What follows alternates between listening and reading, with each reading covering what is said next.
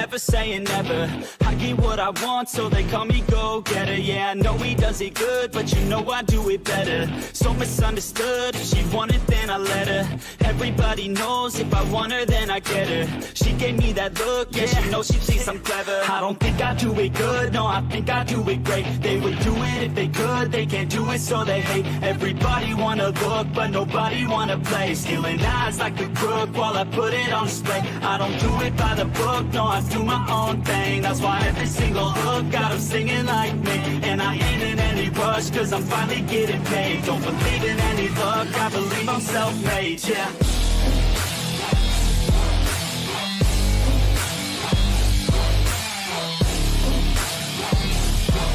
Don't believe in any luck, I believe I'm self-made, yeah.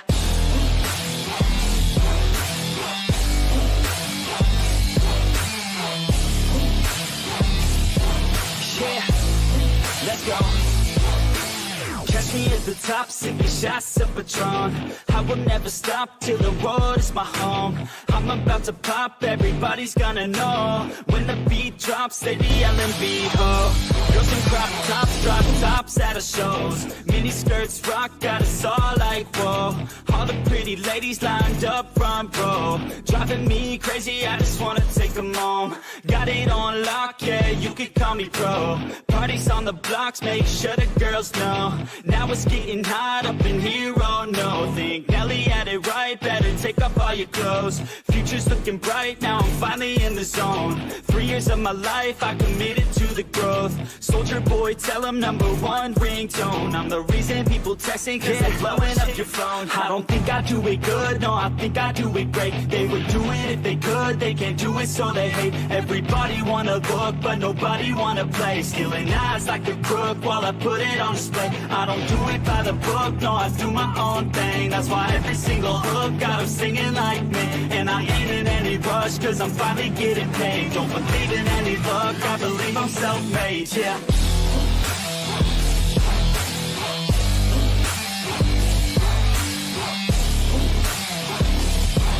Don't believe in any luck, I believe I'm self-made, yeah.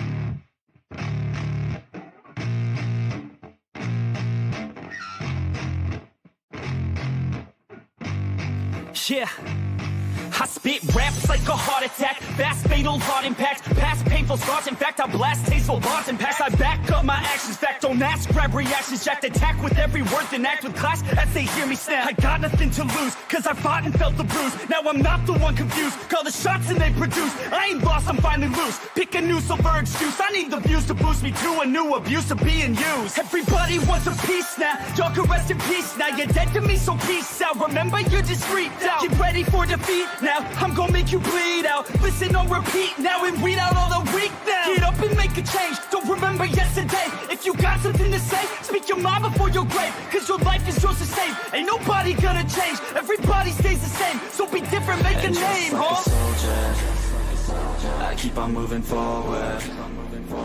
Always getting closer. I march until it's over.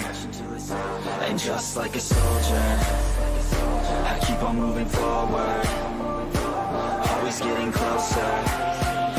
I march until it's over. And just like a soldier, I keep on moving forward. Always getting closer. I march until it's over. And just like a soldier, I keep on moving forward. Always getting closer. I march until it's over. It's ridiculous. ridiculous, I'm spitting this meticulous and limitless, while others out there spitting shit got hits up on the charts and shit. I see why other artists quit, cause people don't reward good shit. They love to hate but hate to live. Society, you swing and miss, and honestly I get it. Promise me you won't regret it. Wasting energy, forget it. Don't look back, go on and get it. Bite the bullet just a bit, bite your tongue and don't say shit. Make your actions hard to miss, be a legend not a myth. It's obnoxious that I'm conscious, rapping honest as promise. Try to harness, as an artist stay modest. It's a long quest, I will not quit till 10,000 people going off when I drop this. I gotta make it now, swear to God I'm breaking out. Swear to God I'll take a bow, stand the stage with the crowd, cause I got it figured out. I'm just honest and I'm loud, saying modest but I'm proud. No, I never had a doubt, just like a soldier, I keep on moving forward, always getting closer. I'm marching till it's over, and just like a soldier, I keep on moving forward, always getting closer. I'm marching till it's over, and just like a soldier, I keep on moving forward, always getting closer. I'm marching till it's over, and just like a soldier, I keep on moving forward, always getting closer. I'm marching till it's over, and just like a soldier, I keep on moving forward, always getting closer. I'm marching till it's over, and just like a soldier, I keep on moving forward, always getting closer. I'm marching till it's over.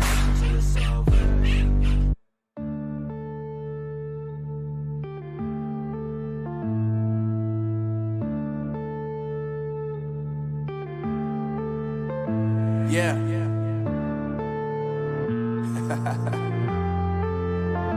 Unknown Brain, Marvin Devine. I'm saying bye to all the lies and all the times you cried, saying that I wasn't right, yet I was right by your side. You manipulator, playing games, your friends commentators, and I don't know what you say about our private conversations, but it's got them hating. Thanks to all the rumors you be claiming, it's cool, I'm done with you, so they can throw you a celebration. You gon' hate it when you see me with somebody living better. I'm trying to tell you that me just doing me gon' have you jealous. I know that I gotta stay away from all your games, yeah. I know that I found somebody else to love me one day, yeah. You'll realize the grass ain't greener on the other side, no. You did me dirty for the last time, so now I gotta say goodbye.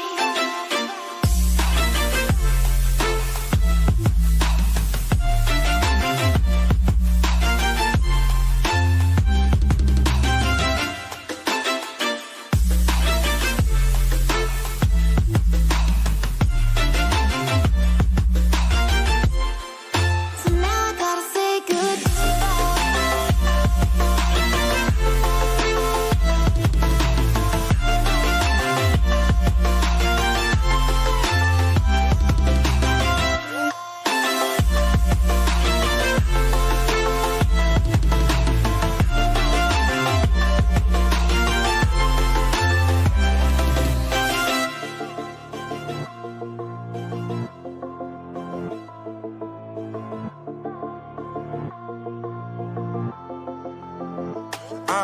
Yeah, my life is lovely now, I'm focused on me. You said you were about to die, I guess the car is on E. But see, I ain't even tripping, cause I just chose to believe that somebody gon' come around and give me just what I need. I don't wanna see you finding, see you looking down and out, coming to me crying, saying you miss having me around. Gave you chances and you blew it, you so easily influenced. All the times you told me beat it, now you gotta face the music. I'm saying I know that I gotta stay away from all your games, yeah. I know that I found somebody else to love me one day, yeah. You'll realize the grass ain't greener on the other side, no. You did me dirty for the last time, so now I gotta say goodbye.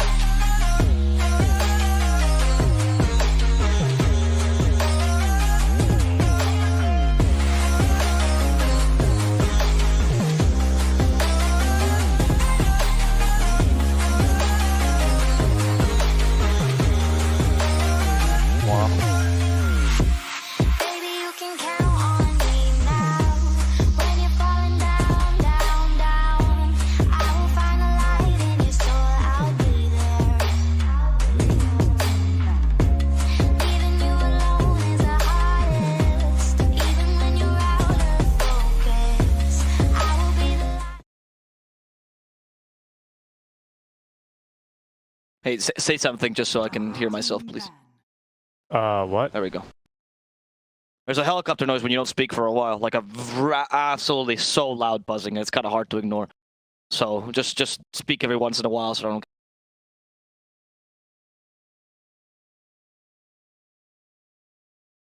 10 seconds remaining. 5 seconds remaining. I think we're not gonna have enough time here. Why? Are they drafting quickly? Well, the draft already started, and you need, what, like 2 minutes to do the bit, so... Okay, go ahead. It's fine. Dire team pick. Puck.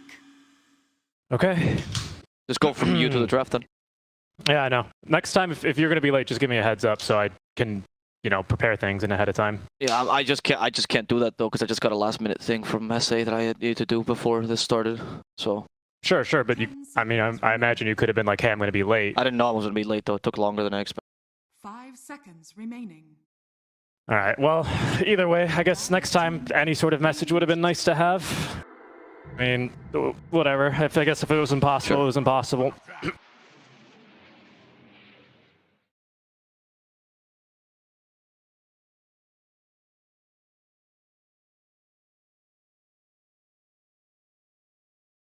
10 seconds remaining.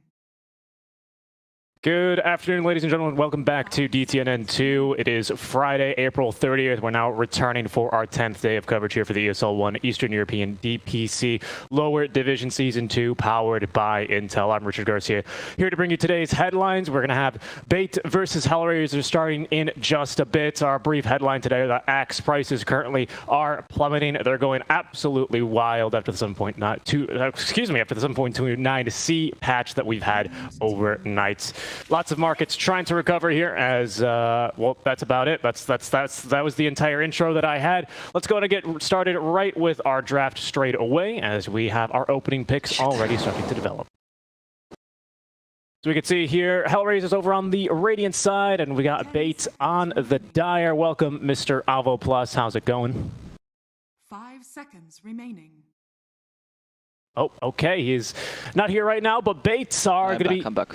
Looking to get their second win here. They are currently 1-1 as we're in the third week. They're the last team to play their third match, so we'll see if that's going to be any of an advantage for them. HellRaisers have already played 3. They've gone flawless in all 3 of their games, are currently standing at a 6-0 record, the only team that has yet to be defeated. As I think a win here for Bait is going to be pretty big for them, not only to get themselves ahead of 6th place where they currently stand with a 1-1 record, but also to try and rein in the HellRaisers to make sure they don't run away with from the entire group. Yeah, it is quite important as well for Bait, as you mentioned, like in general, to make sure the groups are much more even, to increase their chances of, like, the more even the groups are, the less confidence the teams have, and the easier it is for like the mid-tier teams to actually make it through or even make it to the top 2. I think in this league, the only kind of places that are really secured are the bottom 2 right now, which honestly seem to be Trident Clan, NoTechies. I mean, especially Trident Clan seems to be in that bottom 2 quite surely. But when it comes to the top places, it's really only HellRaisers that went ahead of the pack. Nemiga can't really be counted because they only beat the bottom teams. So I still think that we have some competitivity. It's just that the beginning of the season was quite one-sided. Yeah, the draws always in the beginning of the seasons here can lead to things like that until we get some more of the exciting matches as soon as we see where things kind of settle. You know, we've got to do the whole panning out sort of thing, see where the gold pieces lie, and from there we get the exciting matches. But I think this very well could be one of them. And by the way, happy birthday to Watson. I'm not sure how old he's turning today, but it is his birthday. Saw that one on the Bait Twitter. Oh, nice. Happy birthday, Watson. Let's see if they can get them a win. I think their start's already really solid for Bait, honestly. You got the IO Gyrocopter combo, which might not be a combo that was played too much this patch. I still think Gyro is very well suited for this patch, as he's an early fighting carry. The BKB changes really benefit him, right? It works well with the IO for obvious reasons. We did see last season Watson on the Gyrocopter when he wasn't playing the Monkey King once, I remember, on Hustlers. It wasn't a bad playstyle for him either. So I like this by Bait. I think it's a solid start. HellRaisers going for the Puck Dark Willow. I don't think is bad either, but this is much more of a generic, flexible draft, whereas Bait have already defined a very core piece of their lineup.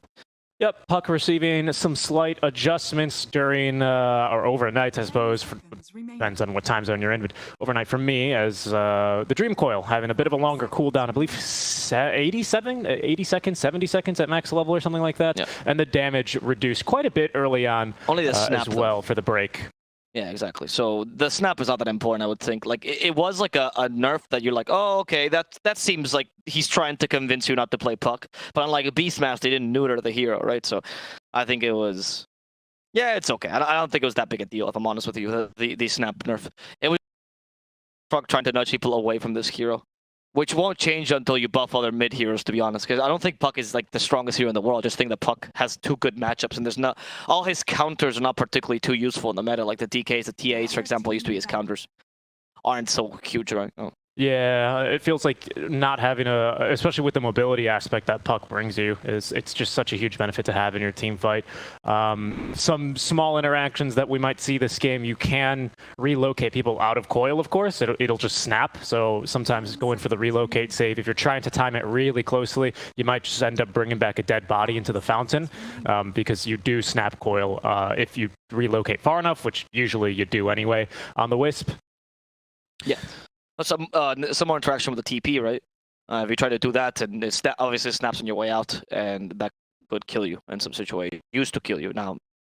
Yeah, true. So, yeah, it's a lot less damage now. Early. It does buff the Ags though, which was already really good. I think that just by more Ags, right, on Puck conditions, that it was a huge nerf. You just need to, like, his counters just need to be more relevant. You already see the TA ban, which, by the way, is not the complete counter to Puck, much like people think, because Puck has decent auto attack, so you can just take away refraction charges. But it's a good matchup, like a 60-40 versus.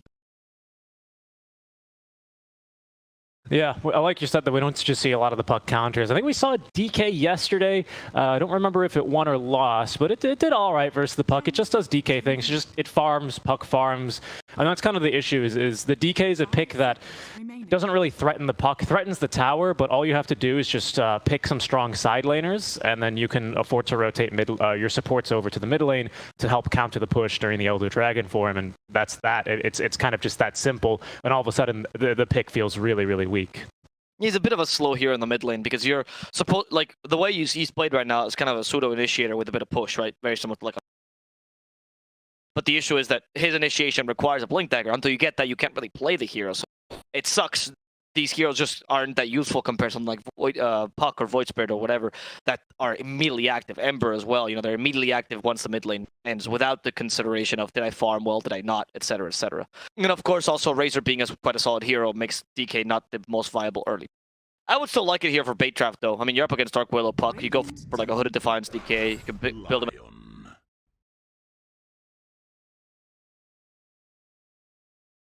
as a tank, but in the support position.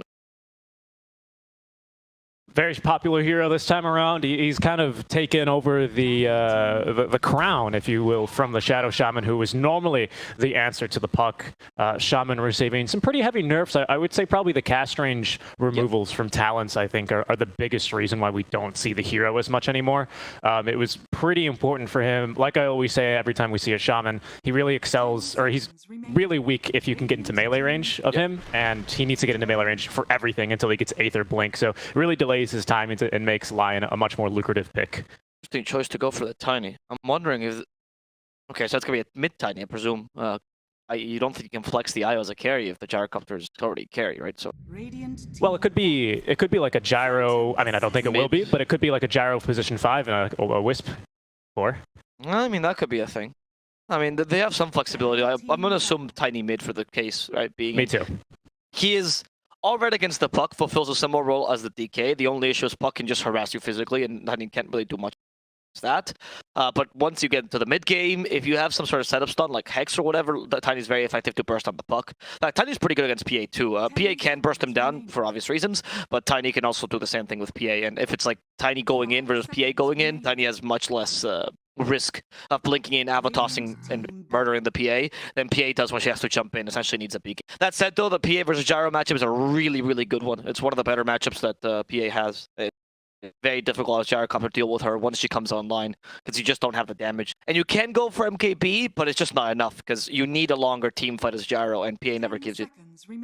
Yeah, I mean, at least for bait, pre-BKB, very big caveat here, because of course BKB is like second item now on most heroes, on most cores these days, because of the meta. Pre-BKB, even if the PA jumps gyro, Lion and Tiny should be able to take care of her, no problem whatsoever, right? You've got plenty of magic burst damage to get on top of her, if you can get on top of her, I should say. So I think having the Tiny in a mid position is going to actually be really, really nice for bait, but not for that long, and that's the problem. I mean, what we're talking, let's consider an okay laning stage for PA, right? Like a 15-minute Battle Fury, something like that, Sure. followed by, I don't know, a 21-minute BKB, right? 7 minutes to farm that item. It's not a lot of time for Tiny and Lion to be active and to hunt this PA down before she's kind of already not immune, but less scared of this combo. Yeah, I'm at 25 PA is completely online as well. And if you go gyro IO, you just can't go hunt. Oh, okay, HellRaisers. That's their offlaner, I'm assuming.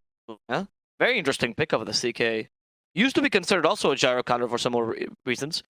On the lower MRs, think that Kazat sucks against gyro because you have a lot of damage against the illusions, but that's not the point. Like, you don't destroy the illusions for Chaos that easily with Flak Cannon. The point is that this guy bursts you down very similar to PA, so, and he's really tanky hero. So he's really good against Gyro or IO, actually. Both are weak to the same thing. Very good against Tiny because he has physical damage. I like this pickup. It's a pretty solid. A bit unorthodox, but definitely good. I like it. I wonder how BA will answer this with their offlaner. I'm a little bit surprised to see it as well, unorthodox. We used to actually see CK a bit in the offlane position when the crit was like CKs. Sorry, like Wraith Kings is what I meant to say. When it was on that 4-second downtime, giving you the guaranteed lifesteal. But that's not the case anymore. They were going to hit him with the with the axe. So that's the one axe, man, that wasn't nerfed. I don't think it's going to be, it's limitless. DK focus on the axe, but it's not going to be probably the Manta style axe. It's just classic offlane axe. I think going for the Vanguard, Blink Dagger, heavy initiation. Really nice to have. It's the BKB piercing disable versus the Phantom Assassin. Can be very nice at catching a puck out as well. It's a good axe game, actually. I really like it. Me too. And the reason why the axe, by the way, or you say it's not the traditional Manta style axe, and you're right and wrong, because the hero is not going to rush that item. But what we've seen in Europe, we actually saw it yesterday in North America as well, is that these the axes currently, what they do is they go for the traditional build, usually Vanguard plus Blink, and then as opposed to going for BKB or Shadow Blade or Force Staff, which are okay items on axe, but not the greatest, or Blade Mail, they instead evaluate the game and go, do we need more damage or do we need more initiation? If you need more initiation, traditional axe is good. But if they need more damage, which might happen if Gyro or Tiny fall off, does happen, then axe can build into Shard Manta style, no problem, right? And that's a really nice transition, which doesn't really mitigate from the original items, which are the same no matter what. So we've seen this from Zai. We saw it yesterday from who's the offlaner? And they didn't win, mind you, but the idea is not bad. And it wasn't the issue with the axe, of course they didn't win. Sampo just played a terrible game. So I'm assuming that Bait is also thinking about that idea. Like, you always like to have an offlaner that can mitigate the impact the mid lane goes badly. So I fuck with these builds. It does suit a lot more lineups. He has much more flexible. I like it very much for this match. Well, we'll see which one he decides to go for. I kind of suspect, though, with a Lion and a Tiny, I think you have enough initiate, or I think you're just going to need to go for the aura items. I don't know. That's kind of just how I see this game playing out. But I think if you have like a DP and maybe not a Lion with you, maybe you consider going for the Manta. But it's really powerful. It's really great for cutting lanes. It's a ton of damage, both offensively and defensively. So I don't think it's a bad build per se. I just think he might be pressured to go into other builds instead this game, but we'll see. There's only time will tell. The point and the strength of it would, you don't have to decide now. If you had to decide now, you'd be. The idea is maybe you go into a cheeky shard and that gives you a bit more damage. Maybe you go into the Yasha because you think it suits you, right? Like, it's the idea that that option is always available to you, unlike, say, a Tiny axe. So he's not going to make a decision now. He shouldn't. He's going to go for the Vanguard Blink, which is the right build this game, and then maybe even Hood. You can even go Van Hood. And then at any point, if you need that, that's the idea. It's very similar to the Tiny plays when you go in the mid lane, except that the transition is not so abrupt from like being the initiator Tiny to the carry Tiny. It's just very, very smooth. Something that buffed this hero a lot. So yeah, I don't want to, like, I'm not saying he's going to go for this build. I'm saying the option exists, and that's why it's wrong right now. Yep. Yeah, it's a lot like drafting last patch with like a DP, where it's like, well, I can run her off lane, position 5, mid lane. You know, it's just having this amount of flexibility without having to commit is very, very powerful here. Yeah, exactly. The DP was actually similar last patch as well when you run it off lane or mid, where the DP could go for like a really fast build, like Solar Crest, for example, and do a huge ton of damage. Could go for traditional Yules, could go for Blink Dagger. That flexibility within the same position adds a lot to the hero. And then you combine this with the other hero they have, which is Tiny, which also has a similar amount of flexibility. And what I like about Bait's draft in this sense is that you have a lot of contingency plans. Maybe your draft is not as strong at doing one single thing, but your draft can adapt to a lot of situations, which is good. Especially when you're playing against a team like HellRaisers, which is top of the... You can't completely trust your mechanical skill in this matchup because HellRaisers are really good. And you're not going to be able to outplay them that easily. So for the Axe Shard, do you need to land the auto attack if you're going to have a chance to proc the counter Helix? No. Okay. It procs as you hit. Or like as you attack, okay. Which is why it's good for PA. And of course the pure damage. But even then, like even if you go for initiation axe, Stifling Dagger, I do believe, also triggers it. Auto attack modifiers. We'll do that. Same thing with actually Lil Shredder. We'll trigger it as well. And actually, it's going to be position 5 Snapfire here this time around, as Lil will be taking the hero down bottom, laning versus the Axe on the line as we get a quick little pause. It wasn't Lil pausing, it was actually No Fear pausing. Water Closet, very early, 90 seconds in. Normally 90 minutes in is where you get the Water Closet pause. He knows that if you don't go to the bathroom before the game, that amplifies your brain drafting phase.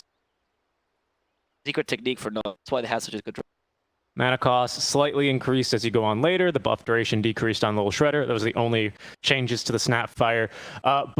And this is going to be spoken probably to death here as you watch professional Dota throughout the day, as the weekend starts today with Friday. Happy Friday, everyone. Thanks for joining us. But Solar Crest, the Solar Crest nerfs, I think, are going to be the hardest hitting ones here of this patch. The attack speed reduced by 30, I want to say, from 55 to 25.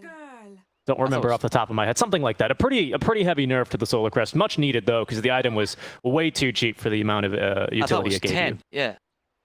65 to 55. Ah, wow. Okay, that's not as much as I thought it was, You made me doubt it so much for a second. Like, oh, wait, it's a nerf. But it's not like the hugest nerf in the world. I think the item is completed.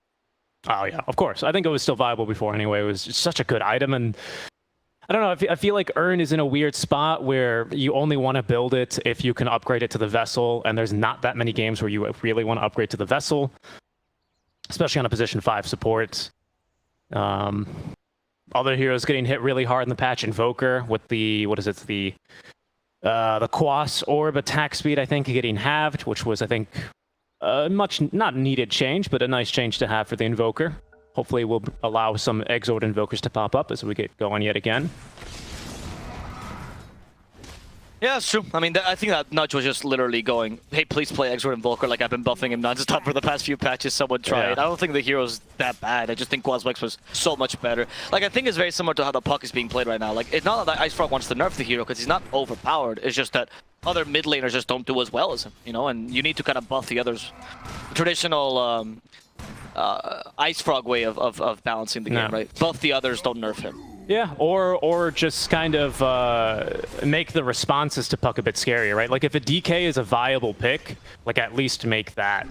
I think that'll help out on our Fairy Dragon problems that we're having in the mid lane. Water Runes as well now give 20 less HP regen. Not a big deal. 80-80 in terms of mana and HP. It's really about the mana. Yeah. Right, those Water Runes, yeah, HP regen. I mean, it's a nerf if you're like a really low HP mid laner, but I can't think of any that's like particularly stands out in this. For Tiny, it literally does not matter. 20 HP for him is nothing. Well, they're going to try and turn down back bottom onto Lil. First blood there as TSA has the stick. Of course, very stick-rich lane. Lots of charges from the PA with the Phantom Strike and the daggers, who's now taking a lot of damage. Limitless will chase her down. Battle Hunger now applied. Kumin, though, is just going to be able to Phantom Strike back to the creep wave. Actually, it's not going to be here quite yet. Trying to maybe bait him out. Be a little bit careful here not to proc the counter Helix there with the dagger. He just got ring health anyway. Delivered to him, which makes it really difficult for to counter the Axe, right? Like, he's gonna heal most of it. What I'm surprised about, I've seen this lane before, actually, like literally yesterday, and I'm surprised that Snapfire still will not swap their build from the Little Shredder into like a Scatter Blaster Fire Snap Cookie. The traditional Snapfire 5. Because this build makes you so weak against Axe, like, you really cannot do anything against him unless you want your carry to die with him. And the more levels he gets into that counter Helix, the easier this lane becomes the Axe, and the more useless Snapfire seems to be, because all your physical damage doesn't do. Yeah, especially once the Vanguard comes out, you're just going to be using... True. You're just going to be proccing counter helixes really with Little Shredder. I mean, I guess the minus armor is nice, especially with the Blightstone, right? It allows you to harass from range, but when you're doing like no damage, it's like using Little Shredder versus a Timbersaw. Like you're just giving him more HP regen and more armor. Watson trying to fight to the death. He finds resolution. There is a homing missile here. Watson chasing after him. Oh, they body block him by accident with the creeps. Yes, they did. And Watson can't chase. Instead, he has to run away with a Fairy Fire. They hit him, but unfortunately, that Shadow Realm didn't get charged for long enough, which means Watson will be able to survive. Now sees the opportunity, goes for Rezo yet again. Rezo playing on a knife's edge. But he's not going to fall either. Both of these cores really wanted to kill each other. And in this case, I think Rezo could have played a bit more aggressively because he's the offlaner. But I also admire the fact that he doesn't want to die this early. Yeah, down bottom, they're skirmishing again. Lil, he's gonna go down. Got the cookie stun off onto TSA at the very least, who's trying to juke through the trees. Will still be cut down nonetheless by Kuman, who's now being spun on by Axe. With no Axe here, just running him down. He's got the melee, or the range creep here as well. The Berserkers will connect. Just needs one more spin from the range creep. Finally, he's gonna get it. Thank you very much, he says, little buddy. There's no fear. He's gonna go ahead and drop a tip onto Kuman. Yeah, well played. But see what I was talking about the Snapfire, right? Like, the inflexibility of this hero, or of the people playing this hero, just makes Axe such a good counter to her. Like, even beyond what we've spoken about and the buffs Axe has gotten as a hero, I feel like the predominance of Snapfire 5 forcing this build has also encouraged this pick a lot. Top lane Watson, we're going for Zayak apparently. Cursed Crown does stop Watson for a second. We have the second Rocket Barrage. Is that going to be enough? It's divided between two. Watson just trying to kill Resolution first, but he's the tankier among the two of them, and Zayak keeps on hitting him. Watson, another South, sees the opportunity. Resolution has no more healing. There's the help from the Spirits as well. No Fear did go for those Spirits early to make sure he can kill Resolution. And they give vision for the homing missile to hit. Tips it immediately. He knows Rezo is most likely dead to this homing missile. Just gonna waste some time, but eventually gonna go down. No Fear being a cheeky guy today, huh? Oh yeah, of course. Very nicely done. Yeah, I think getting an early point in Spirits is going to be really nice for chasing down kills like that. Being able to scout someone like a Puck or a PA, because these are heroes that are very, very elusive. Same thing, dealing damage through the Shadow Realm on a Dark Willow. I think it's got a lot of value this game. Yep. As TSA, now we see kind of why the inflexibility of the Snapfire is going to start to hurt this mid lane. There's another call down bottom. Level 6 already for Axe. Vanguard completed. Has the dunk. Kuma needs to be careful here. Yeah. So one more spin there probably would have put him in dunk range. It's level 3 counter Helix, so definitely Limitless recognizing the strength of this lane. He's like, dude, I have Vanguard. The tower's just going to give me more hits of counter helix for you. I do not care. He can tank the tower, no problem right now.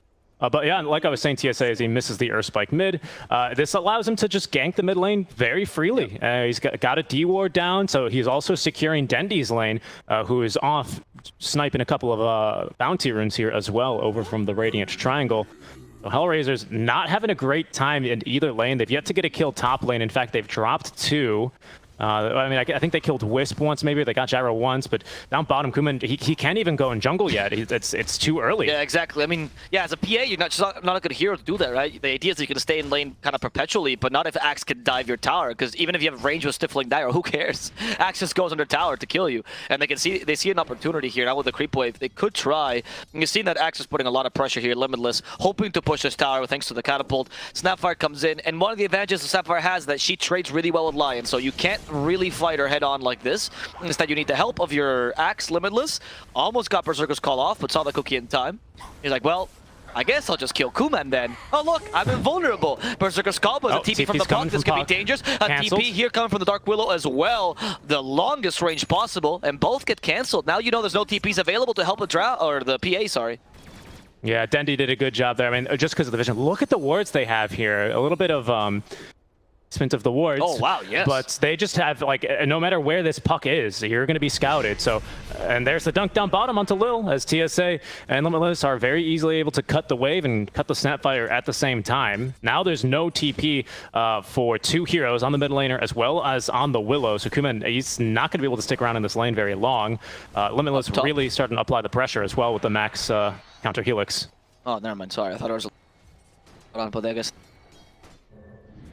Yeah, when you get the face boots as well, on top of that, it's just so easy to catch up to the PA, even in the jungle. I would say you can even perceive. I mean, you can take the tower, of course, now to open up your map, and then you just go and strike the raiding jungle. How do you defend it, right?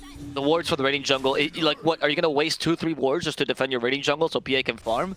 If you put her in the triangle, then what is CK supposed to do? Genuinely, like, what is his role this game? He was supposed to win his lane, and his lane was okay, but he now needs to gank and create space for his team, and you need to create space essentially for 2 heroes. Whereas Puck alone can't do enough this game. Too tanky an enemy team to get solo kills. We'll see what Puck and Rezo can do together, as currently we've got now, sorry, we've got Young G ganking the top lane, hiding out in the trees, but it is going to be scouted by the Observer Ward that we've got placed defensively here out from No Fear. So Watson and himself, the birthday boy Watson, should be safe from any kill attempts, as the Puck will head back towards the mid lane. You think Io is his birthday present today for Watson? Maybe. He's like, what do you want to play? Dendy's like, what do you want to play today? I want to play Wisp Gyro. Okay. Oh, he's going in, actually. There's the call down used for resolution. Watson holding his own. Actually, Rezo's just going to fall here. Apparently, the cookie saves him. Lil, last second. Dendy's here with a haste. The offlaner's not going to die. Here he comes. Oh, yeah, he is. He's going to find the Dark Willow. Can he toss her? I don't know if he's waiting for it. I actually genuinely don't know. Toss her. Oh, no, he's going to toss the puck instead. No, you can't toss her. She's untargetable. Oh, okay, so... Well, can you toss her away though? Like, would you still? No, you can't toss her when she's in Shadow Realm. Oh, okay, you can't target her with anything. Even toss has like a pseudo targeting sort of thing, right? So right. Okay. That's interesting because things like Starstorm, for example, would be able to the extra star, right? Yeah, I don't know. It's really weird. It worked exactly like toss. Well, yeah, Dota. Not the I mean, listen, if Dendy doesn't do it, there must be a reason, no, right? Yeah, I mean, for sure. I agree with you. Yeah, I mean, he tossed the puck in the end. It was too difficult to kill. I think even if he tossed the Willow, it wasn't like a guaranteed thing. However, they gained a lot of space for Watson. Surprisingly, Rezo's still farming this top lane. Rocket Barrage is max, dude. There's a Chaos Bolt to try to save him. Phantasm to divide the damage. Watson wants to commit this, but Lil TP's just in time to make sure you can gookie him to safety. Nice. Lil on point with these rotations, honestly. 2 times that he pretty much saves resolution from a surefire death. With Cookie alone, I mean, say what we want about his reluctance to change up the build. Not a single point in Scatterblast here at level 6, instead going for the very standard Snapfire build of 2-3-1. He's on point with these cookies, as there's Lil being sniped by Dendy, already having the Blink Dagger, and that's Blink 1 of 2, because Limitless as well is only about a 500 gold away from his. So he's having a fantastic game as well here on the Axe. Yeah, what a timing, dude. Might be... No, okay. They thought about it. This is like back when Axe was like a really solid pick, what, years ago or so? You know, it was like the dominant offlaner that everyone loved to pick because you could win solo games with Axe, honestly. He's so useful as well. The issue with Axe as well as an offlaner is that there's no point when he becomes useless in this game because of the pure damage, Berserker Skull, piercing BK. There really isn't a moment where Axe is just like not good anymore. Yeah, you're very right. He's always going to be super relevant, especially with this amount of farm. He might just be able to go for the Shard build just because he's got the money, as there's Young G in a bit of trouble. Good terrorize onto TSA is going to stop the line finger from coming through. That's going to allow Young G just barely to be able to escape. There's Rezo now joining the fights from the wings with the Phantasm active. Kisses raining down. Good damage onto No Fear. That's going to allow Kuman to jump in and secure the kill there. Limitless in the mid lane is not going to get the call onto the main Resolution either, as even Puck considering re-engaging on this fight. TSA now will be the second support to go down to Resolution. So it's going to be a good fight here, good counter initiation from the HellRaisers. I'm not really sure there if TSA had to re-engage. I think he was trying to create space for his team to retreat, but it felt to me like they were already safe. But the only 2 support slots is not the biggest of losses for Bait, especially because you force Stream Coil plus Kisses, which is the combo, I guess you could say HellRaisers has for this early game. Still well played by HellRaisers and good defense. For now, what they've been doing really well is they've been pretty much forced, like they've been fighting all these towers every single time when they see that they have like even the slightest chance to defend it, right? Particularly with Lil and Resolution being quite active on the map. Flapjack was telling me about this yesterday, where he really likes where players will just commit to these fights, even if they might sacrifice their life, unless the enemy team is absolutely dominating, because this map control that you gain for your carry is super important. Much more so than your life. All right, there's kill top lane though. Oh, actually Dendy just going to burst Kuma in real quick. That was going to be in the jungle thanks to the ward they had. Zayak might actually be able to escape thanks to the Bramble Maze. They're not going to have the stun in time. Just good TP Zayak. Rezo. Did you see that little tree there? Oh yeah, built a little. I don't think make it would sure have they mattered. had to go the long way around. No, he wasn't going to die anyway, but I thought it was really cute. Anyway, yeah, they actually burst down PA with the Finger of Death as well. So that was why they could kill. It wasn't going to be too challenging either way with Axe tiny as well with the Blink Dagger in onto the PA. Very weak, of course, to the weak magic burst magic damage, but now Lion's got his first stack. Plus 40 damage already, soon to be turning that one into HP as well. As we can see, PA's like, make my jungle safe. They have wards here. Drawing all over his jungle right now. Zayak on the way to oblige. It's so tough though, because by now HellRaisers should have taken the tier 1 top and being able to exchange Melissa still nearby, still has the Blink Dagger ready to go, is going to jump in, does not get the call onto the snap fight. That's going to allow the kisses to continue raining down. The kill into TSA is pretty much guaranteed as Dendy with the Blink on in, doesn't manage to catch anyone. There's going to be the 3-man terrorize into the Dream Coil combo. Can they get a kill onto No Fear in time? Yes, they have. That means there's going to be no retreat for them with the relocate, and that's something Watson could have used here as Rezo, again joining the fight early on with his team, really making good progress here. Dendy on the counter initiation though is able to pick off Kuman. Might be in some trouble here though. Caught by the Brambles, put into a second Bramble as well by Rezo into the stun. Is going to result in a second kill here. Make that a third kill in exchange only for the PA. I mean, I don't know if Dendy re-engaging was the smartest play. I guess his life for PA at this point is kind of nice because PA just got like a free fight there. So you want to make sure that you at least cancel some of her farm. It's okay. Then he probably knew that he was going to sacrifice himself there. I think the fight overall was much more well advised by HellRaisers. Really well played. Like mechanically speaking, you know, the terrorism was on point by Zayak. Oh, yeah. You combine that with the Dream Coil towards the end, which was fantastic, which obviously snapped. And yeah, the snap damage got reduced, but it's still nice to get the stun off, obviously. And yeah, just really solid play by HellRaisers. They know that they have to take on fights when the enemy team is slightly overextending, even if they feel weaker, simply because if your combo is up, and the enemy team is out of position, you can always kill them. It's never a bad option. And this reduces Bait's chances to take down your towers. However, Watson, now that there's no ultimate, knows that this tier 1 is pretty much... But PA should be able to at least push down the top lane, or get some help pushing on this tier 1 tower Yeah, so they can exchange jungles. Exactly, she needs help, and earlier on I was speaking about, oh, let's assume a mediocre lane, right, for the PA. Obviously didn't really have one, still 2 components away from the battlefield, right now just 1, I guess, just needing the Claymore, having enough for the Ring of Health, but really struggling to get this BKB online. It's just power treads. It's not like Orb of Corrosion or anything else. It just goes to show how little space, how little time she's really had to farm. Even Rezo actually having a bit more farm with his own Orb of Corrosion. Nearly having now the completed Armlet. Classic item for the CK. Don't forget to toggle it on before you Phantasm. At this level of Dota. I don't know, it's interesting to go for this build, right? I mean, it's really good for the carry CK, but it's interesting that the HellRaisers wants to play like with 2 win conditions, seems like. The CK build offlane tends to be actually along the Solar Crest lines with a Blink Dagger to have an initiator. And so HellRaisers will be putting all their initiation into Puck. However, that said, this is not a criticism because Puck is building for this, right? We have a Blink Dagger, we have an Arcane Rune as well. Like, he knows that he has to fulfill that role, and he lets the CK being a secondary source of damage. I like this. There's cohesion between the playstyle and the builds that are going. Nice little deke by Zayak there as he walks up to the cliff as if he's going to ward, but assumes correctly that there's enemies up there. Doesn't have any vision, maybe wants to try and plant a ward. Doesn't even have any actually in the inventory. Just playing bait here as there's Lil there with the D ward. Dendy immediately looking to punish here. There's Limitless as well with the 2-man call in with the little Shredder as well. Gives them an extra spin to get the kill onto Lil. Kuman will TP away to the mid lane. And it's going to be Zayak living after all. Unfortunately, not able to get the D ward. Okay, so you get the Snapfire alone. It's just getting them out of your jungle, right? But that's going to be harder and harder. The good thing about this is that at least as your Dire, you can, if you want to, force defend this jungle, as you mentioned with these wards. That's why these D wards are actually so important. Make sure that they can't really swap jungles with you. But if you do that, then they'll take over their own raiding jungle. PA's happy too, right? The idea is here, you're going to secure farm for PA no matter what for HellRaisers. And you need that desperately because she's very far behind. Battlefield minute 18, or well, 17 and a half, I guess, is definitely not a good timing. Not Kuman's fault, though. It's just that Bait has been playing really aggressively this early game.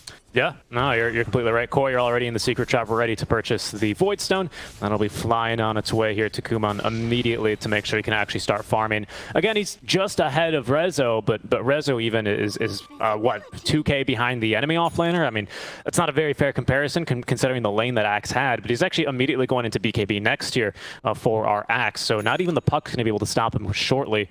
There's Blink Dagger now for TSA, and we are building a BKB as well, a second one for the Gyrocopter. We're going to smoke and fight off of this. We could. Echo Saber for Dendy. Yeah, we've got a lot of burst damage. I think we look for a fight now for Bait.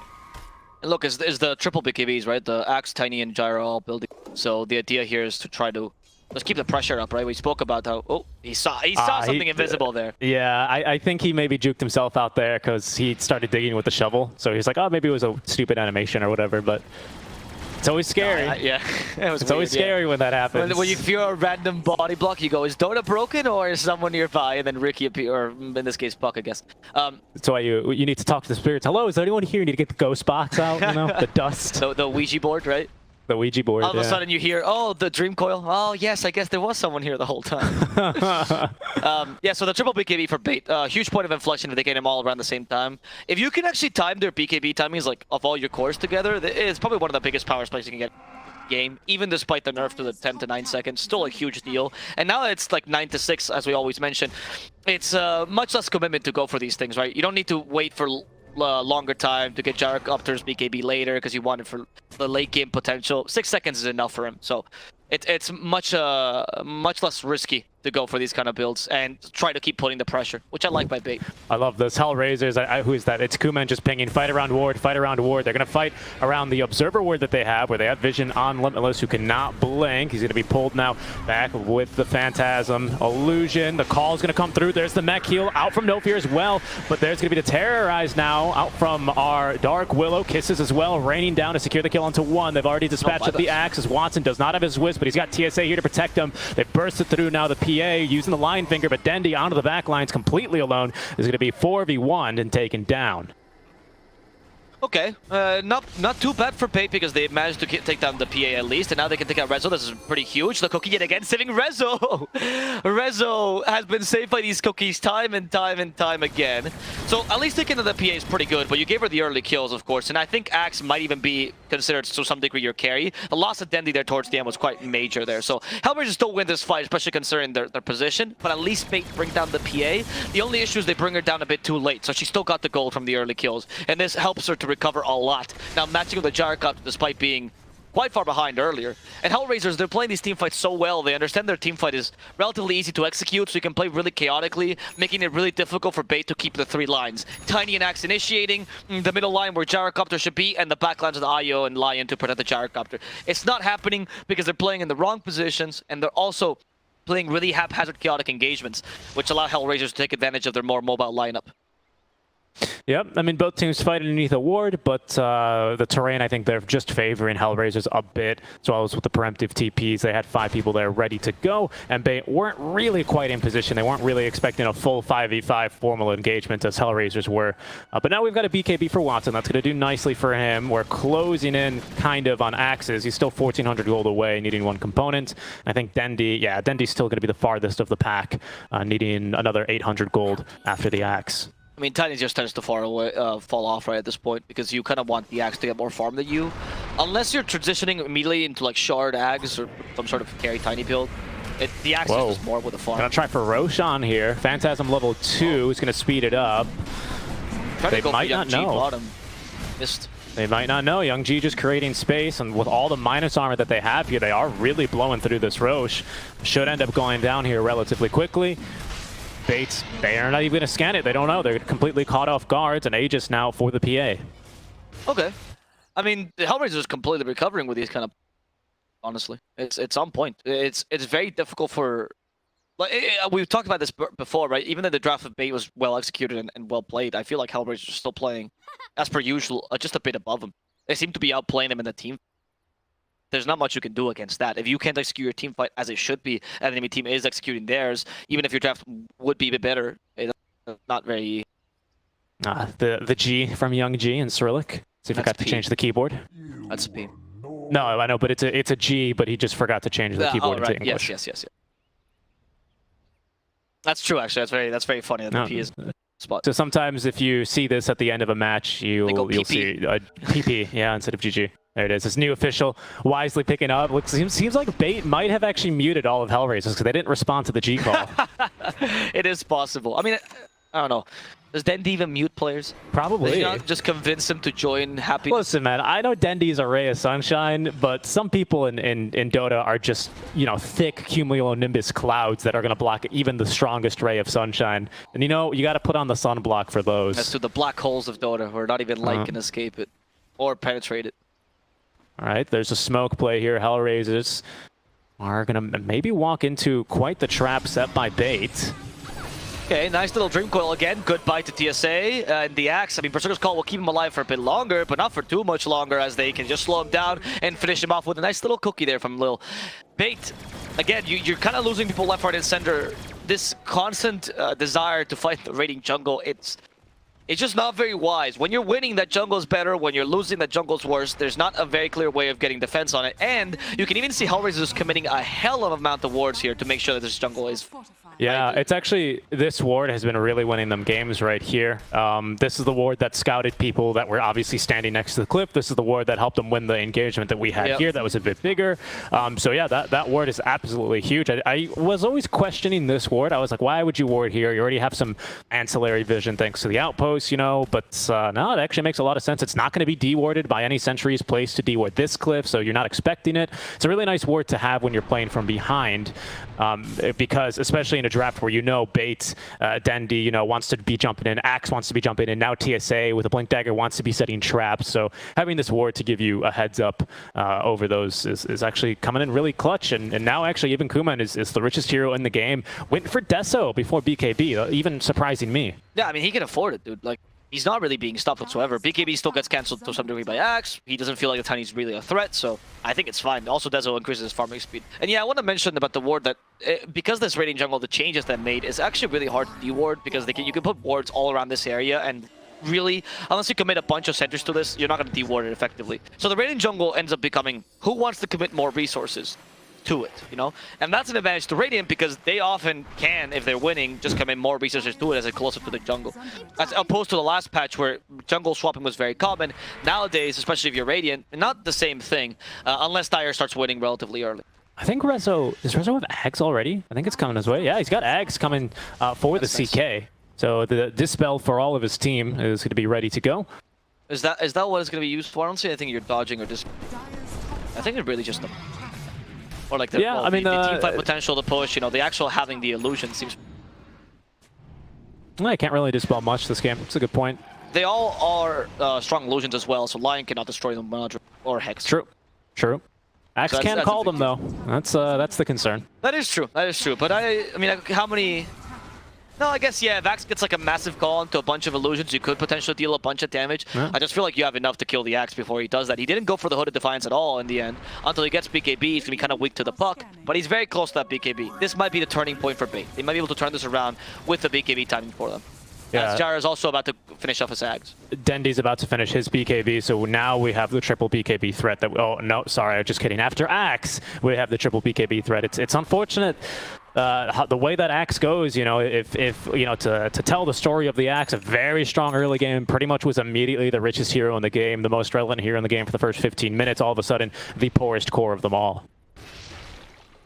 Something that tends to happen with the Axe is he has to kind of move positions from being that dominant solo initiator that gets solo kills, honestly, into the point where he has to just be an initiator, right? What sucks about this, though, is that Tiny is also in that position, or was in that position a while ago. So you have two really solid initiators who deal a fair amount of damage, but not enough to kill Kuman any longer, and really all your damage is to come from Gyrocopter, who still lacks an MK. There it is. There's the push I was talking about, the Phantasm.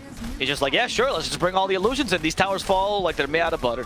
I dare you, Limitless. I dare you to jump us. That's what this one is, especially when I mean, there's so many illusions there. They go down the mid lane. The Snapfire illusion's so cute. That was like the rest of them. The Snapfire illusion's like, I'm a core too. It's like the third Star Wars movie. Third prequel, mind you. Bones. It was an effort. There is an effort there. The effort was that you know the title of the movie. Is it? So, you know. Oh, yeah, right? that's the title of the movie. There you go. No, actually, no. Attack of the Clones is the second movie. It's just too difficult, dude. The prequels were awful. I never watched them. They were good. They were good. I don't know what you're talking about. They were very special to a young generation of Star Wars fans, that includes myself. Okay. We see the Kai and Sanj build, by the way, and the Puck to tank this a bit further. Really smart idea against the Axe. We've been seeing a lot against... Now that the Axe has been picked much more often, the Kai and Sanj build is very popular. It's a good way to deal with both the Hex before you have BKB, and the BKB piercing disable as the Berserker's Call, by just giving you a side of resistance. And of course, the damage and the mana region is nice, but it's more about the Sanj part for range or intelligence hero. I like this build a lot. We finally got BKB on Axe though. That's 2 out of 3 BKBs complete. No, sorry, 3 out of 3 BKBs completed. And the Axe on Gyro. Yeah, they have to smoke. This is your time. Every locate as well. Oh, Dendi, did he miss that avalanche toss?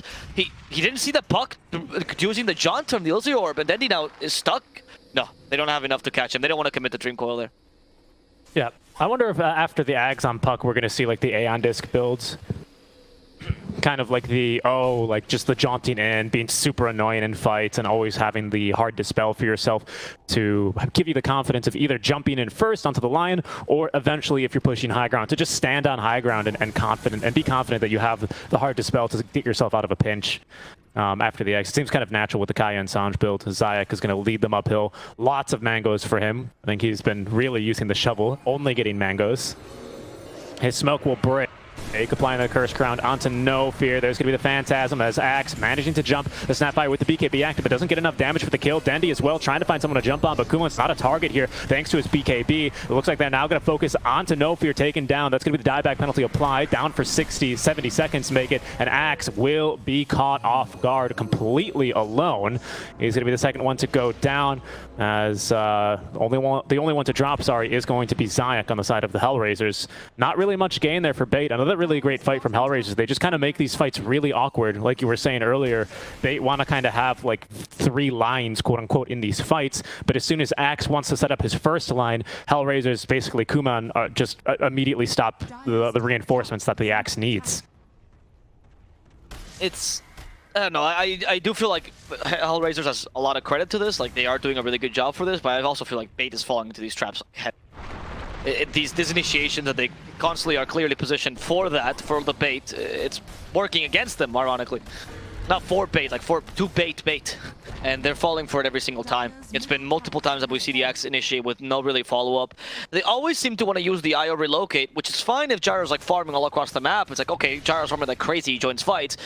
Which he's somewhat doing sometimes, but sometimes he just stays back for the sake of staying back to use the relocate. And I just don't see the point of that. You might as well go in and have the relocate as a save, right? You don't need to force that relocate engagement every single time. I feel like you're a bit too static, or... Yeah, you're a bit too static in your playstyle. There's not the variability I was hoping for seeing this draft. There's a lot more... I'm doing the same thing over and over again, and oh my god, Watson, why? Wow. Well, I mean, speaking of doing the same thing over and over again, Lil has not deviated whatsoever from the Snapfire build, and it's so far working out for him. Picking up the Aghanim Shard, now giving the little bit of a stun to the close-range shotgun. I mean, yeah, you lost against the Axe early, and that should have been much more of an impact for Bait, because they took these team fights really well. Like, HellRaisers playing a really solid game when it comes to execution. The team fights, like 15 minutes onwards, have been spectacular for HellRaisers. But the counterpart's also true, where Bait has just been falling into the time and not really playing to strength whatsoever. Kuman actually decided to go for the Aghanim Scepter on the PA after the BKB and Desolator, so it's now going to have that blur, as well as all abilities being refreshed whenever she gets a kill. But why? Usually you pick the Axe when you're losing, not when you're... Yeah, because it helps concur. you cut lanes. Interesting choice to go for the Axe now. I guess he thinks I could just erase the enemy team like this, which... Sure. I mean, now you have 2 basic dispels, one on the Blur and one on the Phantasm for you. Again, I'm not really sure what we're dispelling this game, though, because it's, you know, only strong dispels for Lion. I think a strong dispel for Homing Missile, tiny strong dispels as well. Oh, okay. There's... Wow. To avoid that. Yeah, Rezo can still fight this, apparently. No, he's going to go down. This is finally the kill that we're looking for, unless they can come in time. Rezo, for now, surviving. They go for the IO instead. No fear. Will fall for this as Watson is fighting without his IO, trying to kill off Kuman. Now that he's not stunned, Kuman just fights back and Watson has to run away. He's trying to heal best he can. The IO came back in with the tether, but he's going to die a second time. That's a dieback for the IO as the PA jumping around, killing everything he sees. Wow, he actually killed cleave. the Axe and the Gyro with the same hit thanks to the Battle Fury. And Dendi fighting to the bitter end. Unfortunately, we'll find that he cannot catch up with this elusive PA, and that's going to be a complete loss for Bait. Team wipe, a +1 actually, and GG. And the GG. Yeah, I think that's very natural here. I thought, I mean, my goodness, what a game from HellRaisers, kind of just showing us they are continuing to improve from Season 1, where they were able to defeat a very different Bait, but they still actually took down Bait. Not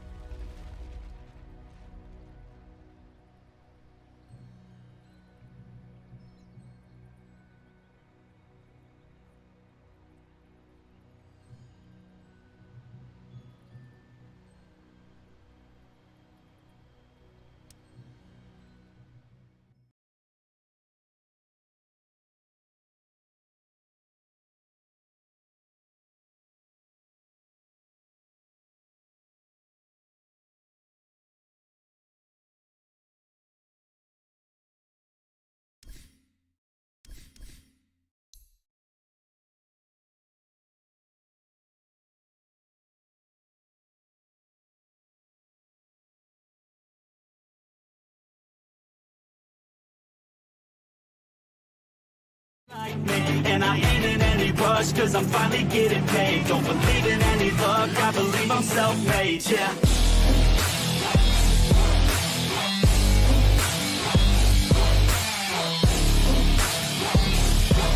Don't believe in any luck, I believe I'm self-made, yeah.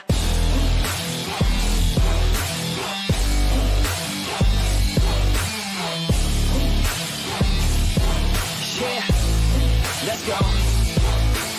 Catch me at the top, sipping shots of Patron. I will never stop till the road is my home. I'm about to pop, everybody's gonna know. When the beat drops, they be yelling B-ho. Girls in crop tops, drop tops at our shows. Mini skirts rock, got us all like whoa. All the pretty ladies lined up front row. Driving me crazy, I just wanna take them home. Got it on lock, yeah, you could call me pro.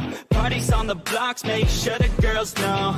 Now it's getting hot up in here, oh no. Think Nelly had it right, better take off all your clothes.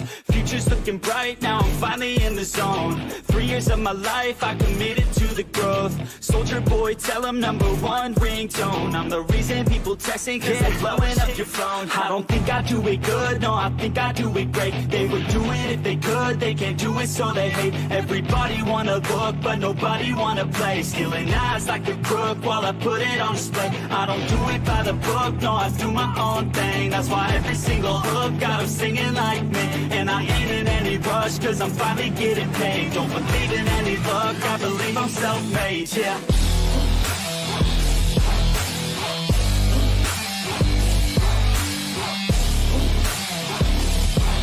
Don't believe in any luck, I believe I'm self-made, yeah.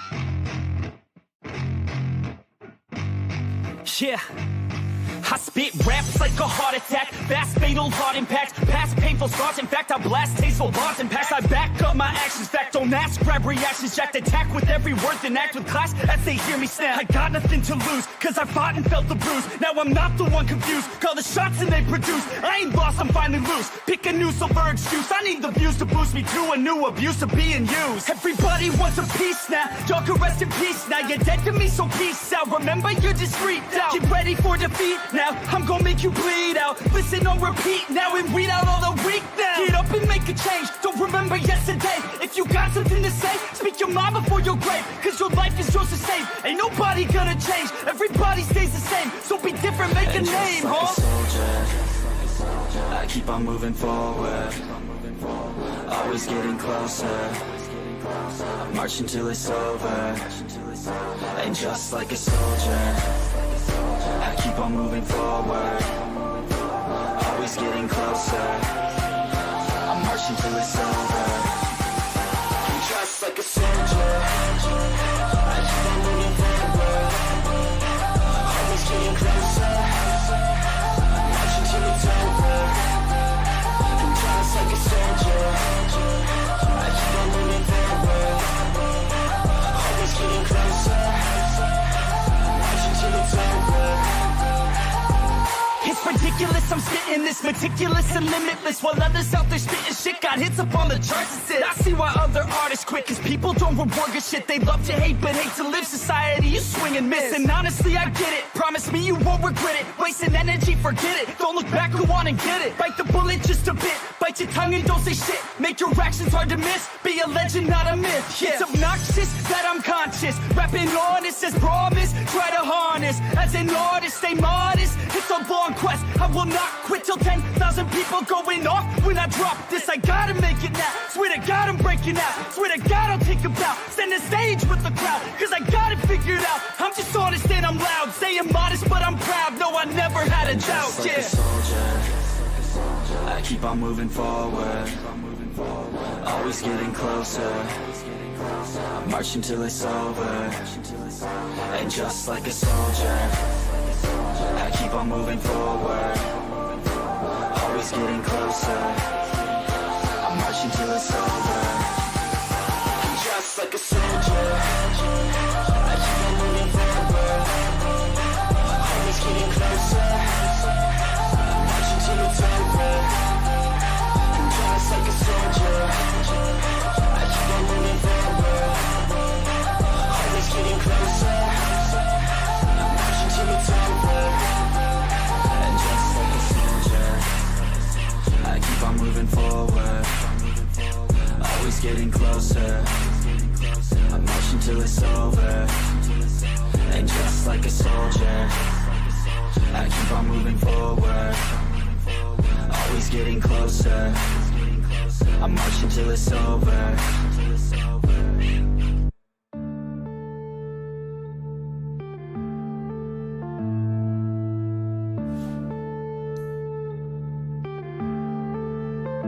Yeah.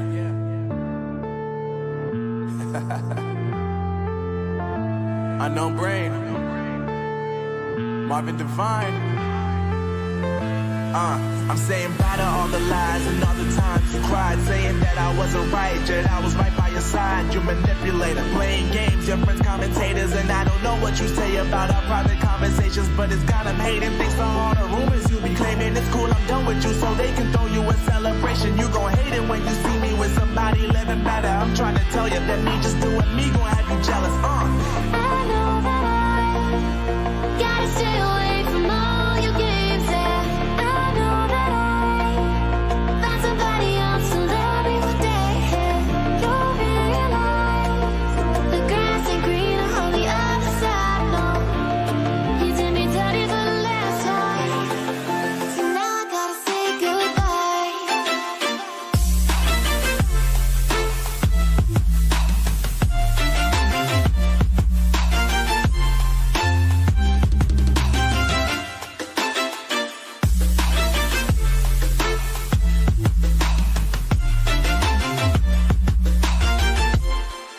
So now I gotta say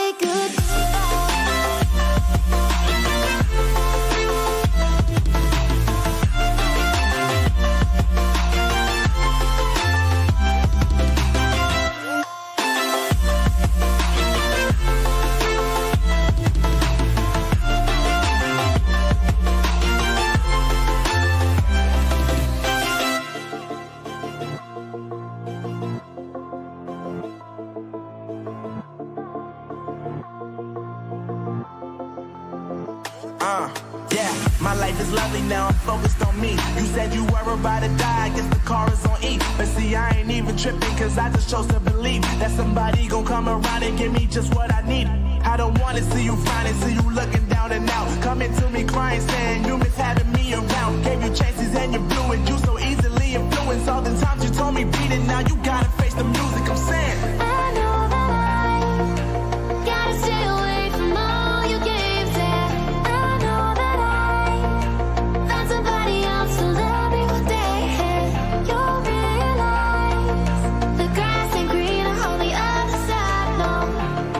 You did me dirty for the last time,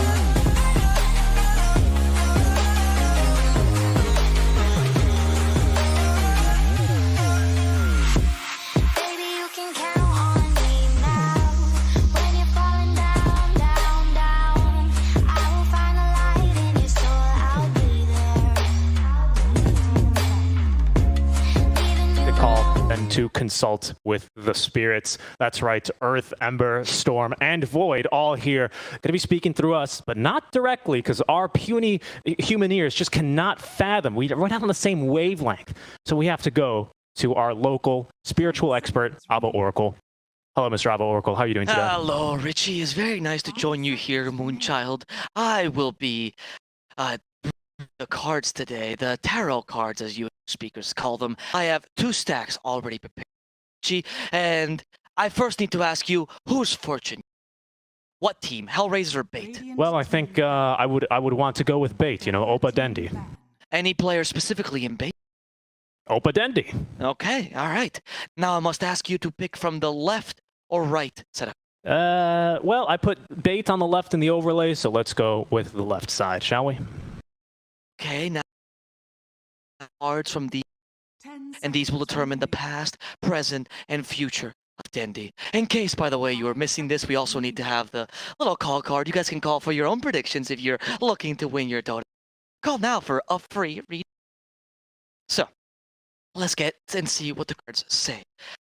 This card represents the past of Dendi, the present, and the future. For the first card, we are going to have a turned around swordsman knight, or knight of swords as it's usually called, right? This usually represents a frustration, a giving up, a relentlessness that didn't quite work. So a constant hard work that didn't really work out for Dendi. This might be about the previous teams or previous time in Navi. Now, if we turn around the middle card, we actually get the same knight, but in this case, the knight of, I think it's called pentagrams here for English speakers. In Spain, it's called the knight of coins or gold in general. And this knight usually represents some sort of rebirth, a hard work that leads to some sort of retribution. So it might mean that the current iteration of Bait is still in the works, but it's starting to show some fruits of their labor.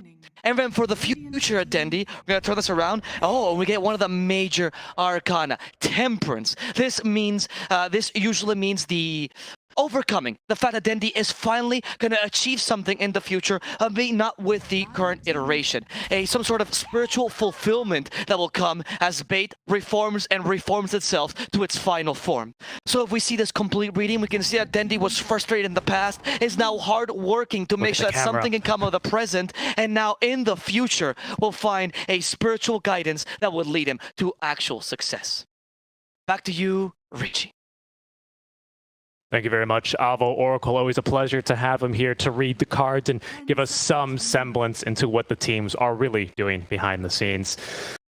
And also thank you to the 4 spirits for being as generous and is giving such an accurate and hopefully truthful reading. As we can see, Bait do go down in game number 1. They're playing off the back foot. And now we'll see if they can force a game number 3 versus the HellRaisers, or if HellRaisers will continue their flawless streak as our draft now underway. We've looked at the past, future, and the present, and now let's look at what our future will hold for our second draft. So let's get underway. Welcome back, Mr. Avo Plus. What did you think? Do you buy into that tarot card stuff? Nah, I think the guy's a scam. Why does his voice sound like that? What a scam. He called you a moonchild. That's not even the right religion. He couldn't even know the name of the cards because they were in Spanish. Who even trusts Spanish tarot, dude? Everyone knows they predict with chorizos, man. That's correct. Yeah, I would, I trust the chorizo more than I trust him, to be honest. That's why I kind of prefer the chorizo. But, I've always been a man about the sausage. So let's move on. As we can see our draft now, Centaur Lina is going to be the first 2 picks out from Bates. What do you think? You reckon this is going to be the mid lane Lina Dendi, or is this going to be position 4 for TSA?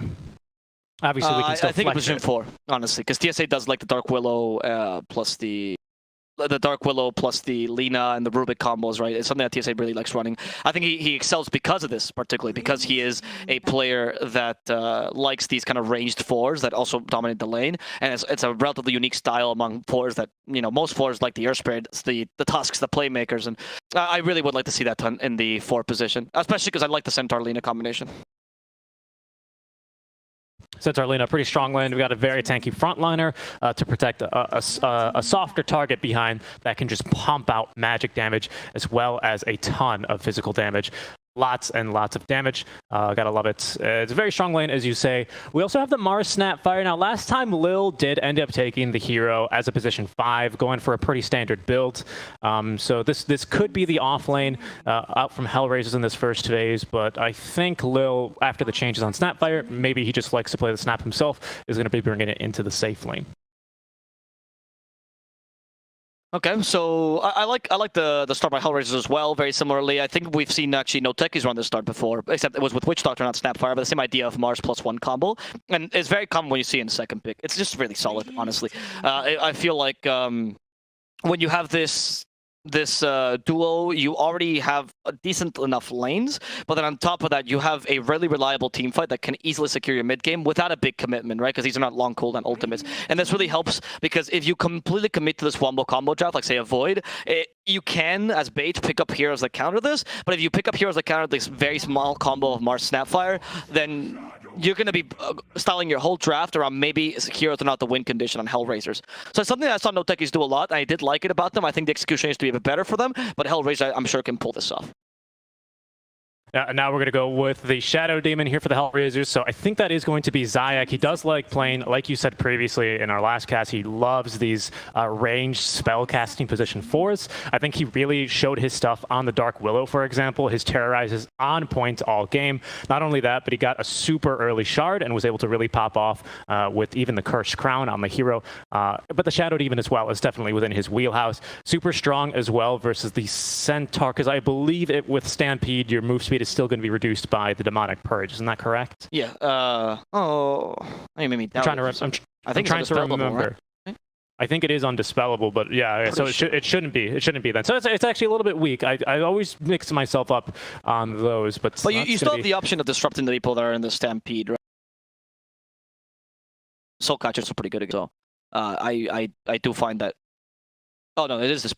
Oh no, the Stampede is undispelled. Okay. You can only dispel these slow, which is not bad. So yeah, I think it's a solid hero because it just keeps you in the place. And in fact, the Baron suffers from very similar issues to Centaur against the Shadow Demon. Not only are the illusions great for Shadow Demon, but also Disruption just completely cancels his ultimate, right? So, well, obviously for a temporary amount of time, it's like a free Yule Scepter. I'm surprised by the Abaddon pick. I do like the Abaddon 5 most of the time, but I feel like in this game, you're kind of setting up yourself for failure because Shadow Demon just is such a valuable pick, and now you need something to really catch him, and it's not the easiest hero. Not like an Oracle where he has no way to run away. 5 seconds remaining. Yeah, and in fact, early on, he's one of the best supports to just kind of let loose in your lane and guarantee a lot of space for your first 3-4 waves until he kind of starts to fall off, at least until he runs out of regen and needs to kill himself and come back to the lane and do the same thing all over again. But he's super annoying to deal with. Playing up against a Medusa Snapfire, though, if that's going to be the safe lane, he will find himself probably up against some difficulties, to be honest, because it's not really a super easy lane that you can just run up to and do normal things on the ABBA. So I think for this game, No Fear might end up having to, instead of going for the usual casual points in the Curse, and then just right-clicking people and running at them and zoning them away, it's probably going to be a little bit more of a defensive Abaddon, maybe even early points in Mist Coil.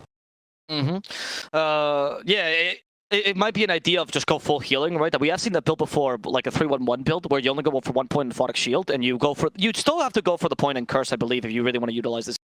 But we have seen Mist Coil Abaddon. In fact, I remember back in the day, one of the things that actually made Abaddon 5 relevant again was actually the dual build that he loved running, which was you'd put 2 points in the Photic Shield and then 2 points in Mist Coil, and essentially the Mist Coil would trigger a Photic Shield almost guaranteed with like a bit of damage, and it was a really easy burst to do, right? So it made your laning even stronger. And you can even adapt it to the current state with going 2-2-1, right? And that still heals the Morphling, deals burst damage, heals the Mars. I like it a lot.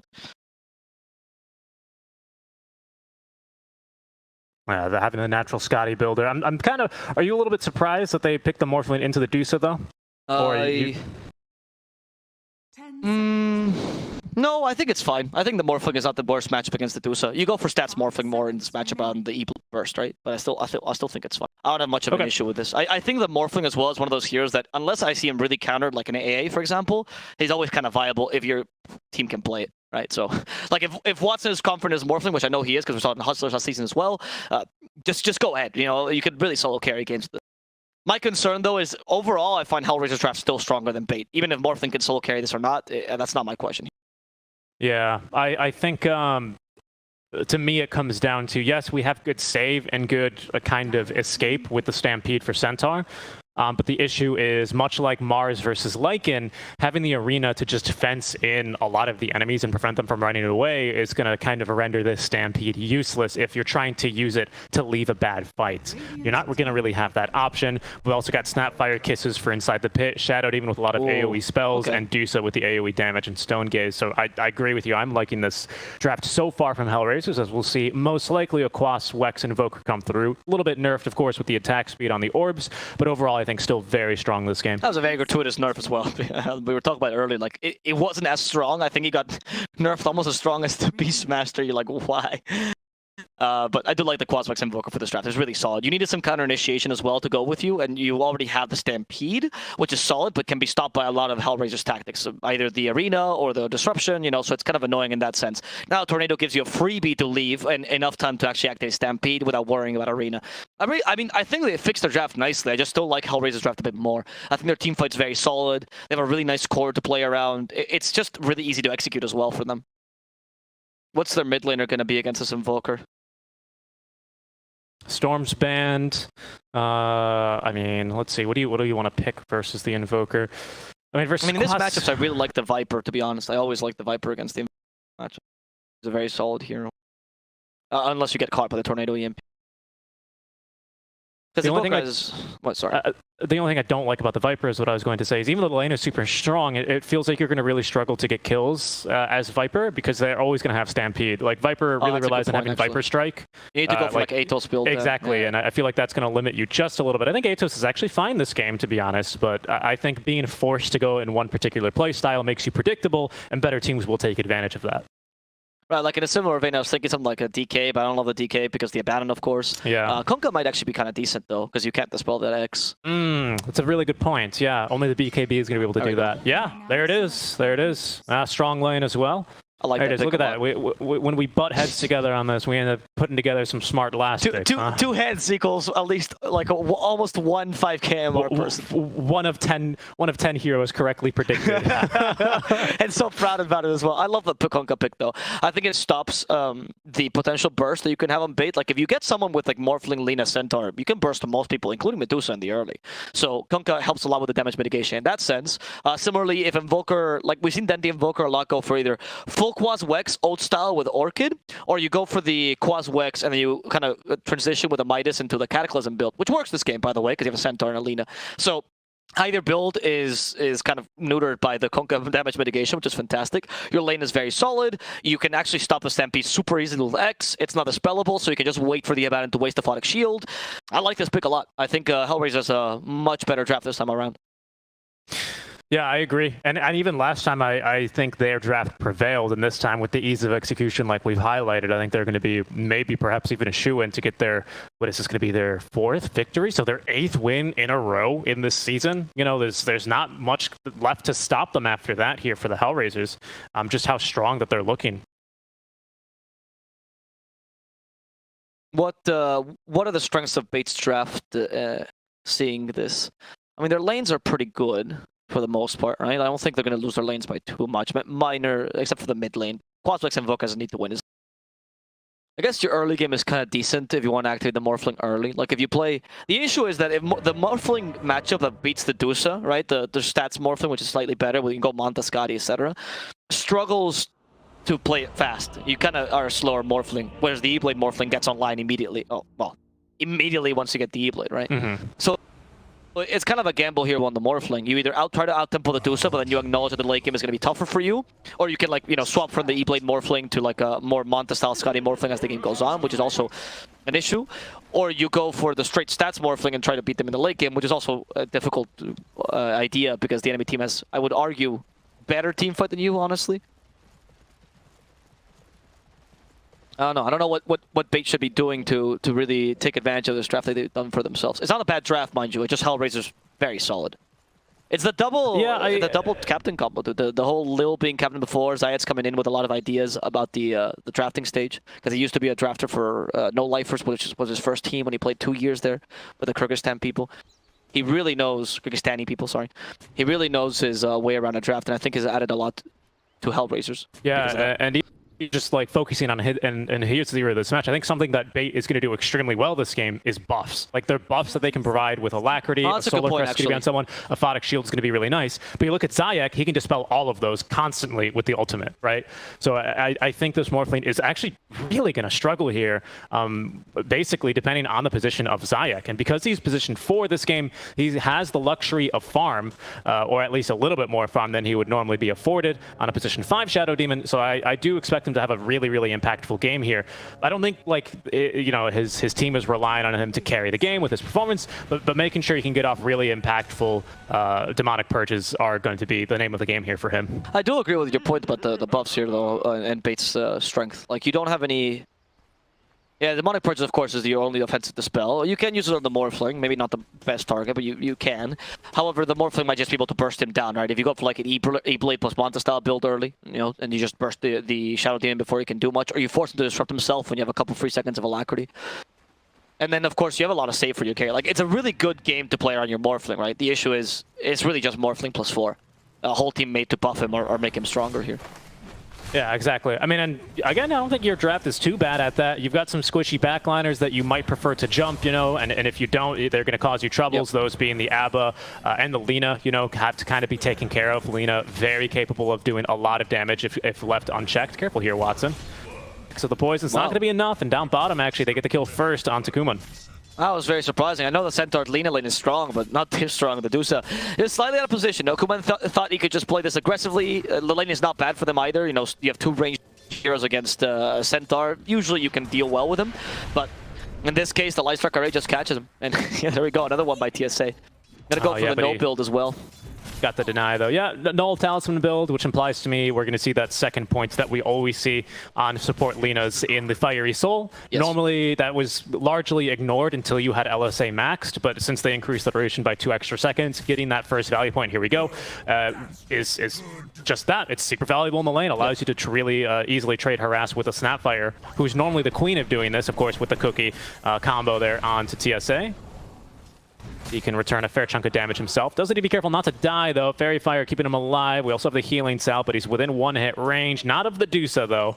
He does not have the base damage. Actually, does have decent base damage, but just not enough of it there. Nice job by TSA. Oh, the choice in going for Retaliate as well relatively early. Oh, yeah, they haven't changed it back to return. Because it really neuters the little shredder harassment, right? Not neuters, I'd say, but you still get hurt a fair amount. And I've seen a lot of centers go for like a 2-1-2 build or even 1-2-2 build with this, where like 2 points in Retaliate are really the biggest value points because it doubles the base damage it hits you. And, I mean, if you hit him with a whole roll shredder with a level 2 Retaliate, that's already like a 150 damage. Fair amount, right? Better than even a double edge. Yeah, at that stage. And the best part of it is that you do take some damage, of course, but when you get that Ring of Health, which is already on the way from the secret shop, you're going to be healing that up in absolutely no time. Compared to the Double Edge, without the cloak and the hood, you actually take a fair amount of damage in return. That's especially useful when it comes to the Vanguard build. This game is just so good, right? The build-up is fantastic. It's a really solid Vanguard or even Crimson Guard game later, because Crimson Guard also heavily hurts the Dusa with the multi-shot, or the split shot, of course. So it's a really nice idea for Bait to go for that early, not necessarily the Van Hood Centaur, because Pipe is decent here, but you might want to skip that for like Crimson Guard and to Blink Dagger. We have seen some Centaurs, particularly in this region, do. Yeah, they really like the Crimson in this region, actually. I mean, and it makes sense to build it on a hero like the Centaur versus a Medusa, especially, who is just purely physical right-click damage, with the exception of the Snake. But usually that's not what ends up killing you. It's almost always just the right-clicks that are coming through. Exactly, Watson is not having a great time finding the farm, as there's actually a kill onto TSA down bottom. Lil very quickly closing the gap there with the Little Shredder and the Mystic Snake to secure the kill there for the Dusa. Not really much the Centaur could do. So, yeah, the Cookie, again, Lina, just like she does in the mid lane, does really struggle if you have any sort of gap close to her. And that is still true in the position 4. It's, the Lina is not going to be... Like, she wants to trade, of course, but like I said, 2 ranged heroes, she doesn't have the huge advantage Linas usually have against like the melee 5s or even the melee carries, right? And you want to play aggressively, but within measure. I feel like TSA is playing, oh, I'm lean, I'm god in lane, which is usually the case, and you just need to mellow down a bit early. At least, the issue, of course, is also that Watson, as you mentioned, is kind of struggling in the top lane. So because of this, you want to try to put more pressure here. You feel pressure to actually put more pressure in the bottom lane to make things happen, as they're doing right now against Lil. They do have a cookie ready. The cookie is for Kuman. He actually uses it aggressively. Lil almost died because of that, but manages to survive last second. Very well done, actually. Really nice stun by Lil, and nice last-minute decision-making. Oh, yeah, mid lane, Youngji and Zayak going for the kill onto Dendi. Youngji having to back out of that one, though, left with a sliver of HP. Dendi 4 stacks of the poison to not be enough, but they will get Watson. Okay, that was a surprising thing. That was okay, I'm assuming the camera didn't catch it, but what happened was the resolution, he just did a point-blank spear there, and Watson was almost full agility, so easy win. Like, it wasn't really that difficult for Rezo. I don't know if he wasn't considering the potential spear, Watson, but considering your lane's already going badly, losing that life is a big, big deal here for Bing. Yeah, especially because the Shadow Demon was forced to rotate on over. Of course, Mars not having any problems on that top lane. In fact, he's got the most CS in all of the lanes right now, clocking in at 33 and 13. So our Morphlane even kind of struggling to find the experience this game, a full level behind the Mars. Yeah, it's a tough lane. I mean, Mars, once he gets level 6 as well, he did go for the waveform, so at least he can get out of the arena, but if you get surprised by this, you might even consider going for the Yule Setter build early in Rezo, as opposed to the Blink Dagger, just to be able to, you know, use the combo on the Morphling and kill him. Usually, if you time the spear correctly, the cast point on waveform is not exact. It doesn't save you from the spear in time. Dendi has the urn completed, so now the only challenge for him is to get these the first kill and the 2 charges into the urn, right? Of course, he doesn't have to get the kill. It'd be nice if he did, just as long as he's within range. That can definitely get him not so much recovered, because I think he's getting decent farm in this lane. But naturally, Kunkka, you know, he doesn't have to wait for urn charges. He's ready to go immediately at level 6, and Dendi knows that, so he's not showing right now.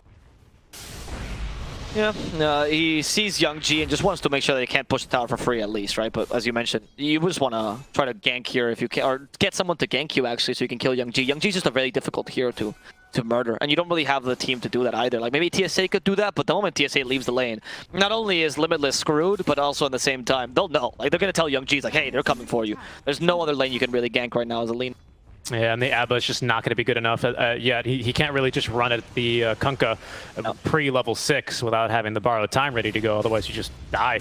In the Abba's also had knock on for a single point in Curse of Avernus, so as we mentioned, more defensive build, which is fair. I think it's the right build this game. No Fear does like this build as well a lot, but the Curse of Avernus allows you to at least be a bit aggressive. With the burst damage of Aquatic Shield, you're nothing. You really don't propose any ganks. And this is difficult now for Dendi, because Dendi wants to be rotating as the Quaswix Invoker does early, but where do you rotate to? You don't have enough solo kill potential. There's not easy kills, neither top nor bottom. Neither is an easy kill mid. You need to kind of try to find a support out of position and hopefully get the urn charges that way, and then that can lead you to kills against the Medusa, maybe? And bottom Medusa farming quite comfortably. Has power treads coming soon, I believe, on the courier. Yeah, that's going to be the courier of Lil, actually delivering 6 more tangos. So trying to stick around in this bottom lane and do a bit more skirmishing here is what that tells me. That'll be a bit challenging, though, versus Limitless, who already has the Vanguard operational, and he has gone for the 1-3-3 build. 1-1-3 build, pardon me, as top lane. It's going to be Rezo finding a kill onto No Fear, utilizing the arena set up there by the disruption. Not really too fancy of a kill, just getting a free kill with the ultimate. That's the reason why Rezo might not consider to go for the Yules instead. Oh, Rezo? Okay, that was a morph into him, but he missed the spear, and Rezo's going to show him how it's done. Now in Mars form, poor Watson has to retreat. That morph didn't work. He was really hoping for the kill on Rezo. He needs to make something happen, and Watson understands this. There's really not many opportunities to get killed along this map, but like, what do? You know, you're just so limited here. Then they gank bottom. Yeah, they do try to go for Lil. That's the support out of position you were hoping for. This will give you the urn charges, so quite a valuable kill here for Dendi. Lil will fall, and now Dendi has urn charges, which means the cold snap combo is online. The tip, the No Fear tip, after he gets killed by the offlaner, he's going to go ahead and drop the tip immediately onto Lil. All right, okay. The Eastern European way of trying to tilt your way to victory. And quite cocky, to be honest, Dendi, and you haven't really done enough yet. But hey, we'll see. This guy, he's finally capable of doing stuff, I think. With the phase boots completed, you should be ganking now, unless they gank him instead. There's a Tornado EMP, just taking away some mana from Young G. Young G only level 2 X marks the spot. There we go, set up the Ghost Ship with the Torn. Is coming. But the Stampede saves him, and Young G trying to get greedy with that Ghost Ship hit. Not gonna happen. Here. Lil instead going for TSA. TSA will end up falling here with one last Dragon Slave, but that's not gonna do anything. Lil at least will fall as No Fear just runs at him. Misscore level 2 deals a fair amount of damage, and he's gonna die in the end to the urn. However, Dendi does not get the extra charge back because he was too far away. It's okay though, he's still got the 1, but now he can't be too willy-nilly on using this. He's got to make sure that whatever he uses this 1 on, it'll get him a kill. As TSA just failing there to refresh the Shadow Poison stacks. Max Shadow Poison, by the way, 113 here on the Shadow Demon, so Zayak really putting good use to this, as they are going to be stealing a little stack that Dendi had for himself. Nothing too major, but that would have been useful for Watson to have as well, who is going for a Vlad's this game? Is that right? No, this is more Mass, dude. Very common. Oh, yeah. You just go more of Mass to farm the jungle because your lane is going badly. Now they find the Abaddon, Spear, and Abaddon's like, oh, if only I was level 6. But he's not. So bye-bye. He is not. I mean, these plays are... It might seem like No Fear is just dying a bunch, and it is kind of true, but what he's trying to do here is he's trying to create space and put aggressive wards and everything, so Bottom. you know what the enemy rotations are. Kuman. Oh, that's the last turn charge. They didn't have TSA in range for the stun. It's a bit of a difficult kill. Yeah, so these kills here by... Or sorry, these deaths here by No Fear are actually giving somewhat space. If they were a bit more effective and HellRaisers was not so honestly on point with killing him every single time and punishing these plays, actually would give a bit of space to their carry. As it stands right now, though, unfortunately, Page just needs a tremendous amount of space for them to work, and you don't really have a killing squad. Lean and Centaur is the best thing you can really muster, and they're not enough against Kunkka or Mars. Not even Dusa, honestly, because the early points in Mana Shield not give you a huge amount of tank ability due to the extra mana they give you. Yeah, it's true.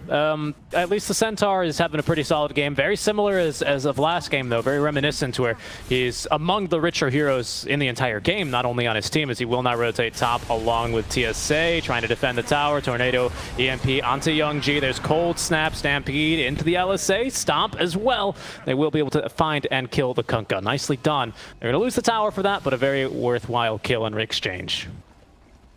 Right.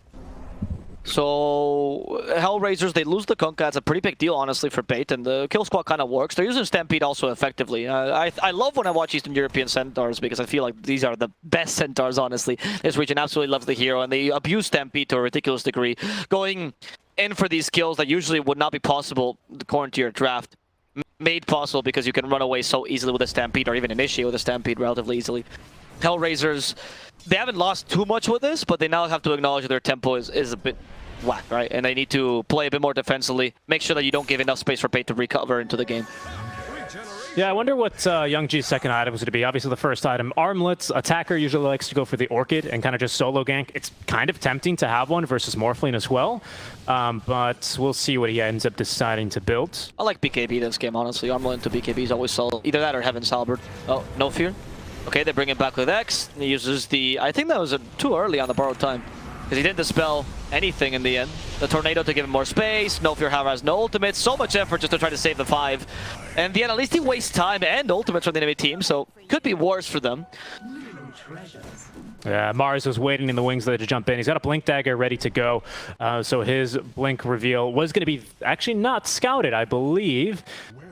As now Watson is going to go ahead and get eyes on. Now they know about the Blink Dagger for Rezo, so it shouldn't be too much of a surprise for whoever gets jumped first. Right now, and the issue with the creating space for Bates is that they're trying to desperately get Morphling online, which is fine, and that's the right play. But against a Deuce, usually Morphling beats most carry because his natural farming speed without any sort of ability is better than the majority of carries. But not against the Deuce necessarily. That's why you need to engage in kills like this one in the Mars up top, and that's going to be an easy way for them to take down Resolution. The Invoker nearby, also Tornado. They go for the Shadow Demon. Zayak in trouble as he gets hit by the Urn. Zayak will not be able to use anything to save himself, and Dendi will end up finishing him off with an auto attack. Got the Urn charges back as well, very important. So Bait, hey, that's how you use the Morphing. You know Dusa can outfight right now. She's full farming mode, especially because she went for the full farming build, maxing split shot. So Morphling has to play a bit more aggressively, take advantage of this differential between them. And he is going to be going for stats build immediately for the Manta style. Yep. Yeah, very nicely done there, utilizing the blink on Limitless to surprise the Mars, puts him on the back foot. As soon as he hears the Stampede, he tries to get out of trouble, but then it's much too late. A good two-man smoke, utilizing not only the Stampede, but also the Lina to be able to make sure that she can actually follow up with the very needed secondary stun onto a hero like the Mars. Is it full? Yeah, it's going to be Vessel already on the way for Dendi. He's got the recipe on the way, already having the Vit booster in the inventory. Now he's just going to need a Hand of Midas, and he's going to start transitioning into the Exhort as he finally puts his first point in. We can see this meatball. It's going to travel very far, but not do a lot of damage. No, the whole point of the meatball here is just to, I think now is just to clear waves, because honestly, is this even a combo you can afford as Quaswex? Not really. But he's going to go for the Dendi build that we talked about in the draft, right? He either goes for the Orchid build immediately, right? Or tries to go Midas into transition, which, like I mentioned, I think with the Cataclysm, it works kind of nicely this game. It's a good way to get more damage into your draft, to try to deal with a Kunkka, to take advantage of your lower cooldown initiation spells and nice little area stunts, even if they're not huge. Also gives you secondary core, so you don't have to rely solely on the Morphling. So then he's just not a buffer. I like that. Oh, Morphling did swap builds though. He could go for the E-Blade now. He wants to get activated immediately rather than try to beat the Dusa, which, okay. We'll see how this works out. I like the points as well for the Kata, because we have some pretty... okay, they will find Dendi with the smoke. Blink Dagger, Arena, Rezo nails the spear. Dendi's got no Ghost Walk. He's just going to try and TP after he lifts Zayak, but the lift duration not going to be long enough. Comes back down into the Disruption, wakes up into Hellfire as the kisses will rain down on him. And it's going to be Rezo getting the last hit there. 421 gold for him. But Kata's going to be nice to have this game, because you've got a lot of stationary cores, right? Dusa just wants to... I mean, with the exception of the ulti active, just wants to stand in one spot, let enemies come to her and start blasting. Kunkka kind of stands still when he's executing the combo. Shadow even likes to stand behind and just spam ability. So we've got like a lot of heroes that want to be stationary. Snapfire, of course, with the channeled ultimate is going to be forced to cancel it or probably die to a Cataclysm when it's maxed. So I like the idea of it, actually. I think it could really work out this game, despite not having a setup like a Ravage or the Arena. Find Lil here, relatively easy with a Sunstrike. Can they kill him in time? They do jump onto Young G. Much more valuable kill. He gets the Ghost Ship, which mitigates some damage. Young G, he X'd himself. And in the end, he was just playing around with bait who wasn't ready to fight this quite yet. Dendi was nowhere nearby, and without him, it's kind of difficult to get the kill. Instead, they'll keep their distance. They want to make sure they're near the tower. Disruption used for the Centaur. They can set up for the Torrent like this, but Centaur is a hard target to kill. And even with the Phonics Shield helped, even though it does get dispelled immediately, at least it gets rid of the Torrent and the slow there. So not too bad. Alacrity on Watson, take down this tower. Very good positioning here. Arena and 8. And they do have Arena, as you mentioned. Resolution could jump in. However, seeing this tower fall, you have no point to TP to. You just waste a Ghost Ship. Not really worth it for them to force a fight. Much better to just stay back. Yeah, they just don't have the ultis there to fight with, unfortunately. But that's bait yet again, kind of doing the same thing as last game, where they get a ward up right here in this spot that actually, I think, who pinged that one? It was actually Zayak that pings it, and they recognize that they've got vision up here, and they just feel so confident in taking a fight very early on. I think it makes a little bit more sense this time around against the Medusa, but who's again, not really ready to fight at this stage, even with the Manta style, is going for Diffusal Blade next. Huh. Okay, that is quite fascinating. I mean, it is a counter to Morphling now. Remember, guys, Attribute Shift does work now, so it costs mana. So now you can actually buy Diffusal and deal with a Morphling. However, it's still surprising to see this build on a Dusa of all things. Rezo is stalking Dendi. Yeah, he has Arena.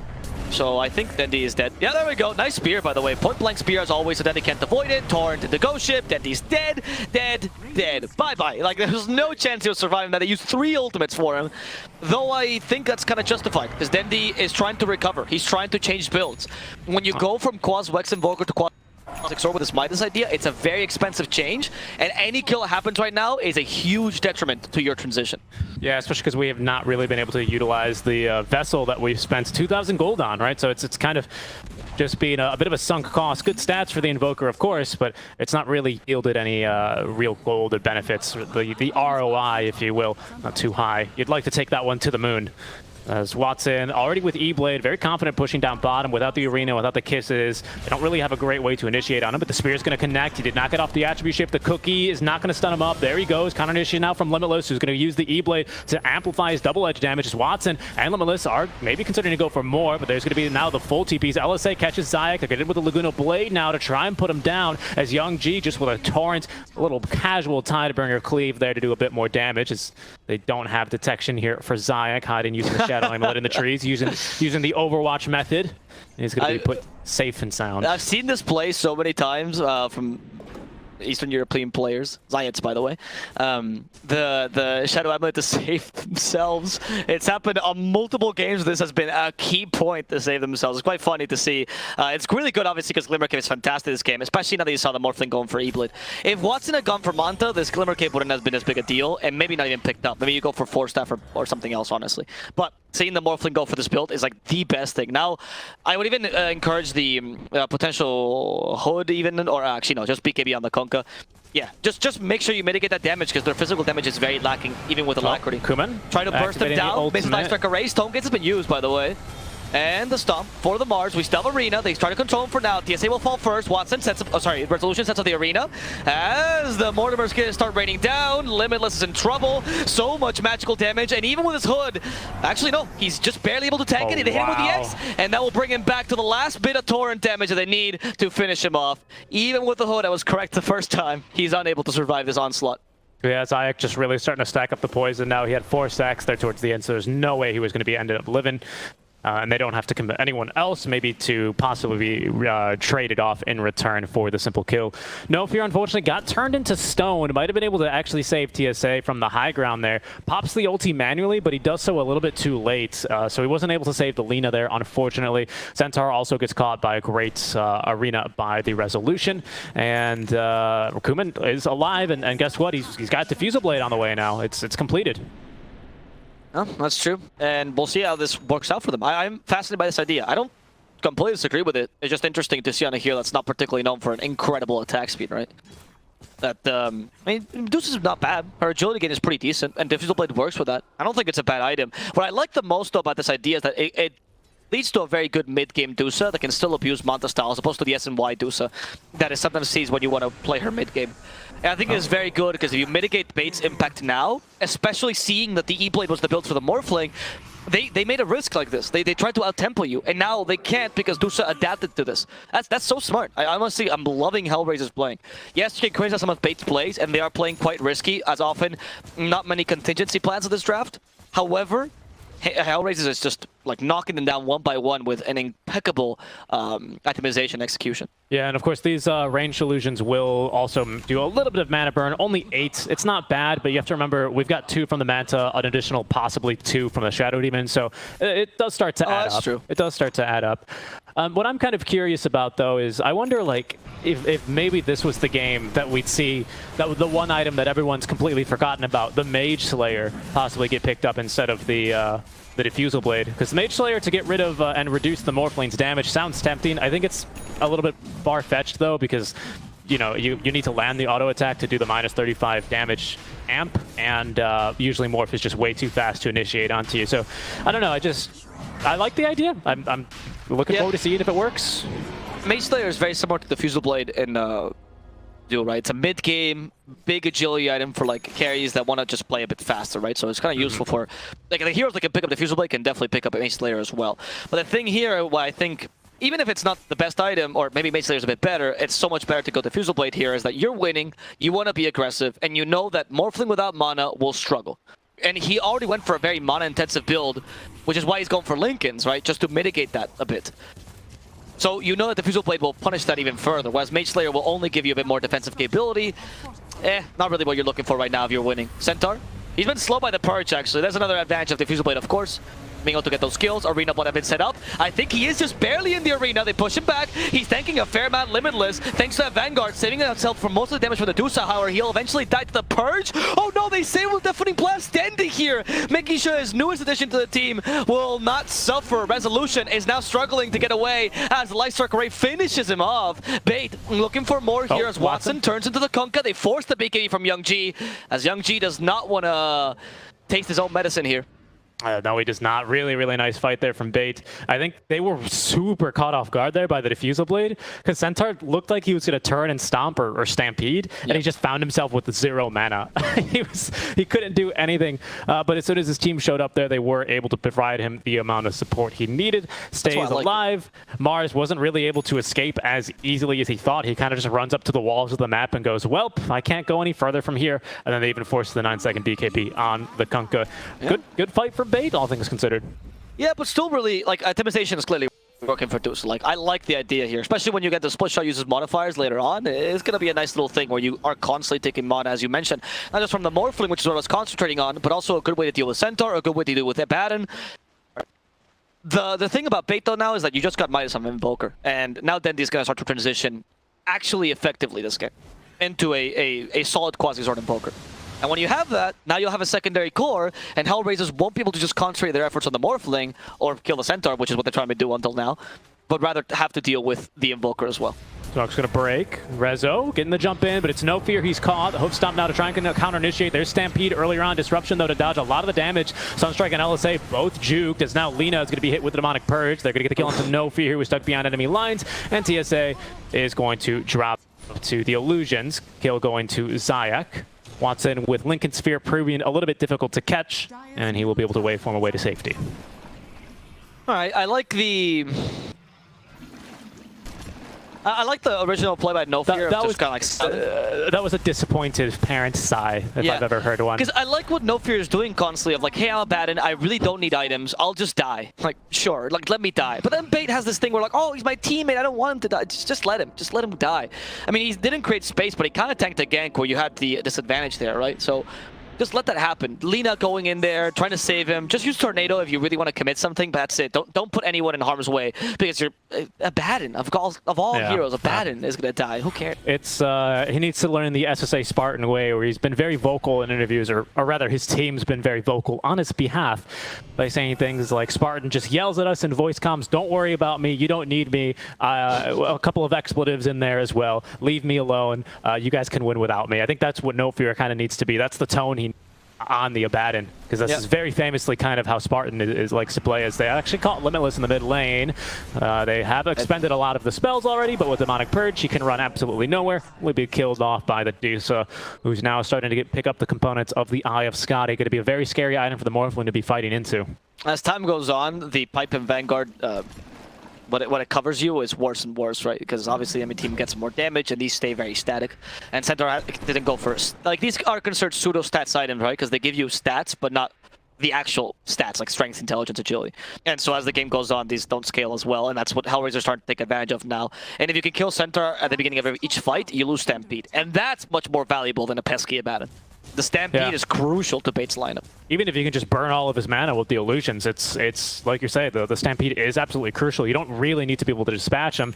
You know, the Pipe is going to reduce the amount of damage that you take with the mana burn, but it's not going to reduce the amount of mana that gets burned.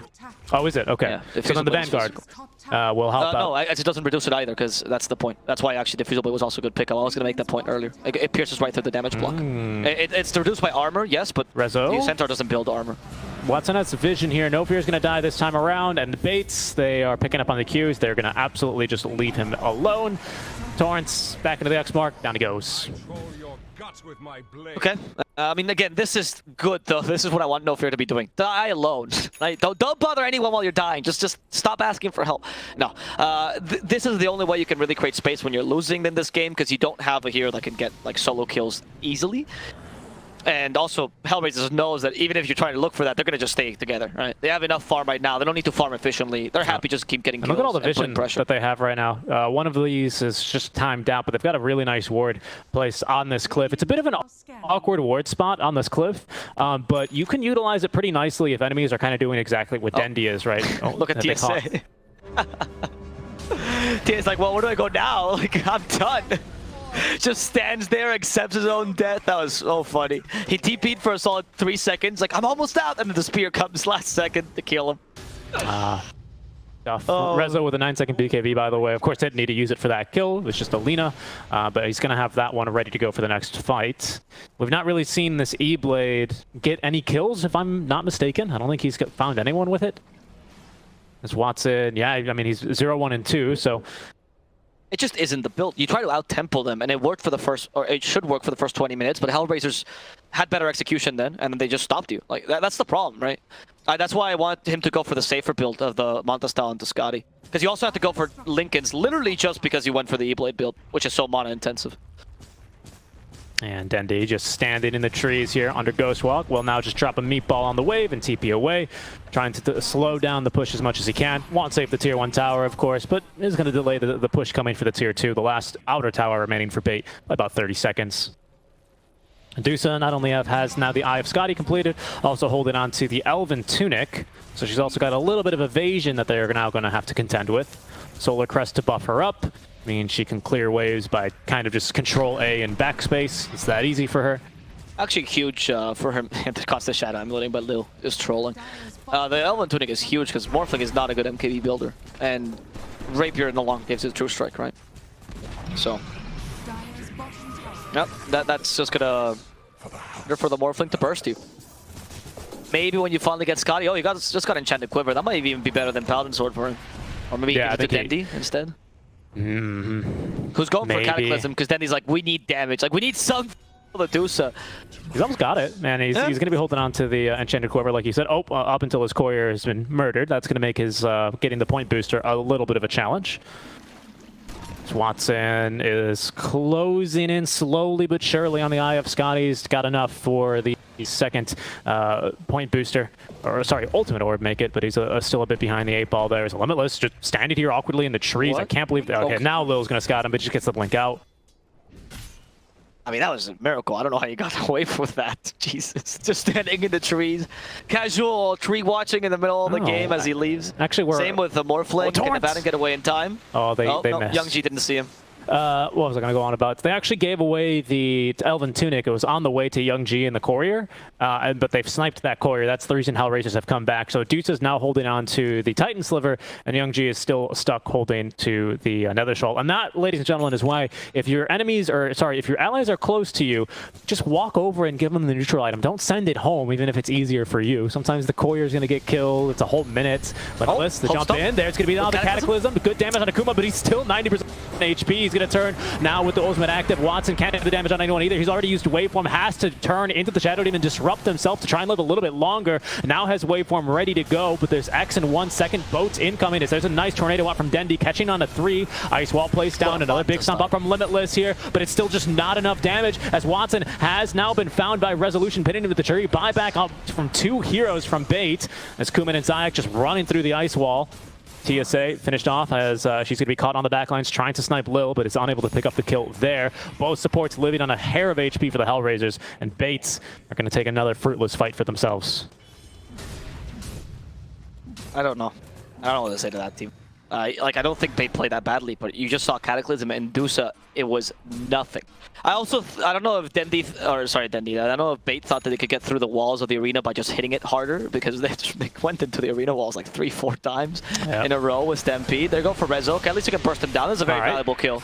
Like, the problem is Dusa. This is how you should be playing. You should try to just kill everything else. This is nice, though. Roche is up. I don't know if they've... Oh, I don't know if they're going to scout with the Tornado as Lil almost gets slapped by Roche. He's going to be fine. Aghanim, Shard, Aegis, and Cheese on this one being Roche number 2. Okay, I mean, I don't think it's over just yet for Bait. You just need more for Morphling, so you have sustained damage for the Dusa. And again, I think now that Bait got a cold glass of reality to their face, like, alright, we cannot kill Dusa. She might seem like a target, but she isn't. She is literally unkillable. There's no damage that we have. But if you kill her teammates, honestly, not that hard to kill her afterwards when you surround her and control her. You have enough control to keep her at bay. And she's kind of slow. So you play this as if she was Terrorblade, just go around her, murder everything around her, which is not the easiest thing, by the way. I'm making it sound really simple. It's not. But it's the best ability that you have right now. Just kill her team, Forehead. But, I mean, you're right. I mean, Dusa... What else could you do, dude? Like, what? 2200 HP. She's incredibly tanky. With Mystic Snake, she gets, so much more mana and effective HP back. Is that at least get the D ward. Yeah, so Cold-Blooded is ready to go. And that was, by the way, that was a max level Exhort Cataclysm, right? With Ags. It didn't look like it. It didn't look like it. Not versus the Dusa. No. It's just so difficult. She's close to level 25 talent, and honestly, this game, she could afford to go for 75 intelligence if she just wants to be the biggest nuisance in the world. And I really do think she becomes unkillable there. As opposed to the offensive split shot uses modifiers. I think either talent is fine though. Like, this game is very much in your favor. Aegis to the Dusa, Cheese to the Kunkka, and Lil's going to grab the Aghanim Shard. It's in the backpack for now. I imagine they might want to give it to him. I think having the tidal wave is actually kind of nice for Young G, if you can put yourself in a position to use it. Very flashy ability. Well, the shard for Sapphire is too good, I think. Especially because, in this case, Lil will have a harder time farming the shard than the Kunkka. So, if Kunkka really wants that shard, it's not a big deal for a mid laner. It is quite a big deal for support. Yep. Very true. So it's nice to think of your supports every now and then and toss them a cookie. You know, after all, Lil's tossed many cookies this match, and able which have saved Resolution's life. Dendi is committed to this though. He's going for a refresh. He's like, well, one Cataclysm didn't work. Let's see if 2 Cataclysm works. I don't know. I don't think it's going to be enough damage either. I think it's really your Morphling that needs to do stuff here. Resolution walks in. Nice, they cancel the blink. Good tornado there. And they find a quick kill onto Young G. Very important, bursting him down. And now go for the supports. Okay, Cataclysm has been used. That's not going to be any damage onto Kuma as the Stone Gaze comes out. They need to retreat somehow. Morphling is returned to Stone. Watson cannot activate shift in time.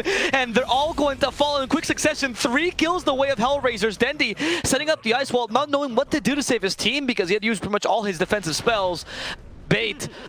Decent initiation, but getting caught in the Stone Gaze there towards the end. And Watson, again, not running in time, right? Just needing to leave as soon as possible. And he's going to go for his second defensive item in the BKB. Yeah, that was a really, really nice Stone Gaze. But even the cookie to follow up from Lil, who has to stop using the kisses early on because of the Cataclysm, what I was mentioning earlier regarding the why Kata is actually pretty strong this game. But he puts himself in a great position to get the cookie stun following up. It looked like Morph was going to be able to escape there, but all of a sudden a cookie onto the illusions of all things, actually, from Kuman end up netting themselves the extra few kills. As Kuman with a very fancy man to dodge there, juking the LSA to be able to destroy the bottom lane of Barracks just as easily. We actually have a full Daedalus on the way, about to be delivered, as there's the Arena to try and kill TSA. He's going to get speared to the wall, though, and killed off. Has buyback at the very least. As there's Zayak actually blinking forward. They found Dendi with the disruption. He cannot Ghost Walk either here, unfortunately. Hit already by the Dust, preemptively trying to retreat underneath his tier 4 tower. Rezo, though, cannot be stunned under the effect of the BKB, but he doesn't have the damage here without the Medusa. Now actually really getting chunked by the tier 4 towers, but he's going to find safety and Recluse with his team as Kuman is here, almost just 3-shotting TSA. Down he goes. Watson's now going to return as No Fear had to use the ultimate there. Healed up fully by the secondary shots of Kuman. But now it's a 4v5. Rax will fall relatively easily. They have the top lane of Rax that they wanted as well. What's stopping them? You still have the Aegis. Oh, there's No Fear. I don't think you can. So yeah, I don't think you can do anything anymore, honestly. Let's see. He's gone for the split shot. Uses modifiers this game. Yeah, I mean, might as well. You're about to win, right? Who needs the tank ability? You have an Aegis, for God's sake. Yeah. 2 lives. I take the tower. Daedalus. I think that this is going to be over. I don't think Bates can defend this. Yeah, it feels really difficult now. Status resist. I mean, Kuman trolling Watson. Yeah, trying to blow up Young G a second time. It's not going to work. At least gets the waveform away. Kiss is raining down. X marks the spot. Coming in for the boat. He's going to be Keelhorn to death. There's going to be Limitless stampeding his way through the arena, but will be killed off. And there's the horn for the Mega Creeps. The double tip here. Rezo onto Dendi. Lil for TSA. As Kuman is going to now focus his attention on the tier 4s. Cataclysm incoming, good damage on the Zayak, but not much of anyone else. As they had Kuman with the disruption. Now Watson's been trapped here. Happy birthday to you, says Kuman, as he's pinned to the tier 4 towers, killed off, and they'll focus the GG from his limp body. Dendi is going to be allowed to live as he retreats into the fountain, but the Ancient's going to be exploding, and that's going to be the 4th victory for HellRaisers in season number 2, as they go 8-0 throughout their season 2 run. Very impressive performance by HellRaisers, for sure. I think they played a really solid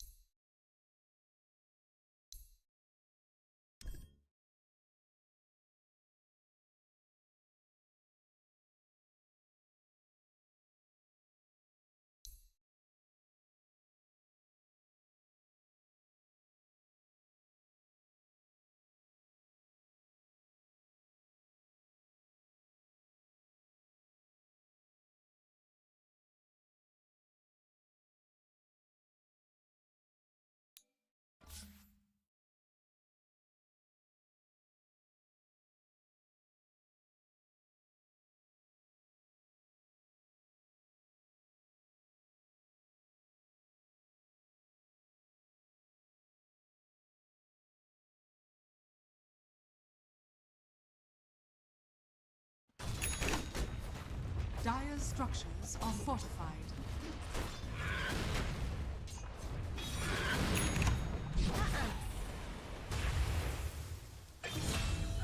Oh, hell yes.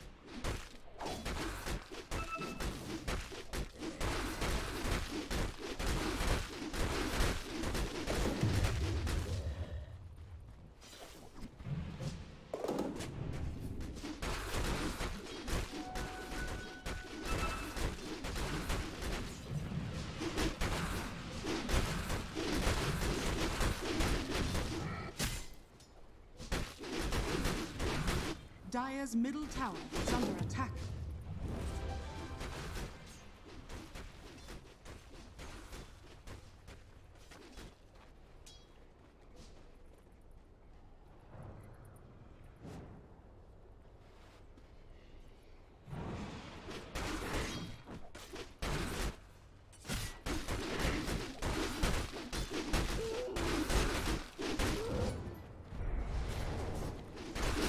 Radiant's middle tower is under attack. Dire's top tower is under attack.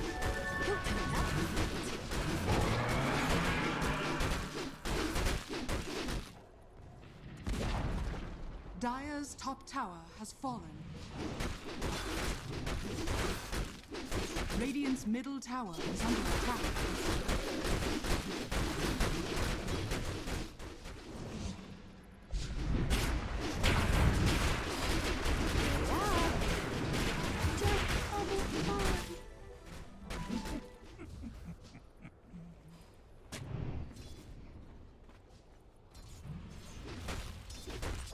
Radiant's bottom tower is under attack.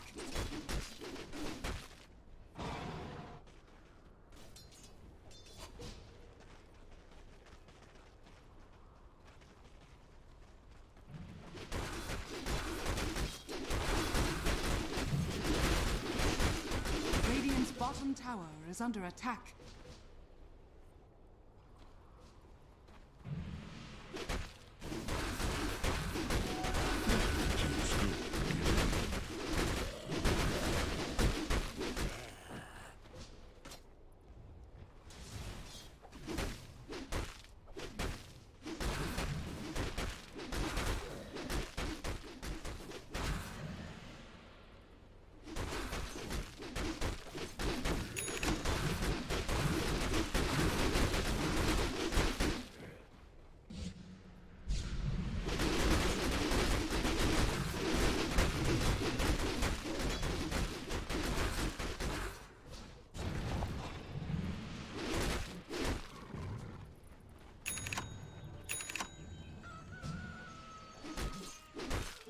Time for a tag team.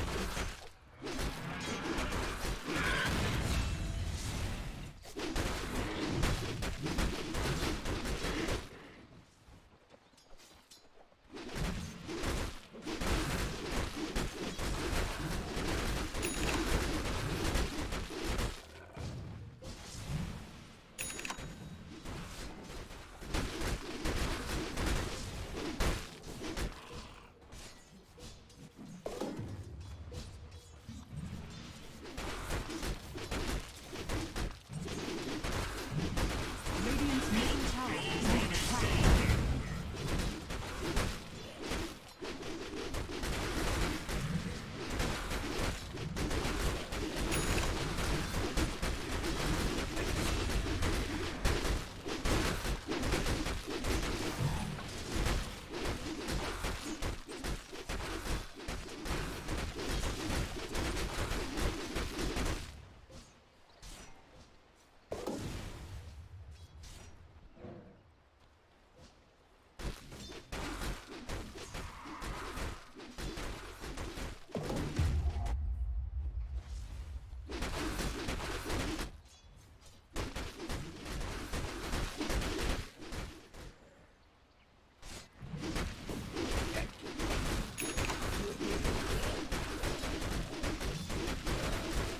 Radiant's bottom tower is under attack.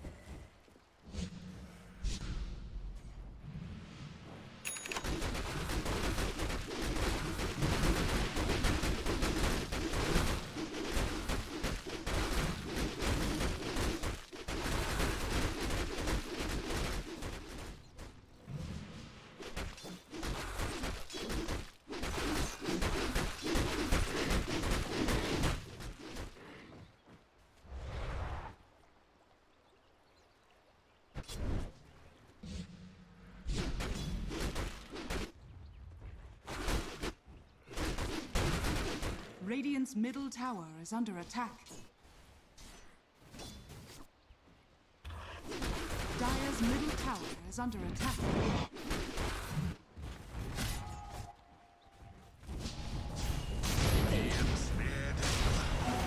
Ruin of haste.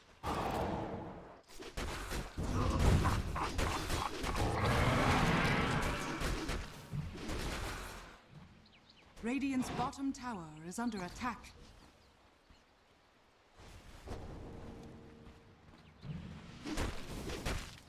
Dire's top tower is under attack. Radiant's bottom tower is under attack.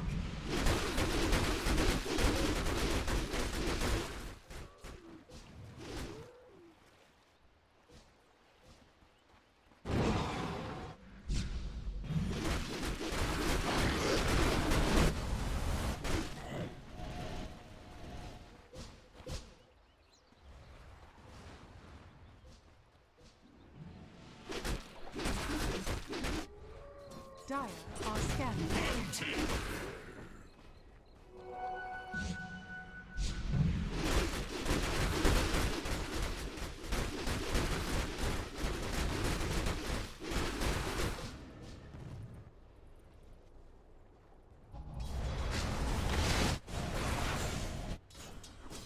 What a punk!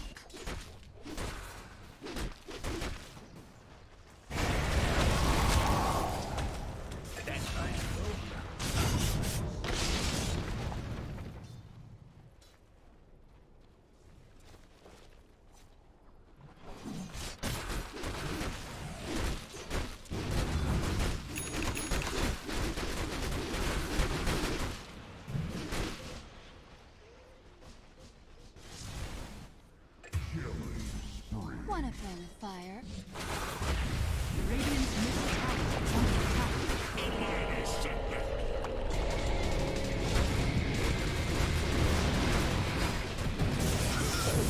Radiant's middle tower is under attack.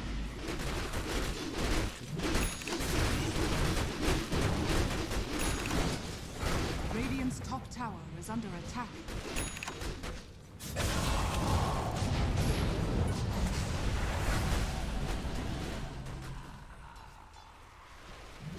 Radiant's top tower is under attack.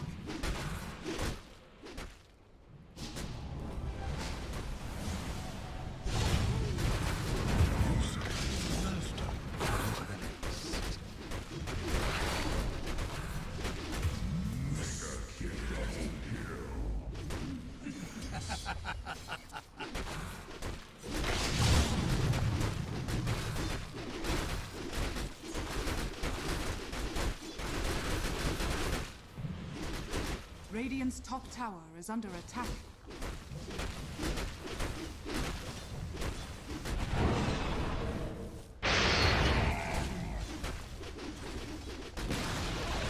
Radiant's top tower has fallen.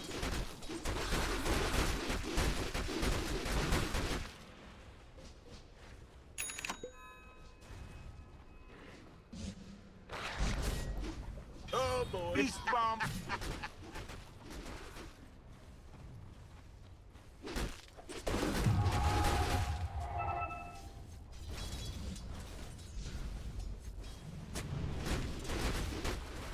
Radiant's middle tower is under attack.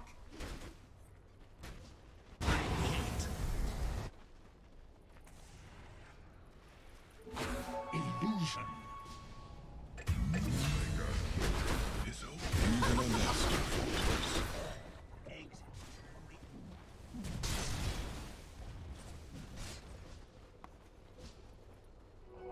Mere coin?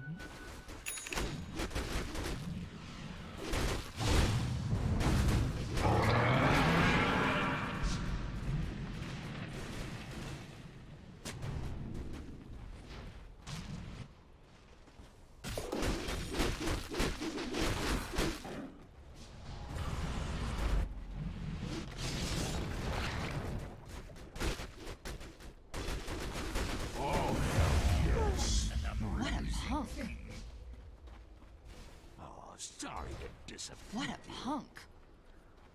Beast bomb.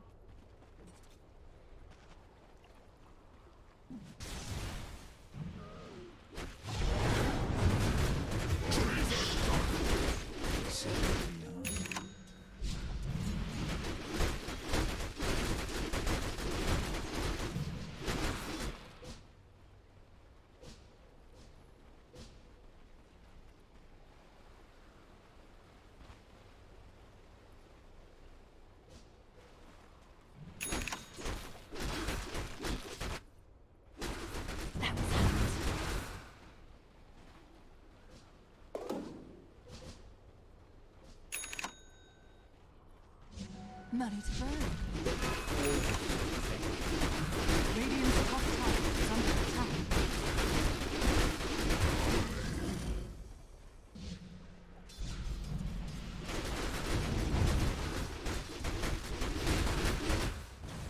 Radiant's top tower is under attack.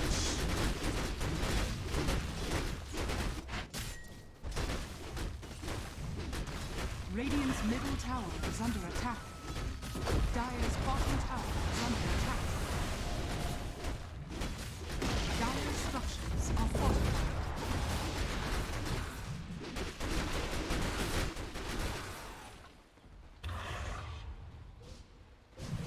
Radiant's top tower is under attack.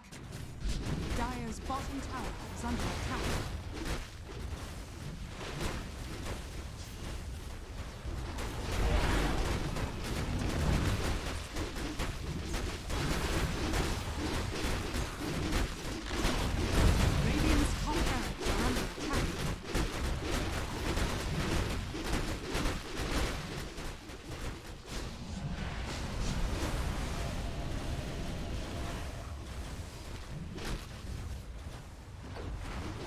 Radiant's top barracks has fallen.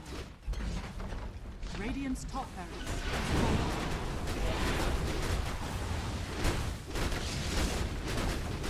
Radiant's middle tower is under attack. Dire's middle tower is under attack. Radiant's middle tower has fallen. Dire's bottom tower is under attack. Radiant's middle tower is falling. Dire's middle tower is under attack. Radiant's ancient is under attack. Dire's bottom tower is under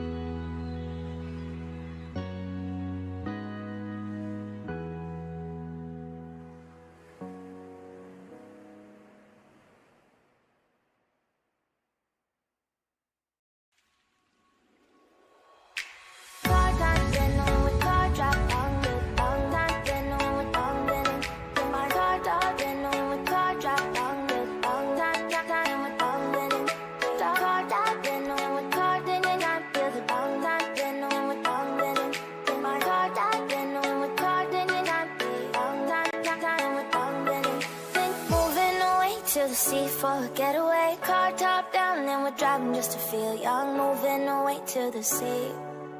Moving away, can't you see? Sand in your feet, feel the breeze in the summertime. Stars in the sky, one dime for a first time. Moving away to the sea. Moving away, can't you see? We'll drink honey by the ocean, it's our favorite potion. Come on baby, let me tell you one time that our days will never end, yeah.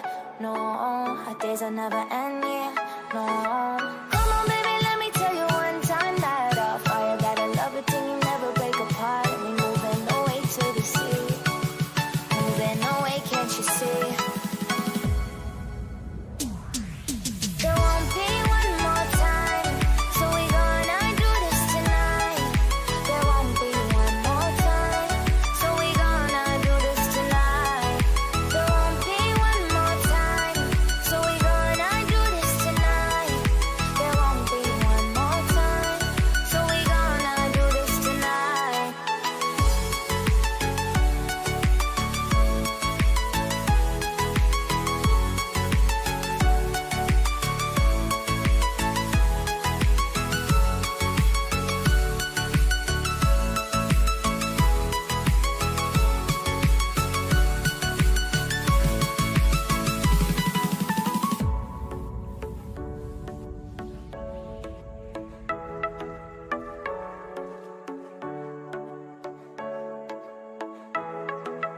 Get off your seat, clap your hands to the beat. Grab your champagne glass tonight. We toast to freedom in the Caribbean, yeah. In the Caribbean, yeah. Dan, dan, smoke, smoke, smoke. Fire it up, let our lanterns paint the night sky red. Paint the night sky red, yeah, yeah. We'll drink honey by the ocean, it's our favorite potion. Come on baby, let me tell you one time that our days will never end, yeah. No, our days will never end, yeah. No. Come on baby, let me tell you one time that our fire got a love it till you never break apart. And we moving away to the sea. Moving away, can't you see? There won't be one more time, so we gonna do this tonight. There won't be one more time, so we gonna do this tonight. There won't be one more time, so we gonna do this tonight. There won't be one more time, so we gonna do this tonight.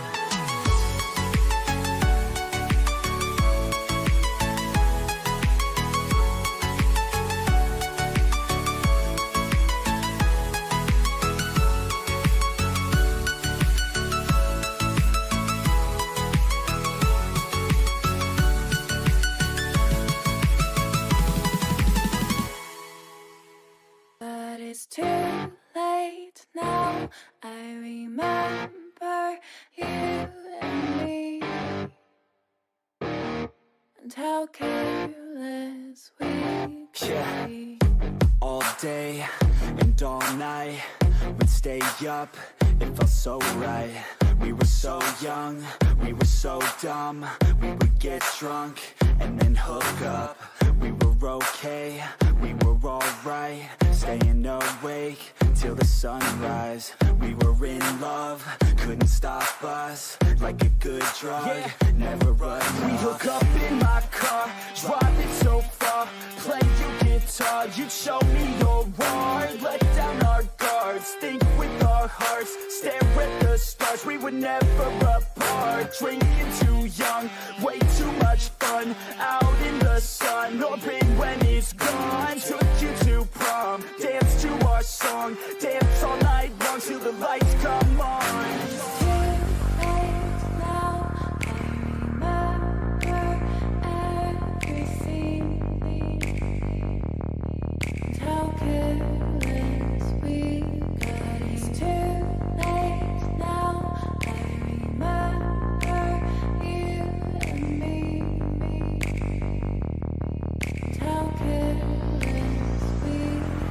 It's too late now, I remember everything. And how careless we could be. And how careless we could be,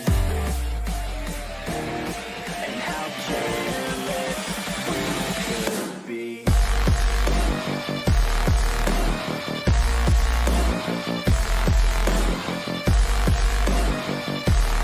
And how careless we could be.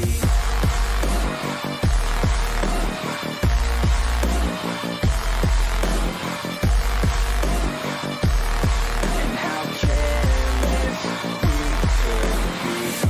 Late nights, long fights, it felt right, we were alive.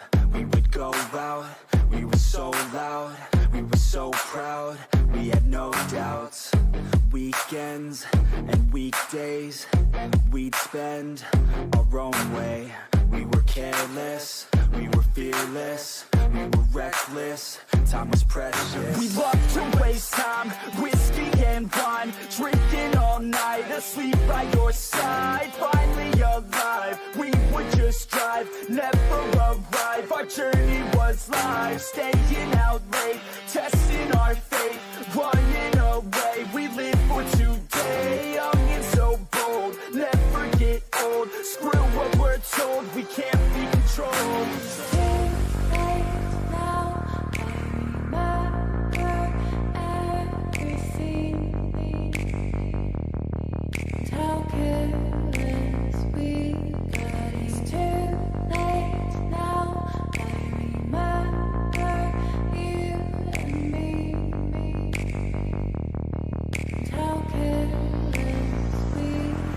It's too late now, I remember everything,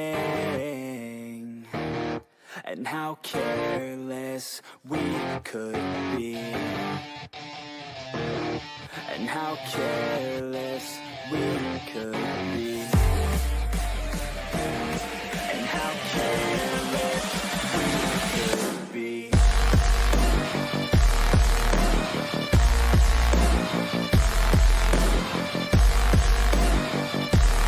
And how careless we could be.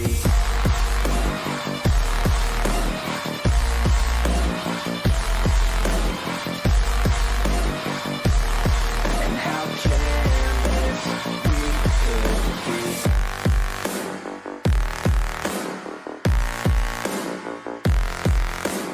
could be. And how careless we could be.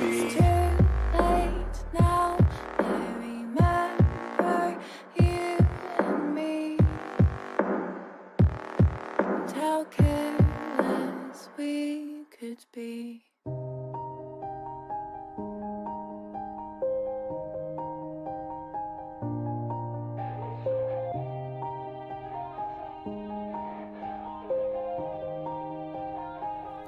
Yeah. Everybody knows that I'm breaking down. Everybody knows I ain't faking now. Everybody knows my heart's vacant now. Yeah, she hates me now, I made mistakes but now I don't ever wanna be alone. I don't really ever feel at home. On my own, in the zone, that's the only way I know. Feeling low, about to blow back up. Here I won't ever let the doubt creep in. Gotta pop a couple more aspirin. I don't think I'll ever let you in. Easier to break it off best friends. I don't really understand myself. I don't really understand, need help. I don't wanna be left on the shelf. Couldn't even hear me if I yelled. It's so cold outside, I'm alone, I'm alright. It's so cold outside, I'm alone, I'm alright. It's so cold.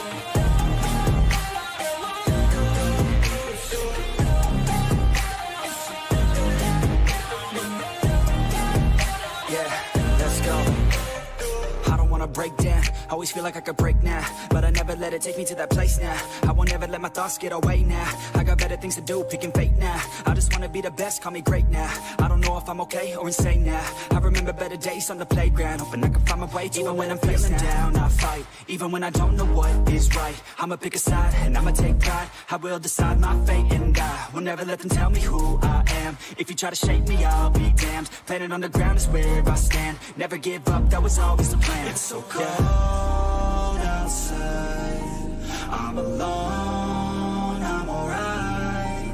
It's so cold outside, I'm alone, I'm alright. It's so cold outside.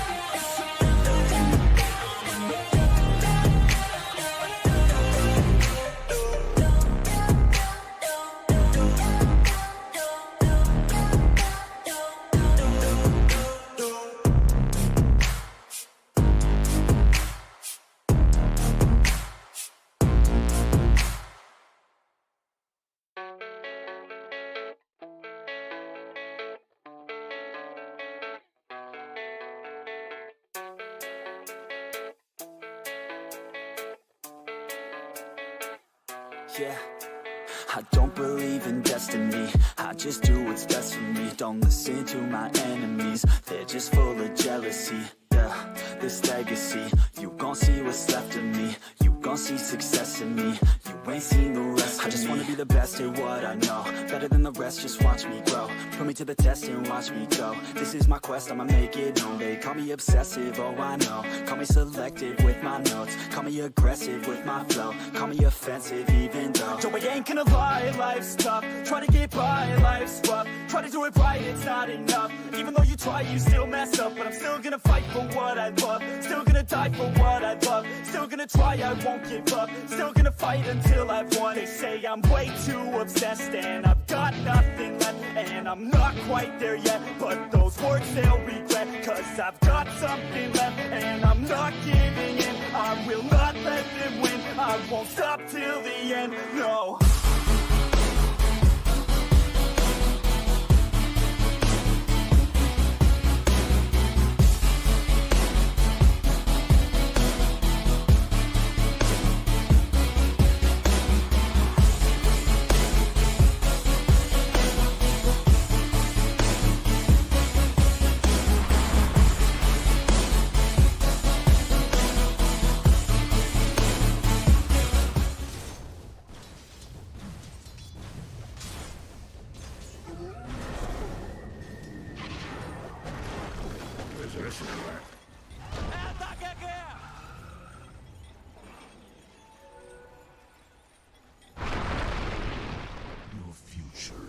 Dire's middle tower is under attack. Your future is grim. Radiant's courier has been killed.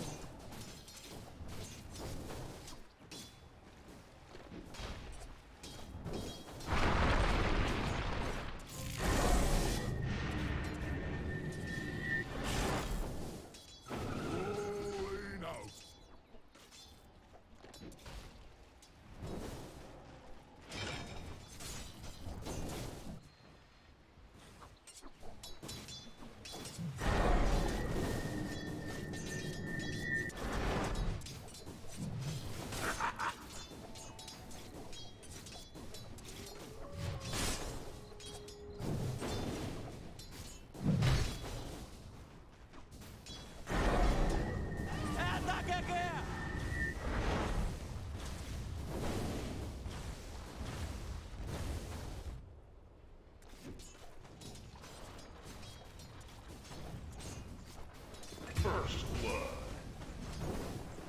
Ah, first blood! And so much more shall soon be spilled.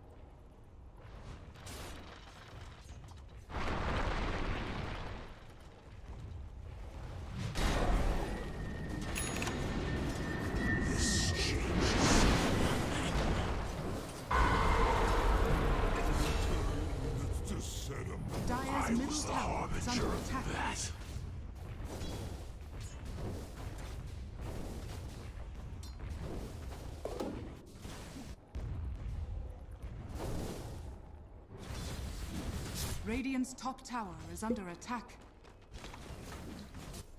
Radiant's courier has been killed.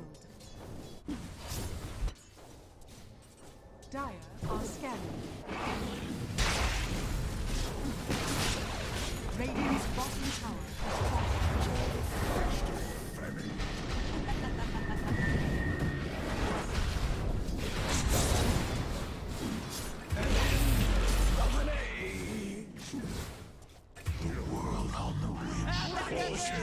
Seeing star. What did you expect? Your future is your insane. A gift from the tempest of battle. I may be faceless, but I'm not maceless. Dire's top tower is under attack. Radiant's bottom tower is under attack.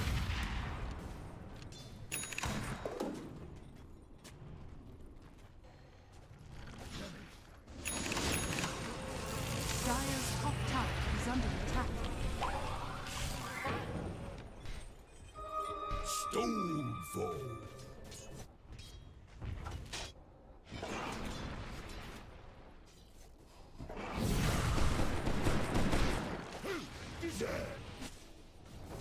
Dire's top tower is under attack.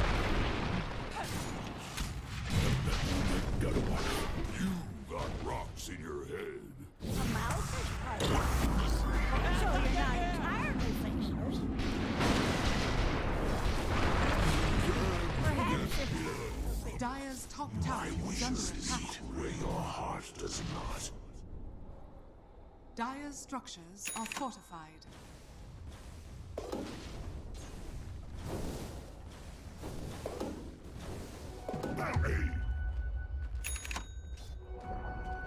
Dire's top tower has fallen.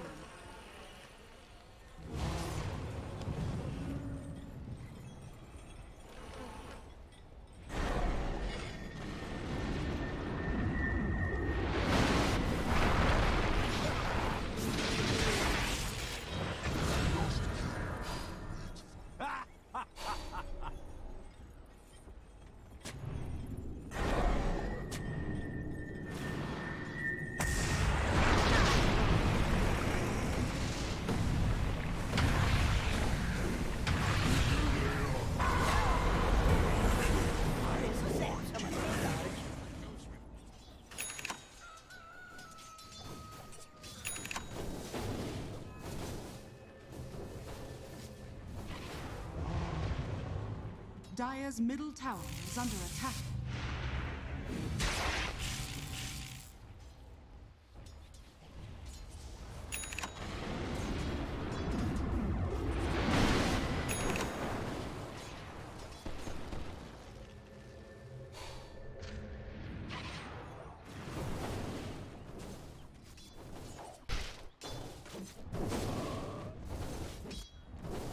the prize is mine. Radiant's middle tower is under attack.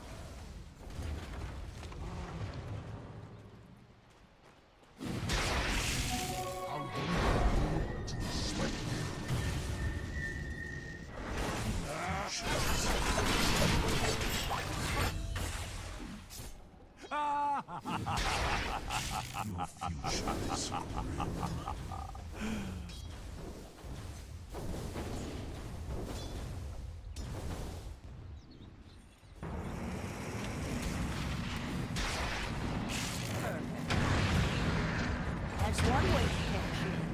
Your praise ends.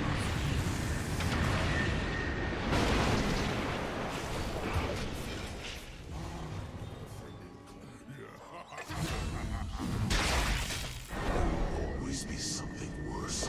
Radiant's bottom tower is under attack.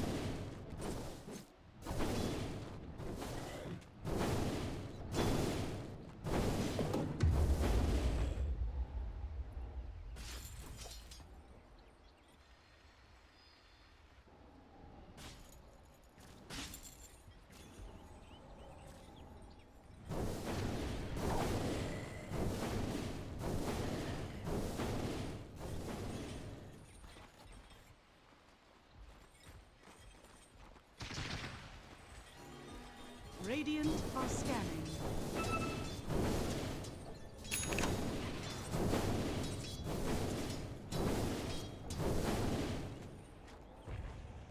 Dire's middle tower is under attack.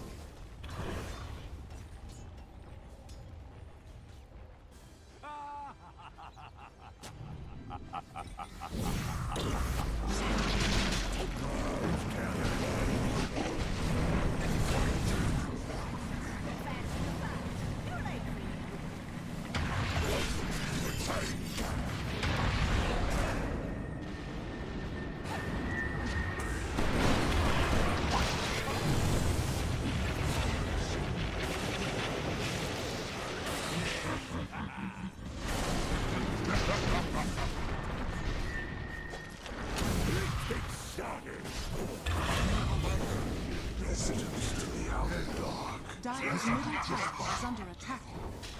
Dire's structures are fortified. This changes nothing. Dire's middle tower has fallen. My Radiant's purpose bottom tower is under What attack. do you expect?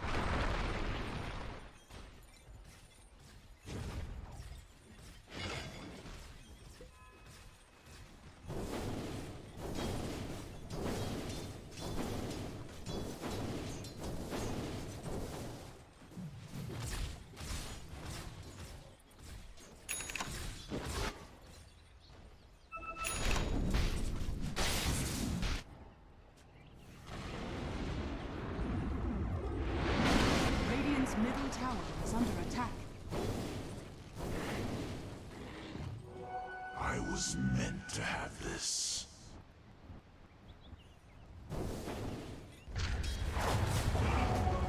Radiant's middle tower is under attack.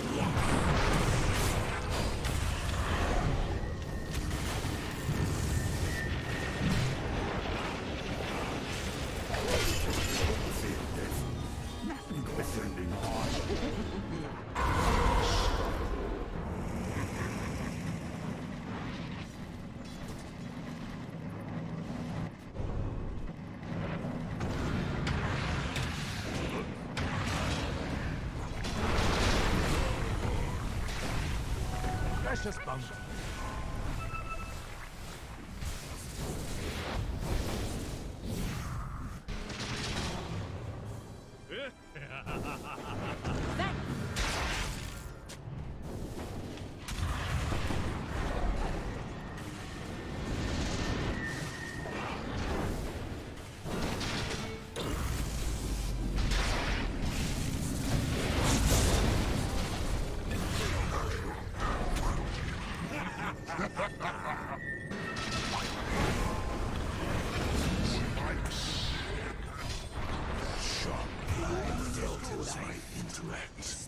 You made your bedrock, now guide it.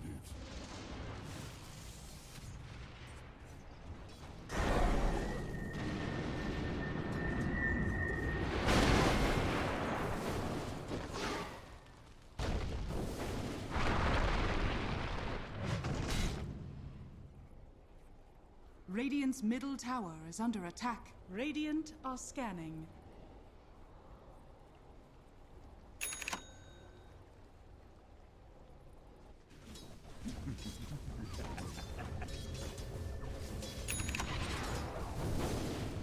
Radiant's bottom tower is under attack.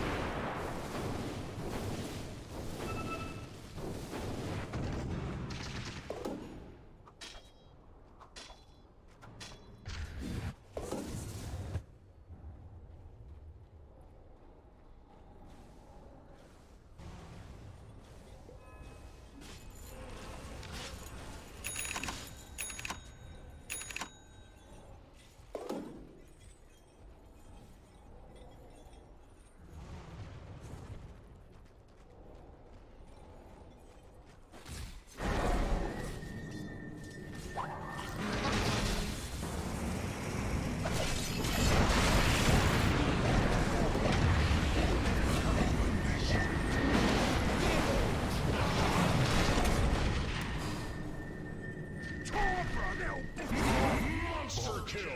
Vanished.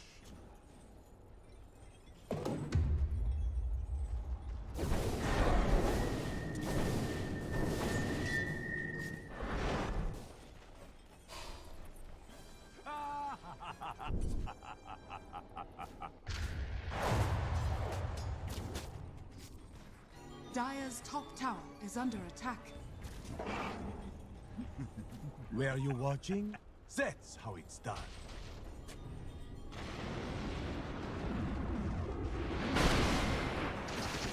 The prize is mine.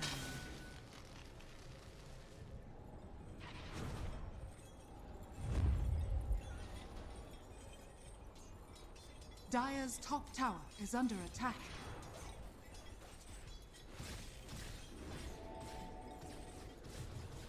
Shadows terrace.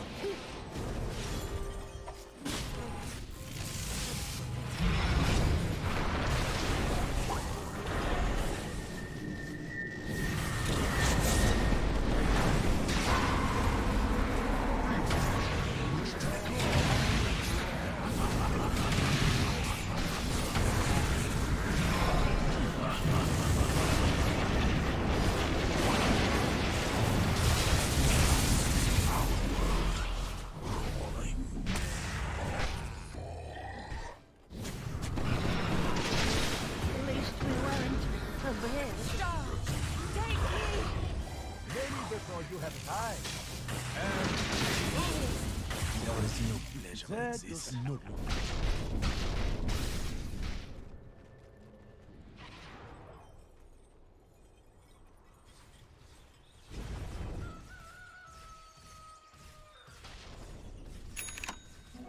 Heist!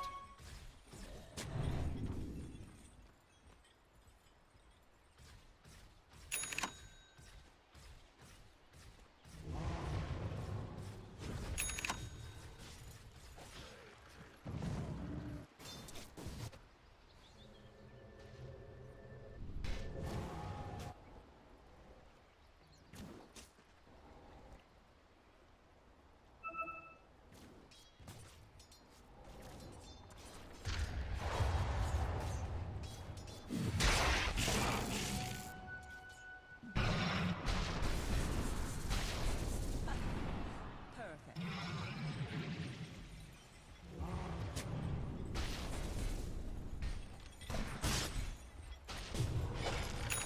A moment of time! Radiant's bottom tower is under attack.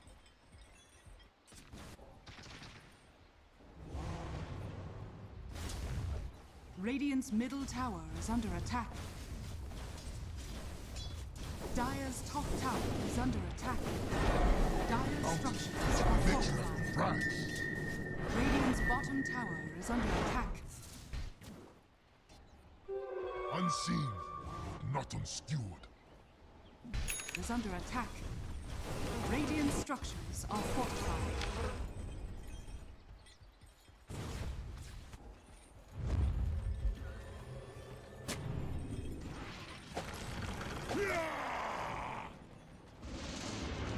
Radiant's bottom tower is under attack.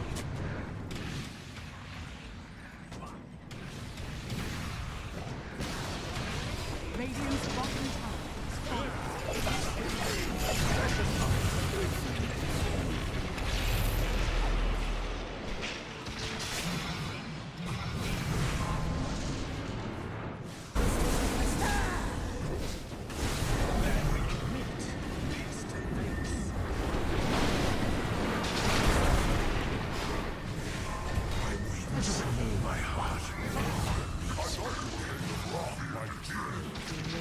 It was only dark.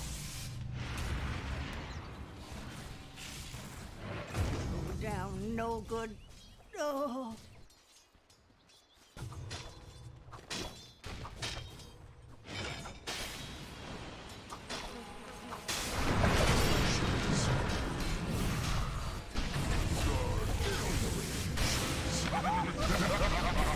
Dismount from life.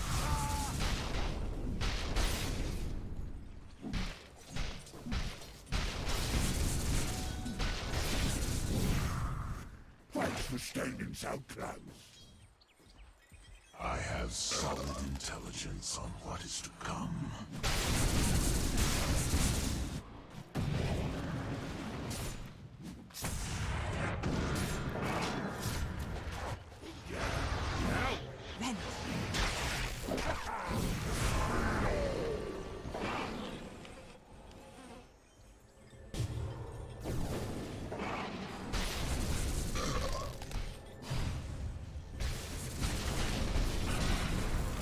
Radiant's top tower is under attack.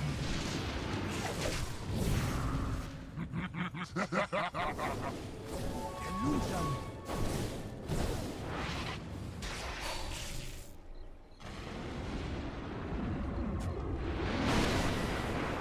Precious bounty.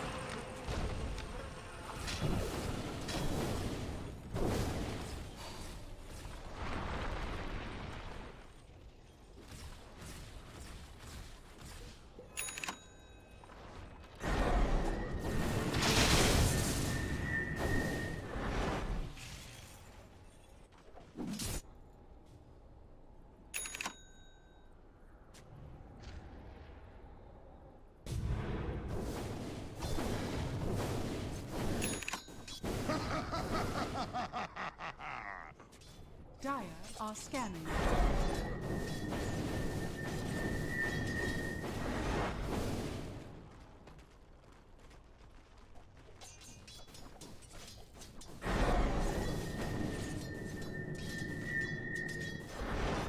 Radiant are scanning.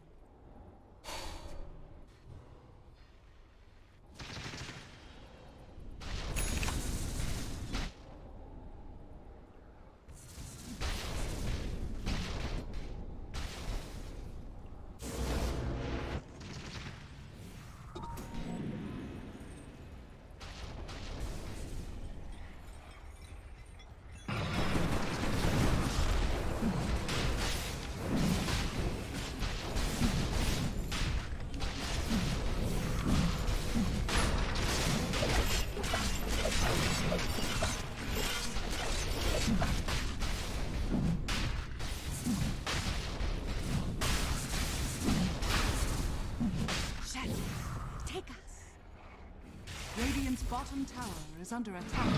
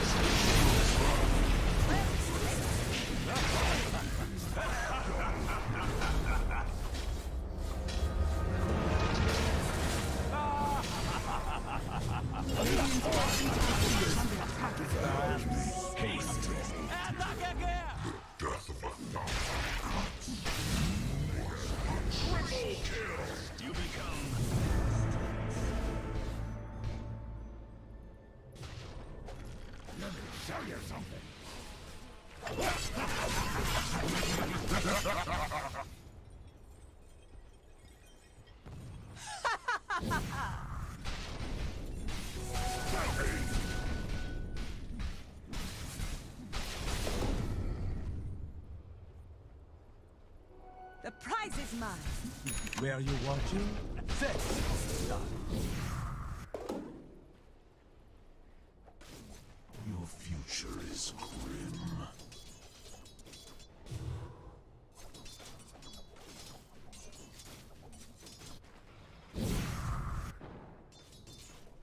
More time to tear you apart!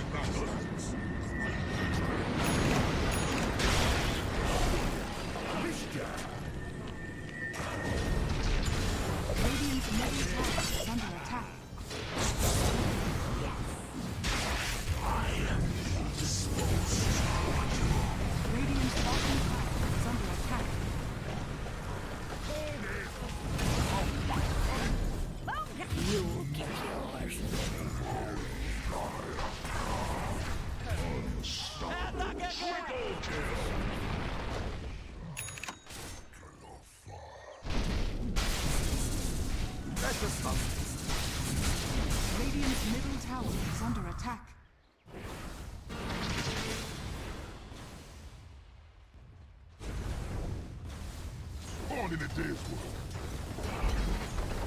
Radiant structures are fortified. Radiant's middle tower is under attack. Radiant's middle tower is falling.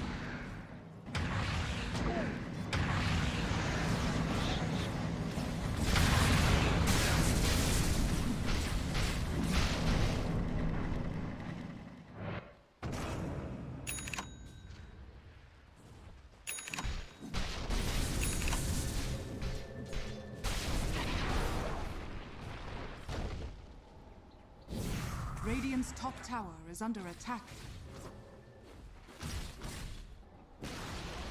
Radiant's top tower has fallen.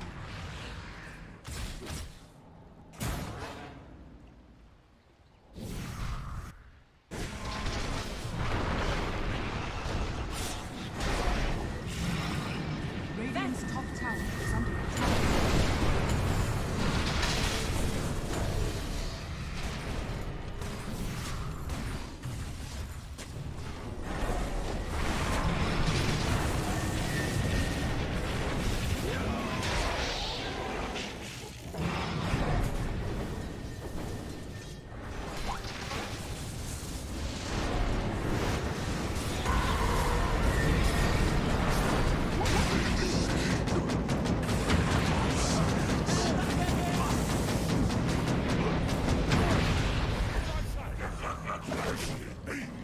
Radiant's top tower is under attack.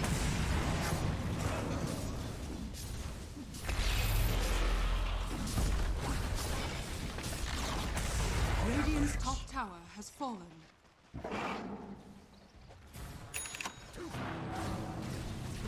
Radiant's top tower is under attack.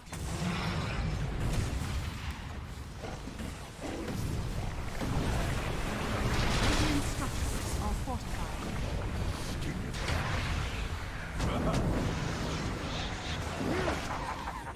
Well, face on ya.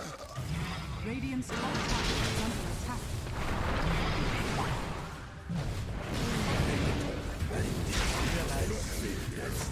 Radiant's bottom tower is under attack. Radiant's top tower has fallen. Dire's middle tower is under attack. Radiant's middle tower has fallen. Radiant's middle Monster kill. Radiant's bottom tower is under attack. Radiant's bottom tower has fallen. Radiant's bottom barracks are under attack. Birth is a promise. It's fulfillment.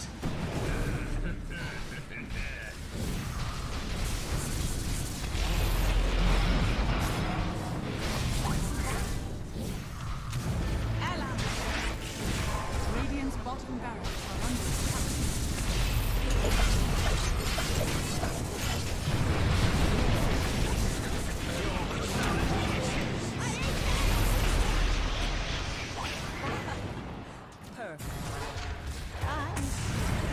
Time for a reckoning, I reckon. Radiant's bottom barracks are under attack.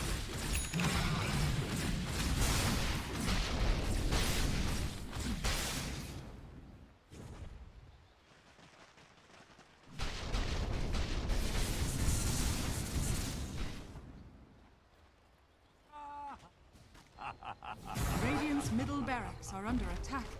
Radiant's middle barracks has fallen.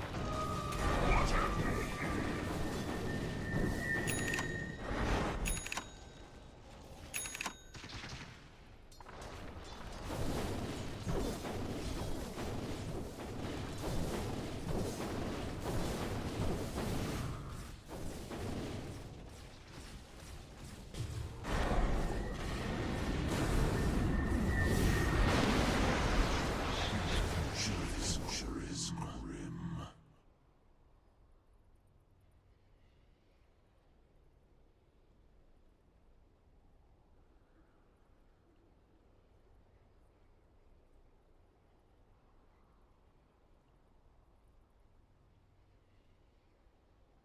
That's a bit of all right.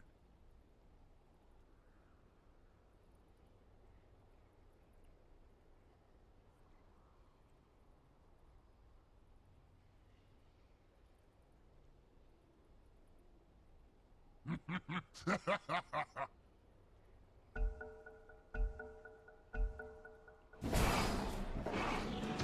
gift from the tempest of battle.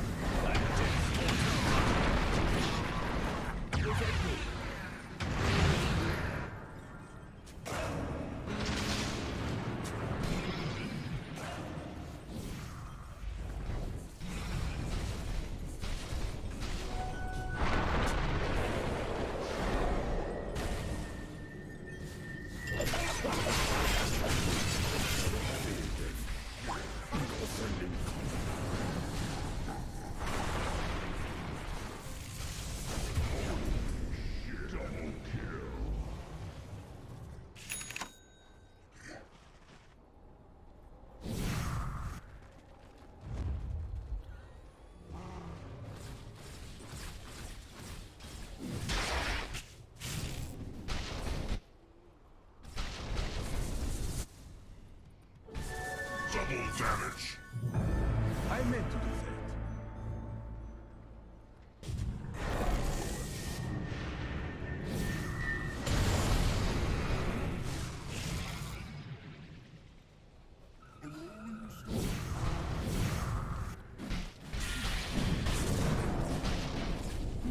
Yes, this will be just fine.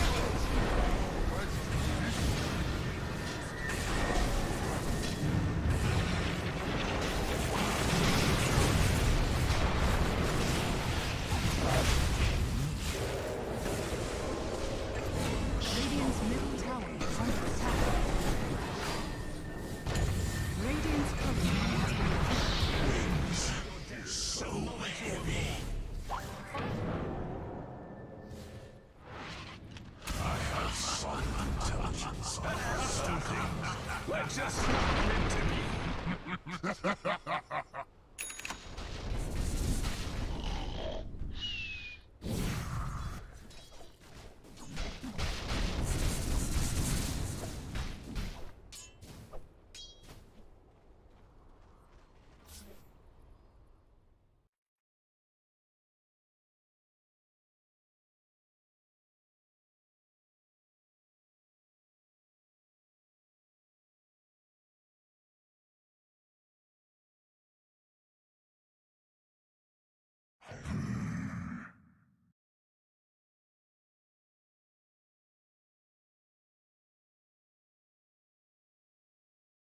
Virtus.pro's turn to ban. Dire team ban.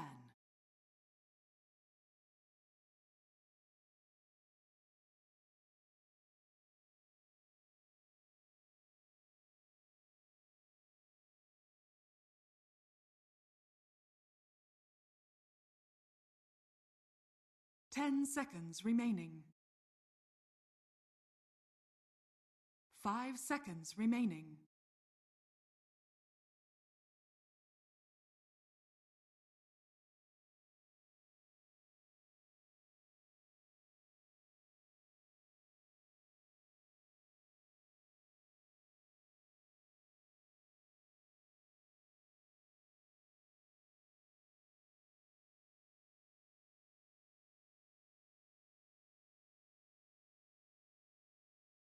Virtus.pro's turn to ban. Dire team ban.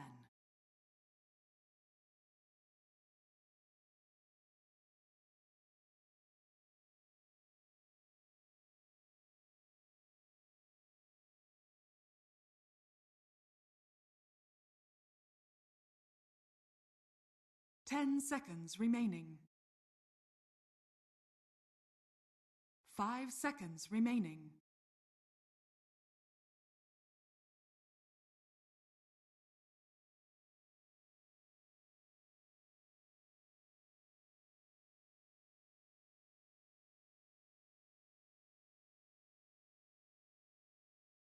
Dire team pick. Virtus.pro's turn to pick. Race King!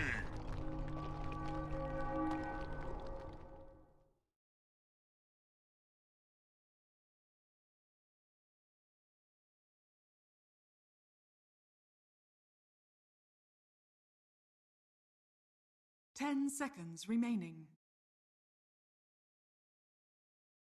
5 seconds remaining.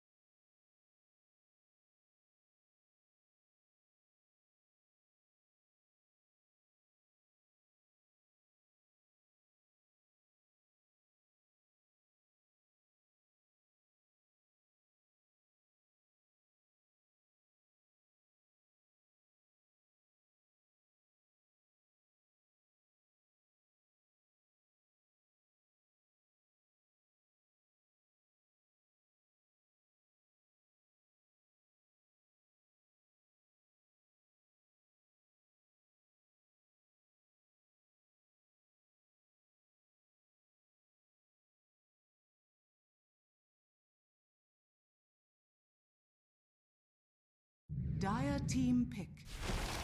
Ancient apparition.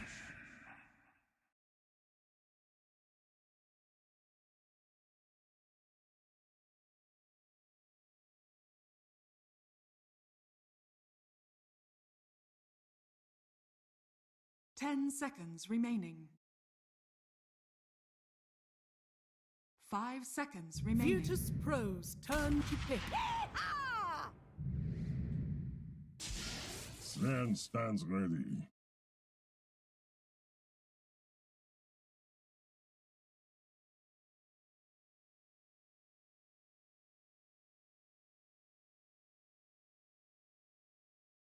Ten seconds remaining. Dire team ban. Virtus.pro's turn to ban.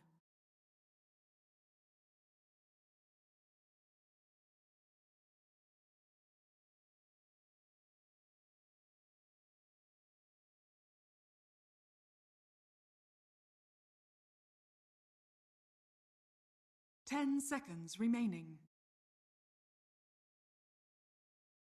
5 seconds remaining.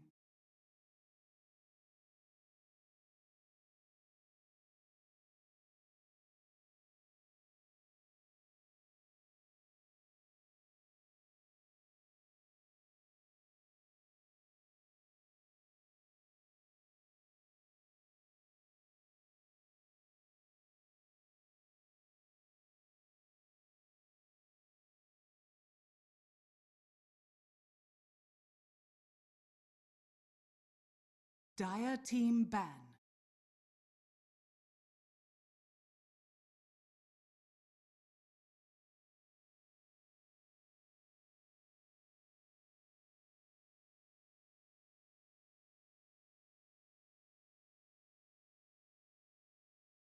Ten seconds remaining.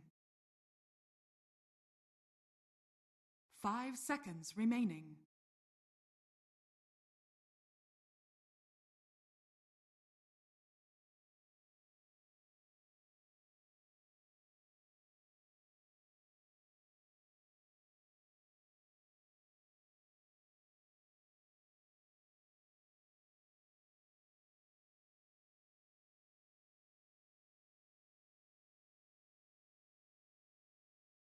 Virtus.pro's turn to pick. Dire team pick. Tiny.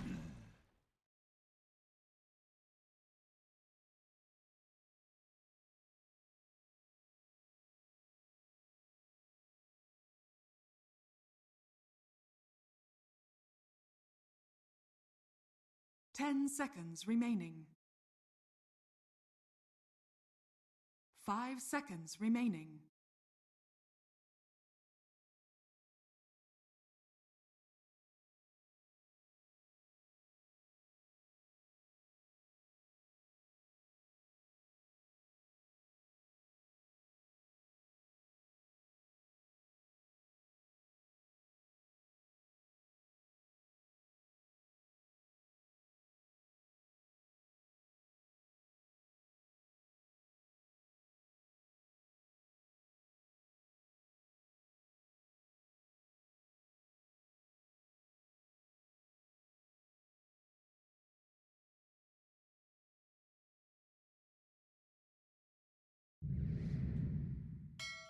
Admiral You may now select your heroes.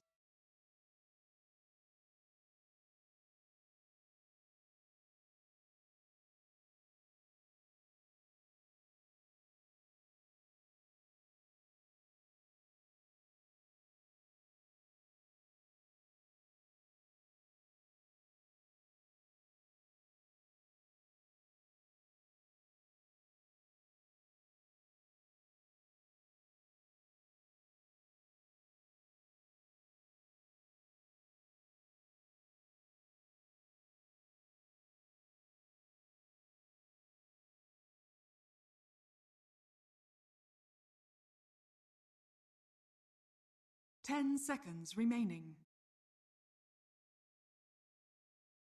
5 seconds remaining.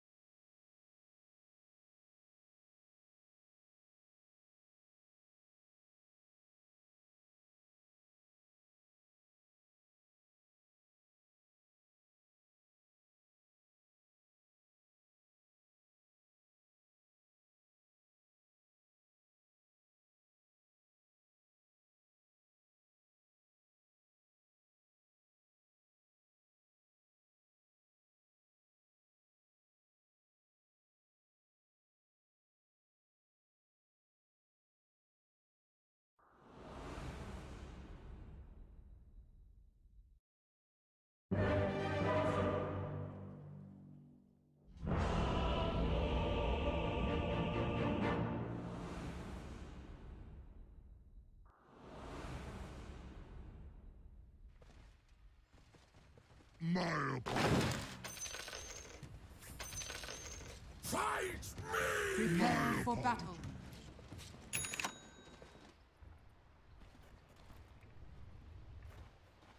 Hmm.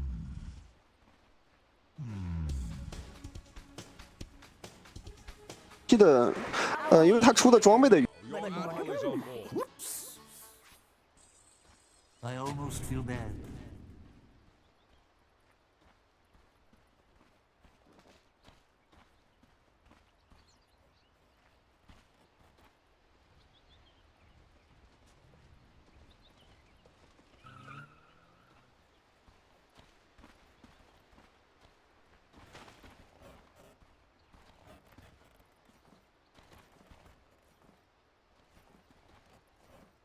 Thirty seconds to battle.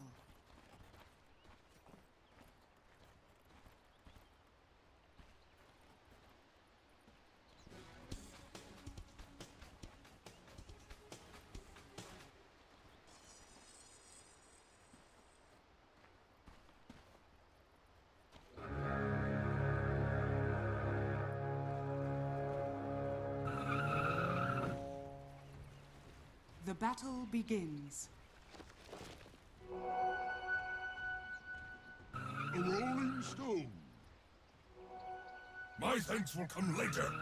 Least expected.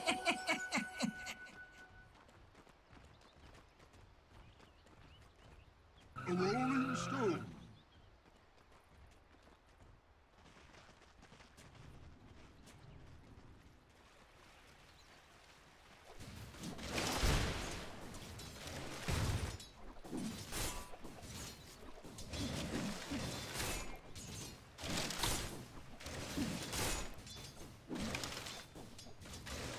You get nothing. Denied.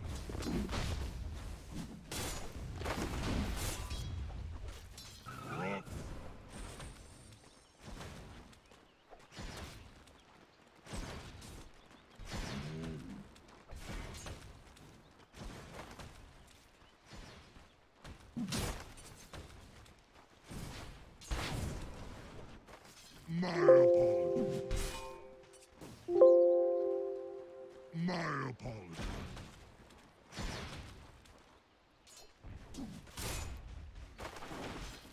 Rolling out. Radiant's bottom tower is under attack.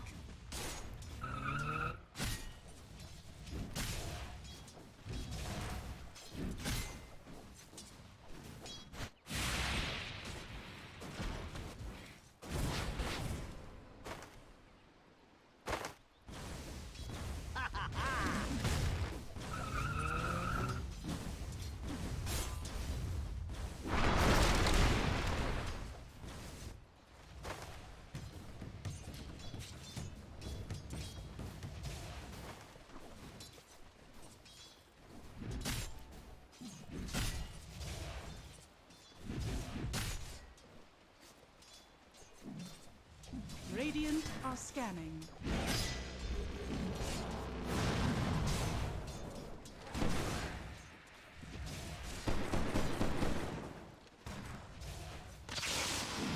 I'm sorry, How refreshing. No.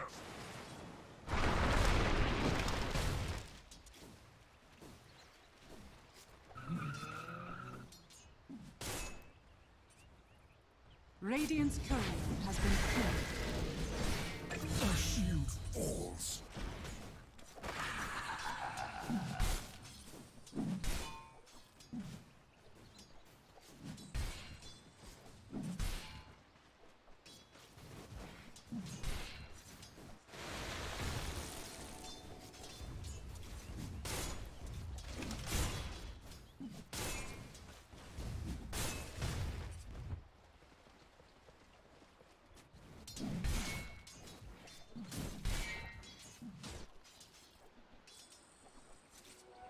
No, take that.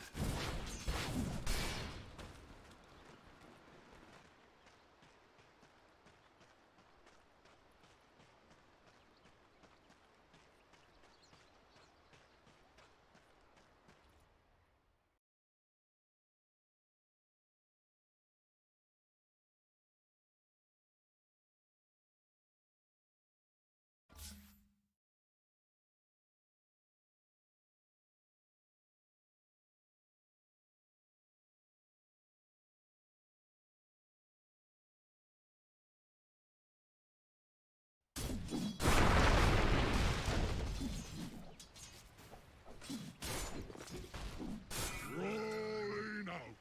Thanks.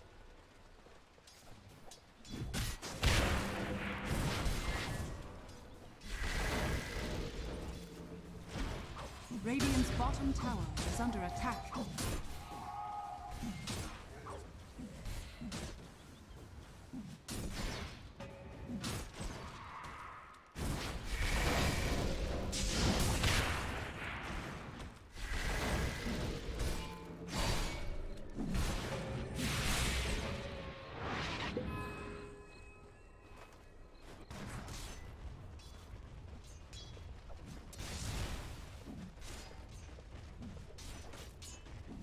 My apologies.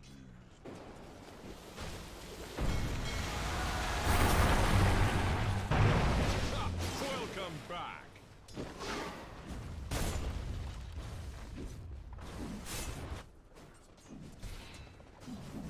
night.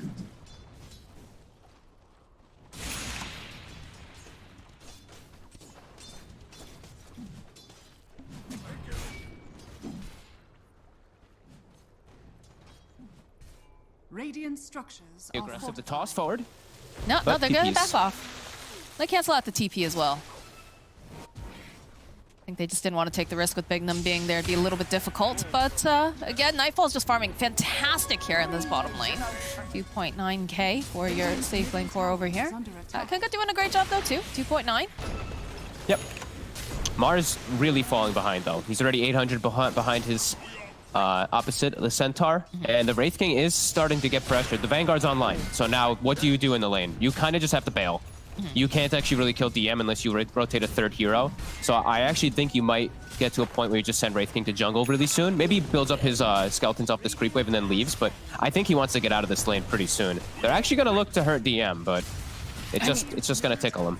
Yeah, there's not much that this duo can really do. Like, you need at least +1 if you're going to try I want them to have any maximize help. too, right? Because like the Wraith King, he farms super well anyway in the jungle. So unless they're making a rotation to gank him, that's what I'd like. But they're actually making the rotation potentially to steal and gank. So this is actually nice from Unique. So keeping that Wraith King in lane, this is why.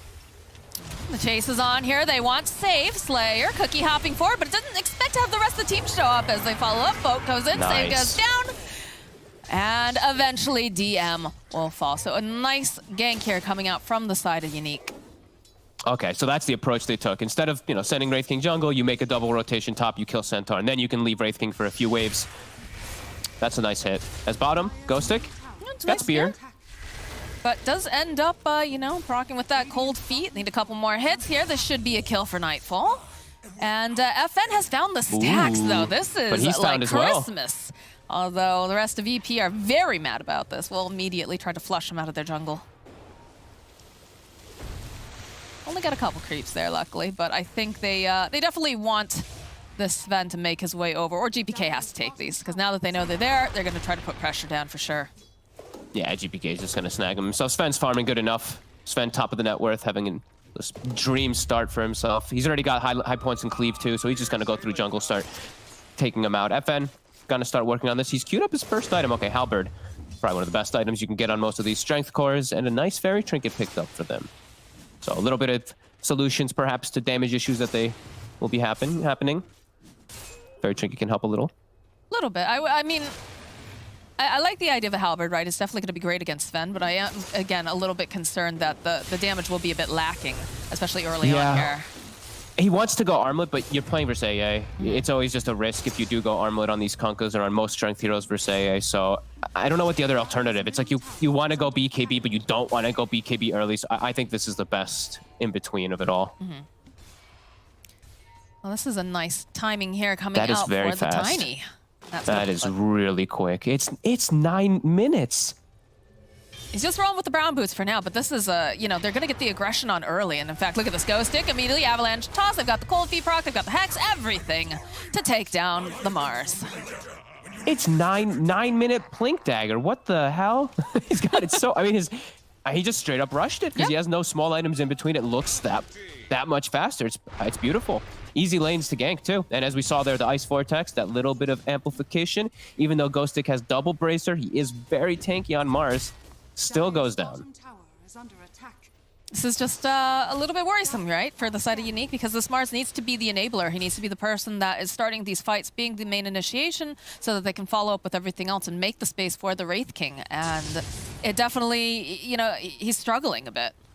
He's just gonna be he's gonna die instantly inside of his ulti. It's gonna be difficult for Ghost Stick for sure, but at least he'll probably absorb a lot of those spells. But yeah, he's definitely gonna have a bit of a rough start in this game. And he has to force things though. That's the problem, is they don't have another melee support or anything like that, so that they can it's a Tusk or something. You force spells on yourself. Rubik and Snap like to stay in the back lines. So Mars is one of them is gonna have to give their lives kind of. So it's probably gonna be Ghost Stick in most scenarios. What a bleak existence, knowing that, all right, guys, I'm going and I'm not going to make it out alive. I'm trusting you. Kill everyone for me. Avenge me. Mox, I'm telling you, it's the non-Vanguard offlaners. They just have to give their life most of the time. VP set up. It looks like we have a big battle. They have the find, though, over here. They're going to immediately try to take out Slayer. Down he'll go. As over on the side, they're going to try to engage. They're not quite able to find it now, as they do have the haste rune over here on GPK. He's looking for Palantimos. Are they going to be able to grab the time? They get the stop off from DM. They've got the damage toss up into the air. Palantimos, he does have the reincarnation up, so he's going to go down once. And he's going to come back up, but the rest of the team, look at this. They just immediately pincer on him. All the lockdown in the world, all the damage. And with the Serpent Wards being so close to the tower, it'll be a nice, efficient play here coming out from the side of Virtus.pro. What a weird defense from Unique, the way that they approach it. The Snapfire's walking up the river rather than playing in the back lines behind the tower, because Snapfire is ult. So ideally you want to sit like in tree lines to get this off. That was a huge blunder from Unique, the way they set up. Yeah, that was really, really weird. VP just did walk through the tower, and Unique just walked in these all different approaches. Every hero walking a different way. Nobody on the same page. The Avalanche toss back over here on FN. They've got the Ice Blast to boot. They landed over on the Kunk of the Hex. They'll go and throw out the arena, but they're not able to do anything. They grabbed him. All right, there we go. There's those Snapfire kills we're talking about. They take down Kingslayer. They take down Save. Can they do anything else, though, as they find the kill on Bignum? GPK is just walking away here. As the follow-up here is from Nightfall. They don't have enough damage to take down GPK. As Slayer snaps up the regen rune, will hop up to the high ground. So they managed to take down 2 supports. They get the combo off, but it definitely isn't as effective as I think Unique wanted there. No, and it's not... You know, it looks great, right? Like, they get these 2 supports, which is nice. You know, they do need these kind of kills for Unique, but now you won't have this to set up for the tower defense. So now I think for VP, you immediately go back mid, you set up for tower push with your Shadow Shaman wards when it comes up in a second, and you pressure it, because they're not going to have their ults available in time. So it looks great from Unique, but yeah, now they're not going to have those ults for the next moments when VP does force the issue. So if VP doesn't, though, then maybe that can be good, because then Unique did get kills. They'll have time to buy those ultis back up. But I think VP's going to hit. Okay, so you can see GPK just making a beeline here into the jungle. They've got the Ice Blast, the jump forward immediately from GPK, and down will go the Wraith King. So they are not giving them any breathing room here, Fogged. No. I didn't think they would either. Like, you know, the way VP plays is very bloodthirsty and very around cooldowns. Like, it's what a good team is going to do, playing around those long cooldowns. So immediately, yeah, hit the Wraith King, also swing mid, kill this, kill an Observer Ward too. VP's just doing all the right moves. Unique kind of just slipping up a little bit. It's not like they're making these very bad moves on Unique, but when you make these type of, like, just even one small mistake versus a team like VP, they're going to capitalize heavily, and that is painful. You lost your top tower, you lost your carry twice, you lost your mid tower, you've used ultis on only supports. Things are quickly spiraling a bit out of control, it does feel like, for Unique. And they're not slowing down the Sven. They're not slowing down the Tiny. No, if anything, like the Tiny and the Sven are running at them constantly. They have no time to actually, you know, gain their bearings as they do make their way back bottom, probably expecting that there's going to be some pressure placed on this tower. They did have a ward over near the river, so to be careful here. Palantimos almost still has Relic, so that's not bad. And FN still has decent farm. It's just in comparison to the opposite. Like, look at this Sven, 2,300 over the Wraith King at this point. It's brutal. And VP, they're just going to sack this tower. They're not going to risk making a move around here. Just looking to finish up these next big items. They almost have SNY finished on the Sven, so he's already fight ready. Centaur, I believe, had his Hood and his Vanguard, so he's fight ready.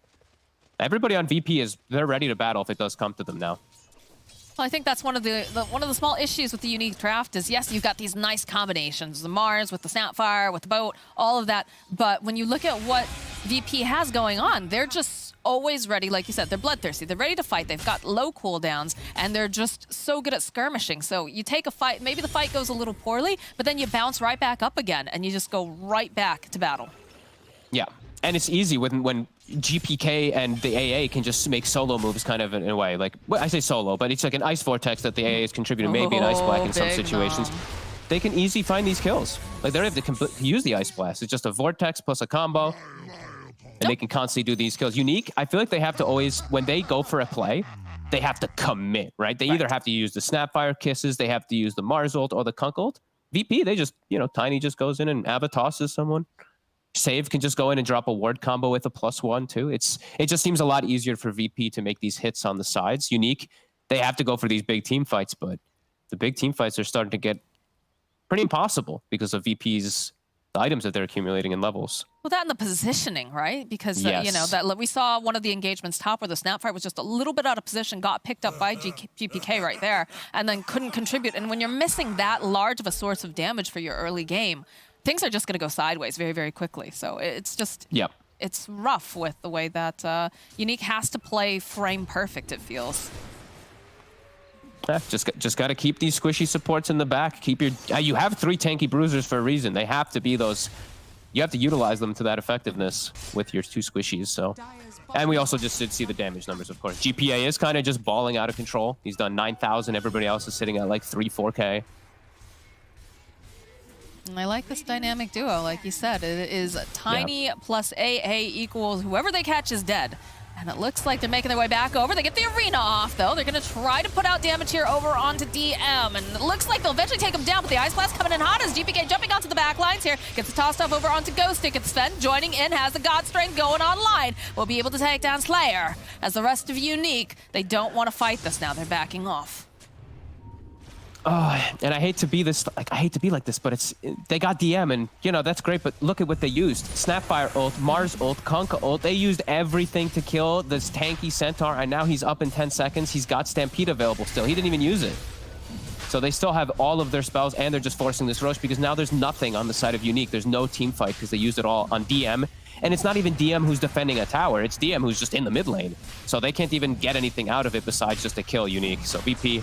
Although they lose a Centaur, they don't mind. No, I think you're very okay with this. You're securing yourself an Aegis, which is going to allow you to go and push out those lanes even harder, take some buildings, and like you said, it took so much to take down that Centaur. That's not the person you want if you're trying to go for a gank. You want something quick and easy, or you want someone very high value. And yes. No offense to DM there, but you know, he's more than happy to be that bullet sponge, so to speak. Especially if he's just in the mid lane. Like, yeah. If he's at a tower and they kill him and they get a tower or something out of it, great. That's fine. That's worth it. But it's just not the case. And, you know, their big target, it is going to be the Sven. It has to be because he's that big carry later on. But by the time that he actually turns up to these fights when they have their combos, it looks like he's going to have BKB. And that completely counters the entirety of Unique's draft. They're going to have, like, no damage. Unless they fully chain stun him, which is... It is there. They do have all this stuff, but he has Aegis. So not going to be the case. It's looking a little rough. Yeah, I mean, the other thing on top, so yeah, you see this initiation, they have to use a Snapfire, Kisses are using everything over here on the corner. They do take down DM, but you can see like the Sven jumping back onto the back lines, immediately just taking out Slayer. Yeah, Unique has to full retreat. They know that they used everything, and VP's just like, they used everything. We can just run in at them. So, yeah, VP with a very clear understanding of how they need to be playing this game. Unique, couple little botched movements, really hurting them versus these type of versus a team like VP. Like VP just knows exactly what to do, how to punish just any mistakes. So Dire's top tower is under attack. I'm just concerned for the side of Unique, like you said. A lot of this is just magic damage, straight up. And that was also the concern with the pickup of the Kunkka as well, because it's not typically the person you think dishing out a lot of physical damage until maybe later on in the game when he's accumulated different items. And like you said, maybe they can stun lock this Sven, right? Maybe they line it up all perfectly. The problem with that is that you have so many other stuns coming out from the side of VP. Yes. So you initiate on Sven, that's awesome, but then you know that there's going to be a Tiny in your face. You know there's going to be a Centaur. You're going to have lockdown coming out from save. You know, there's too many other things that you have to worry about at this point.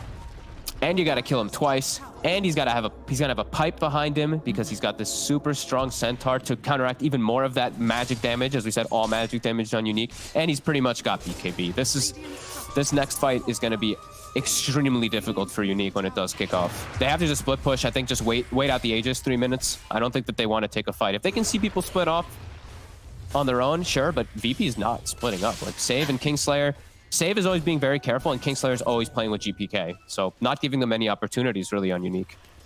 They just and keep it bringing the dewarded fights everything to them. too. Yeah. Look where Slayer's farming. He's terrified. He's even hiding behind the creeps at this point too. Like he's like, no, don't want to be too far over. What if they see me? Oh, He's like, they'll take a bullet for me. I know it. Yeah, they'll happily farm him and the creeps at the same time, knowing what you're saying here coming out from VP. Oh, GPK gets another shawl. Very nice. Extra magic damage, extra spell resist as well, as we said. Unique, all magic damage. Now we've got a Tiny with 15 armor and magic resist on top. Oh god, that was the perfect pickup. It always is the perfect pickup for every game, let's be honest, but still. Such a good item. It really is. Another shawl. I can't believe it still has not gotten nerfed. That's when it got added. I really thought that was one of the items that eventually would have gotten some type of changes, but nope. I mean, the flow chart of when is it a bad time to get another shawl? There really is no bad time, considering, you know, how fast games are moving early game now, and the amount of magic damage that gets dished out. So. And it's always on like the right hero. So I feel like it's like Tiny gets Fairy, Trinket, or a Nether Shawl. Morphling gets a Nether Shawl. The right hero just seems to always get in these games. But yeah, it's just really value. We always see them carry as unique. They feel strong right now. Valentimos, he has this Radiance. He's fragile though. He is gonna hurt on the targets that he's hitting, but my god, is he fragile. He has like 9 armor. Look at them. Look at the way that they're just baiting DM. They put him out there. They're like, our big tanky war boy.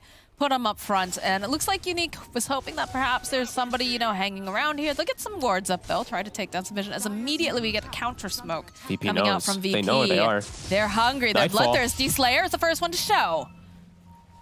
They jump up here. DM again, throwing his big old tanky boy body up front. But a Nightfall, Pinswing over on the side, has his eyes over here on Palantivus and the stack, so they'll take down the Wraith King once double damage gets activated by GPK. They just blow up Ghost Stick, and over here the Ice Blast coming in hot will be able to take down Palantimos. Oh my god.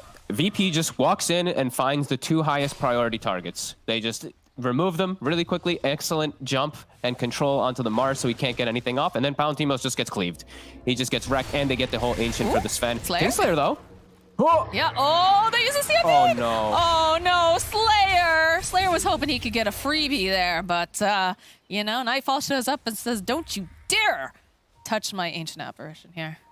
Dude, Kingslayer doesn't even smile. Look at him. He's just full business right now. He's just Stone like, yep, Cold, you didn't get me. Okay, moving on. Let's go. Next. Nice try, kid. Nothing personal. Nothing personnel.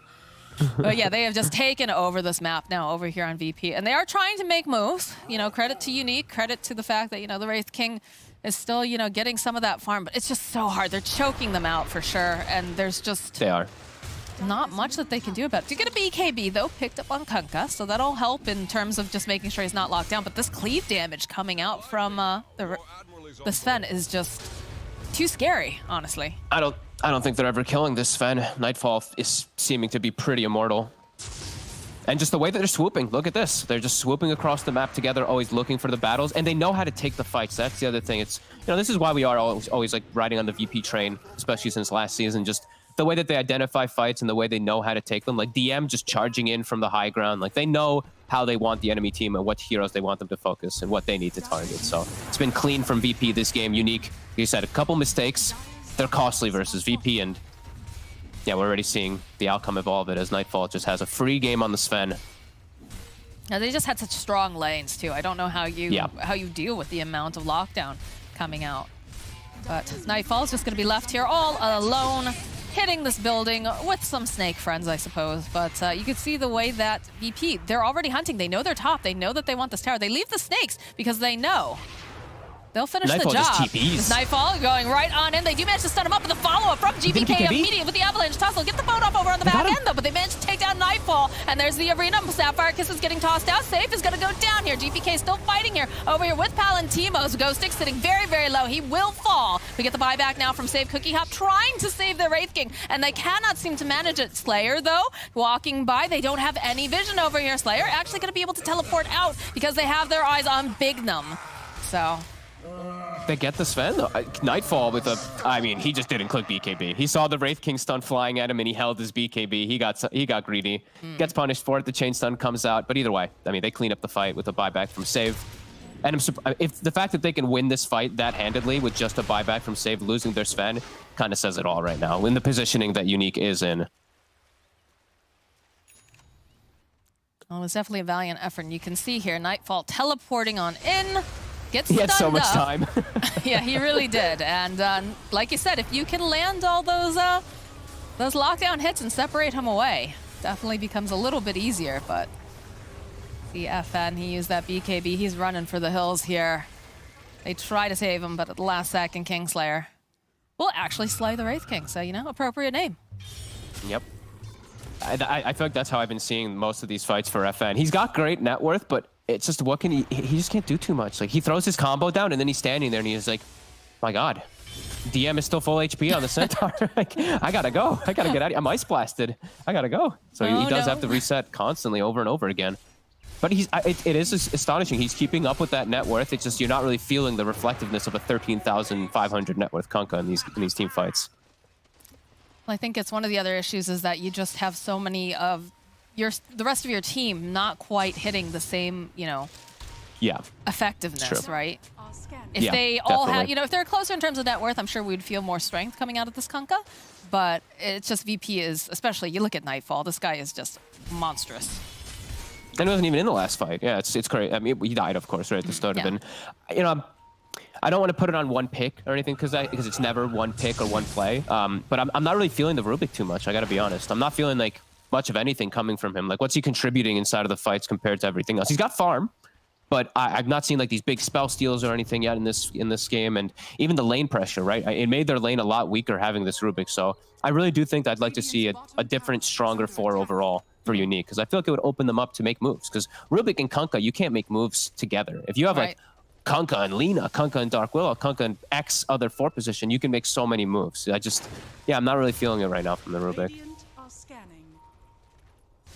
I get a scan over on the triangle, and we talked about this. We said how, you know, VP just constantly searching, hunting, looking for any sort of just quick pickoffs that they can get. But Palantimos here, you know, working hard on that BKB.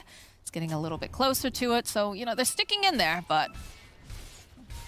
He'll be a little tankier, but his damage is going to start being a lot weaker because he is just that magic. The BKBs and all this magic resistance is up. Even a BKB now for GPK on top of the pipe and the BKB on the Sven. So they have all the ways to kind of guard themselves versus that Wraith King damage. But the Wraith King, he does need BKB, as we see. It's an unfortunate situation he's been placed in because of the game state. Well, they're going to be turning that aggression up to 11, or I guess 12 at this point, when you consider how hard that VP has been playing. But they're going to grab themselves another Aegis here. There's no way that they're going to contest it over on the side of Unique. Well, they do smoke up, but they know exactly where VP is now, and I don't know if they want this fight. No, and they give GPK the shard. Really like it on the Tiny. Infinite tree grab. He's just able to smack. He's got the Echo Saber too, so that's going to be really nice for him. Unique, looking for a hit. Slayer is going to get picked up immediately. Oh, the follow-up though from DM over onto the low grab with a beautiful stop. It's not looking great here, but it's still going to be able to go and land that Ice Blast. BKBs are being pumped. Look at this damage coming out from Nightfall now as they manage to take down Ghost Stick. They're looking for more, and these Mortimer Kisses are nice, but all they'll be able to do is maybe take down Save because everyone else has those BKBs up and running, picking them falling, and now the chase is on. Slayer's able to teleport out. They want Palantimos. Nightfall, he wants to get there. He needs to be a little bit closer, and he doesn't have a way to grab him here. Just gonna keep running. He's looking. No, he's gonna back off, realizing, all right, the rest of my team is not really with me. Gonna play it a little carefully. He got a little owned there by Night Vision. Nice little jukes around as he picks up an AC in the fight. So just having a full 2 items on top of Wraith King, just making that Wraith King look like a creep for the most part in the fight. And my God, DM. The reaction speed from this man, just so quick. As soon as his AA gets lifted up, he gets the jump, the stun on 2 for them to focus fire. And Ghostic has to throw the Mars ulti on the solo AA. They're just throwing their spells because they're kind of panicking in the fights on the side of Unique. For good reason. I mean, I would have panicked after seeing that stop. Oh my God, like immediately just down to the low ground. Great play coming out here from the Centaur. And again, if you're VP, you're pretty happy that, you know, also you keep in mind, your AA, he's still got his ultimate off. Yes, the Vortex is very important, but I mean, that's your big boy spell. So as long as you can get the spells off before you die. Oh God, Palantimos. Immediate stun over here. The lift, the toss back. Yeah, oh, look at this. DM gets tossed over. They want him, but... The flying Centaur comes in. He's always dreamed of being a My Little Pony, you know? He wanted to be a Fluttershy, but it was only in his dreams. Tiny was helping him achieve those dreams, Fogged. Yeah. VP is just so... they're a treat to watch, really. They're just so quick around the map. 10k lead. Not giving any breathing room. Like, look at this. Someone shows for like a half a second top. GPK is already on the hunt for him. Anytime they show on the map, it's been like that. And, you know, I didn't point out that they picked up this gem earlier, but just these type of things that they're doing. Look at this map control. Look at the ward vision. Unique has nothing. They can't get a single ward out on the map, and it's been like that most of this game, too. It's not just been with the gem. They've been taking out quite a lot of that vision. Been seeing a lot of like vision plays coming out from the Eastern European region like recently, which has been pretty interesting to watch. The fact that they're going for, you know, some of these earlier gems, some of the interesting ward placements too, like Winstrike was putting out. It's really fun to see. Nightfall very, very forward here. Does have save nearby as Palantimos, who was thinking about initiating. They do back off. They're too nervous. They don't really have that vision, like you said. It's too risky. Although they do manage to land the hit over here onto the Wraith King. Cookie hop away. They're scared of this Aegis still. Aegis and Cheese still up on VP. They can't kill these targets. You know, they killed the Sven the once just because he made that mistake. DM with the gem will also take out that ward. And also, we're talking about damage issues. Look what DM just picked up. So he's got his Aghanims. It's absurd now. They buffed it. It's 5.5 seconds of damage reduction. It's absurd how strong it is now. So definitely the correct play here for that pickoff. But you feel so bad. You watched Unique just place that ward, and immediately DM just walks over, cuts it down, and here we go. Nightfall. Okay, the jump in here from DM, but they follow up. Nice Garena being tossed out here GPK. along with all of these Mortimer kisses. The Ice Blast coming in hot though, but the BKBs will protect them. So doing a lot of... They're just doing so much here, but they're not able to really get the kills. No, and we see that the damage reduction from Stampede coming into play. GPK gets focused down actually for quite a long time on the Tiny, but I believe he pops the cheese. They have the damage reduction from the Centaur too, and they'll be okay. And now Unique, they don't have any ults themselves, but they did at least stop the push. And they did steal the Stampede, I believe, from the Rubik that did bail one or two of their teammates out. They needed to do something there because they were definitely going to go all in if given the opportunity. But again, you know, they managed to push them off of their buildings, and they'll live to fight another day, which gives them a little bit more time to keep making Palantimos a bigger, scarier Wraith King. He needs all the time. I mean, he's so far behind. He's the same net worth as a Centaur. He's just so far behind in this game because of how much pressure they apply to him. 3 and 4, 4 deaths. Just constantly hunting him with GPK this game. It's been really beautiful from VP. Just shutting down Unique's chances in it. And FN, we still see him, the only man on the enemy team of VP having no deaths. He's got good farm. He's got AC. So they still have this chance with this big Kunkka, but the Wraith King is just so far behind. He at least has AC to counteract the opposing AC that's on the side of VP from the Sven. So we'll make the Wraith King a little stronger. But man, I'm still just looking at this Wraith King's armor. Look when he's not next to the AC. He has 10 armor. Ah, that definitely hurts. Super low versus this Sven and Tiny. Look at the positioning coming out from DM. It's just sitting nearby. Immediately, Nice work, the initiation with the Ice Blast, the stun. A good lift up here coming out, and they'll follow up with the Ghost Whip. But GPK getting on the back lines. They still know Palantimos is here, so they'll be able to kill him the first time. He's coming back up again. He's got his BKB, but look at this damage, Fog. Over on the side, they drop the Serpent Wards, but they're still chasing over on the back lines. They'll take down Slayer, they take down Bigdom, and now they've got someone stuck over here in the arena. They'll take down Save, but FN now, he survives like he always does, but he just isn't able to do damage. He's not going to be able to survive this time around as DM coming in hot. They rip apart Unique. Yeah. They just they use their spells again. The team fights from GG gets Unique's team fights just looks really like the coordination's not there right now. I'm not sure what's going on with them. They like just are using the boat without any like other follow up or anything, and then they use the Mars ult way later on.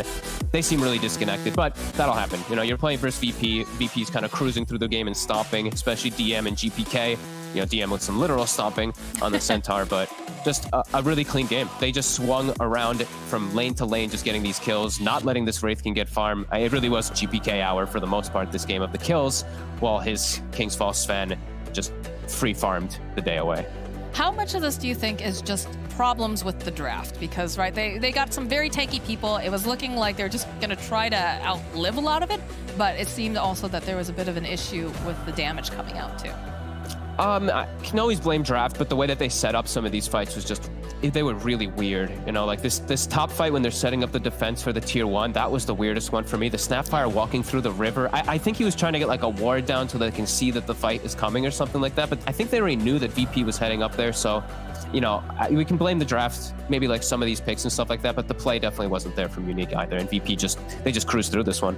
All right, well, luckily for them, they get another chance to try to even up the score here, because this is a best of 3, but Virtus.pro is going to take game number 1. While Kyle may have described them as kangaroos when it came to fighting, it wasn't a kick or a punch that knocked out Unique. It was more like an anaconda, slow wrapping around and increased pressure over time until Unique finally did pass out for game 1. We'll see if they're able to repeat that performance heading into game 2. We'll break it further down after the break. They say that she's not easy, no, she's really complicated, but that only makes it better, and it's got me so fixated, and I'm not the type to wait around, I've never hesitated, but she's got me captivated, so the game, I'm gonna play it, yeah. She got a body like a coaxin', she likes to keep the party going, these rumors got me feeling, I want that body, baby, show me.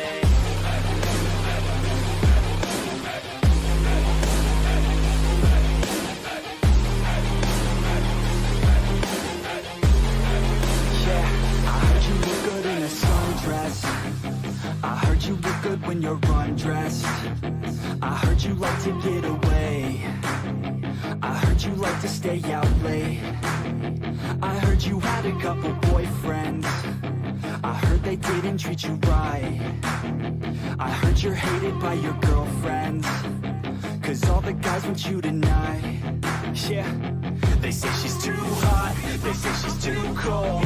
Where she came from, nobody really knows. They say she looks young, but say she acts old. From everything I've heard, she gets out of control. And all the boys say she was sent from the heavens, but I'm not too sure that this girl is a blessing. She's got the devil's eyes and they'll cut you like a weapon. She's stuck in my mind like a bad obsession. Got bad intentions. She got a body like a coaxin'. She likes to keep the party going. These rumors got me feeling lonely. I want that body, baby, show me. She's got a body like a coaxin'. She likes to keep the party going. These rumors got me feeling lonely. I want that body, baby, show me.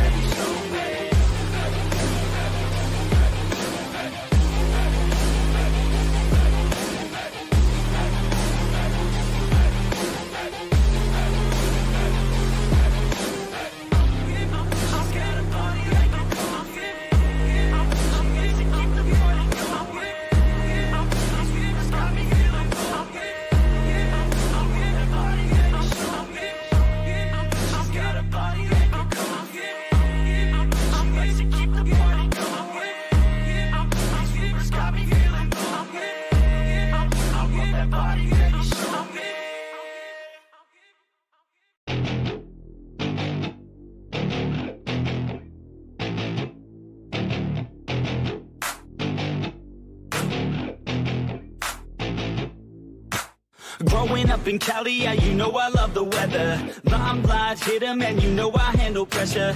I do what I want, so I'm never saying never. I get what I want, so they call me go-getter. Yeah, I know he does it good, but you know I do it better. So misunderstood, if she wanted, then I let her. Everybody knows if I want her, then I get her. She gave me that look, yeah, she knows she thinks I'm clever. I don't think I do it good, no, I think I do it great. They would do it if they could, they can't do it, so they hate. Everybody wanna look, but nobody wanna play. Stealing eyes like a crook while I put it on display. I don't do it by the book, no, I do my own thing. That's why every single hook got them singing like me. And I ain't in any rush, cause I'm finally getting paid. Don't believe in any luck, I believe I'm self-made, yeah.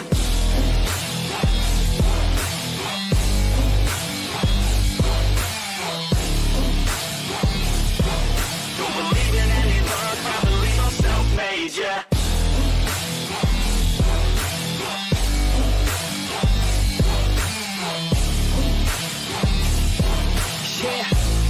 Let's go. Catch me at the top, sipping shots of Patron. I will never stop till the road is my home. I'm about to pop, everybody's gonna know. When the beat drops, they be yelling B-ho. Girls in crop tops, drop tops at our shows. Mini skirts rock, got us all like whoa. All the pretty ladies lined up front row. Driving me crazy, I just wanna take them home.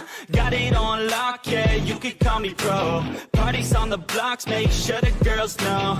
Now it's getting hot up in here, oh no. Think Nelly had it right, better take off all your clothes. Future's looking bright, now I'm finally in the zone. 3 years of my life, I committed to the growth. Soldier boy, tell them #1 ringtone. I'm the reason people texting, cause they're blowing up your phone. I don't think I do it good, no, I think I do it great. They would do it if they could, they can't do it so they hate. Everybody wanna look, but nobody wanna play. Stealing eyes like the crook while I put it on display. I don't do it by the book, no, I do my own thing. That's why every single hook got them singing like me. And I ain't in any rush, cause I'm finally getting paid. Don't believe in any luck, I believe I'm self-made, yeah.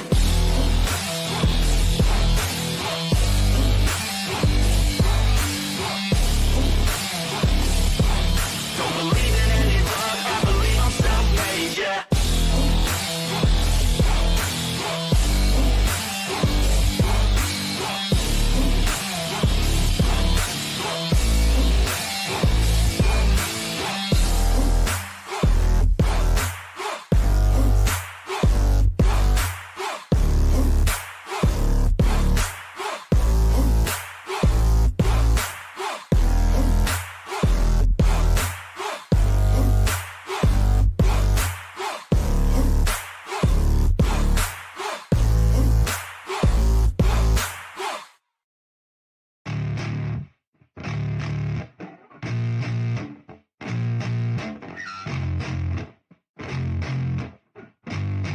Yeah, I spit raps like a heart attack. Fast, fatal, hard impact. Past painful scars. In fact, I blast tasteful bars and packs. I back up my actions. Fact, don't ask, grab reactions. Jacked attack with every word, then act with class as they hear me snap. I got nothing to lose, cause I fought and felt the bruise. Now I'm not the one confused. Call the shots and they produce. I ain't lost, I'm finally loose. Pick a new silver excuse. I need the views to boost me to a new abuse of being used. Everybody wants a piece now. Y'all can rest in peace now. You're dead to me, so peace out. Remember, you're discreet now. Get ready for defeat now. I'm gonna make you bleed out. Listen on repeat now and weed out all the weak now. Get up and make a change. Don't remember yesterday. If you got something to say, speak your mind before your grave. Cause your life is yours to save. Ain't nobody gonna change. Everybody stays the same. So be different, make a name, like huh? a soldier, I keep on moving forward. Always getting closer. I'm marching till it's over. And just like a soldier, I keep on moving forward. Always getting closer. I'm marching till it's over. And just like a soldier, I keep on moving forward. Always getting closer. I'm marching till it's over. And just like a soldier, I keep on moving forward. Always getting closer. I'm marching till it's over. It's ridiculous, I'm spitting this meticulous and limitless. While others out there spitting shit got hits up on the charts and shit. I see why other artists quit, cause people don't reward good shit. They love to hate but hate to live. Society, you swing and miss. And honestly, I get it. Promise me you won't regret it. Wasting energy, forget it. Don't look back, go on and get it. Bite the bullet just a bit. Bite your tongue and don't say shit. Make your actions hard to miss. Be a legend, not a myth. Yeah. It's obnoxious that I'm conscious. Rapping honest as promise. Try to harness. As an artist, stay modest. It's a long quest. I will not quit till 10,000 people going off when I drop this. I gotta make it now. Swear to God I'm breaking out. Swear to God I'll take a bow. Stand the stage with the crowd, cause I got it figured out. I'm just honest and I'm loud. Saying modest but I'm proud. No, I never had a doubt. Like a soldier, I keep on moving forward. Always getting closer. I'm marching till it's over. And just like a soldier, I keep on moving forward. Always getting closer. I'm marching till it's over.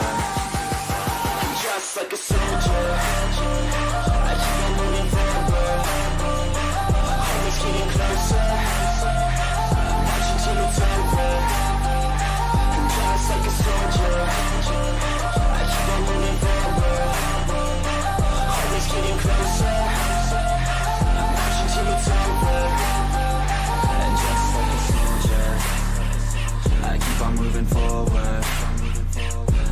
getting closer. I'm marching till it's over. And just like a soldier, I keep on moving forward.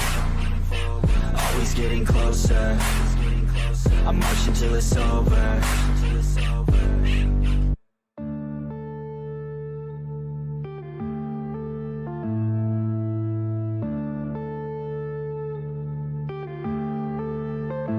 Yeah.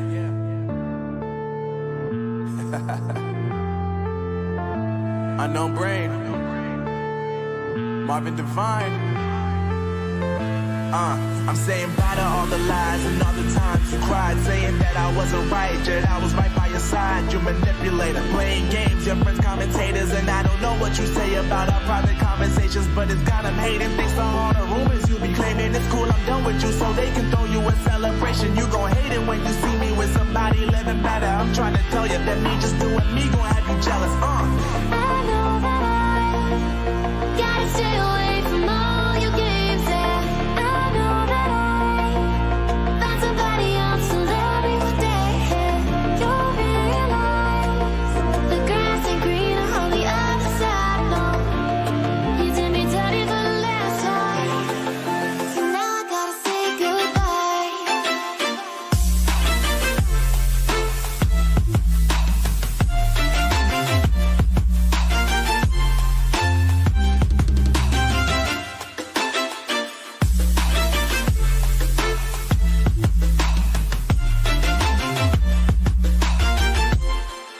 So now I gotta say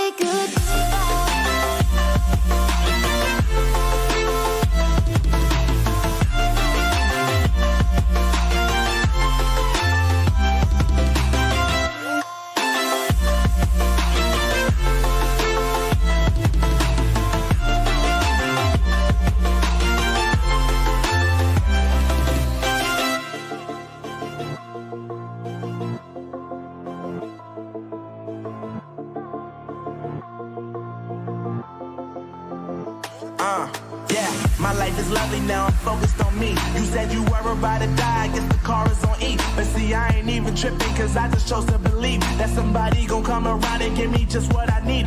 I don't wanna see you finally, see you looking down and out. Coming to me crying, saying you miss having me around. Gave you chances and you blew it, you so easily influenced. All the times you told me beat it, now you gotta face the music, I'm saying I know that I gotta stay away from all your games. Yeah, I know that I found somebody else to love every day.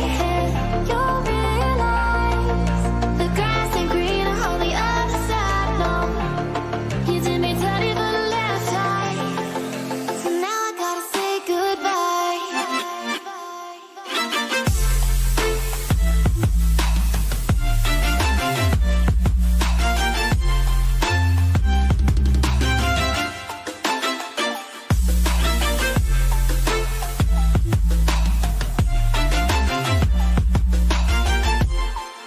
So now I gotta say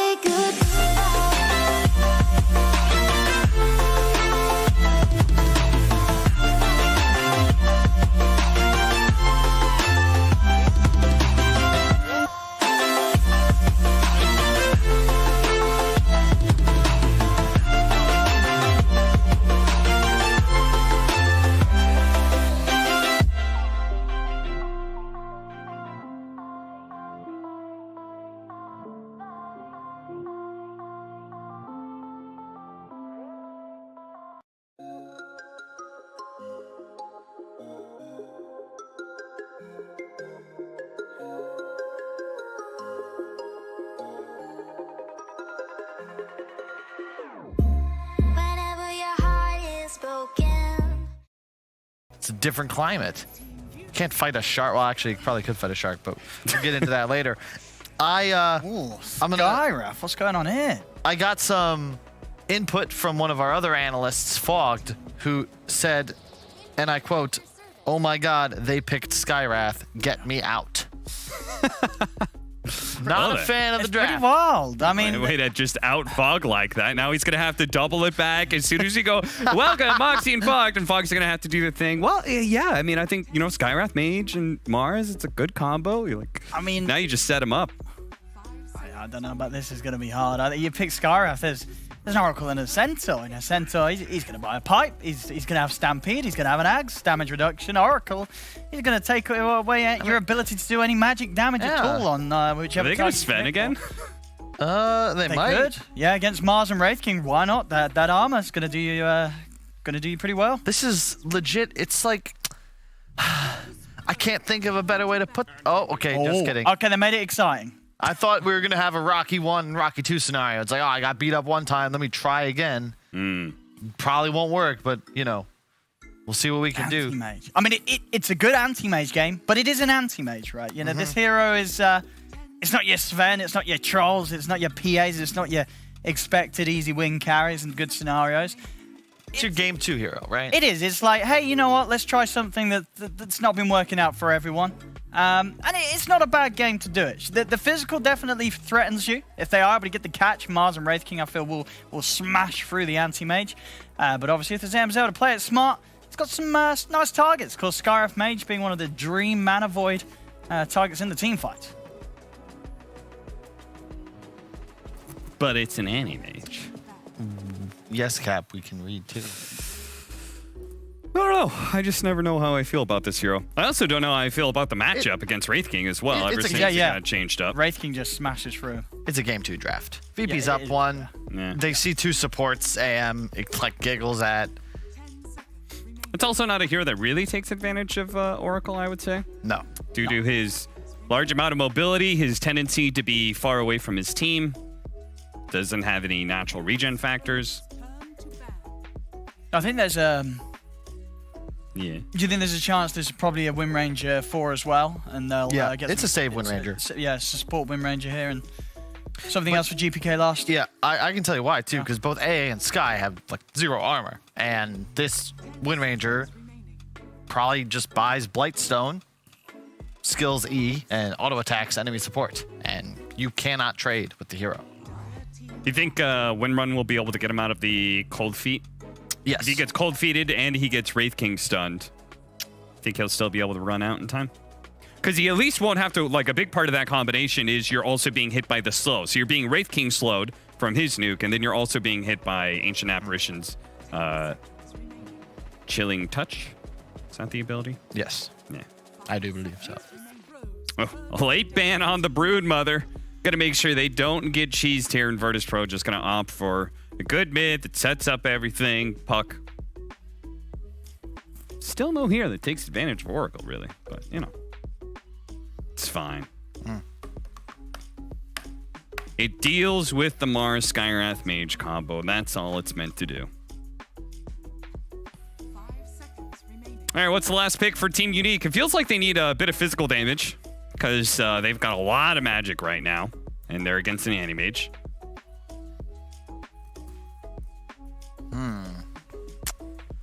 You want to be nice. They had one Druid player. Is TA available? Because this is the dream.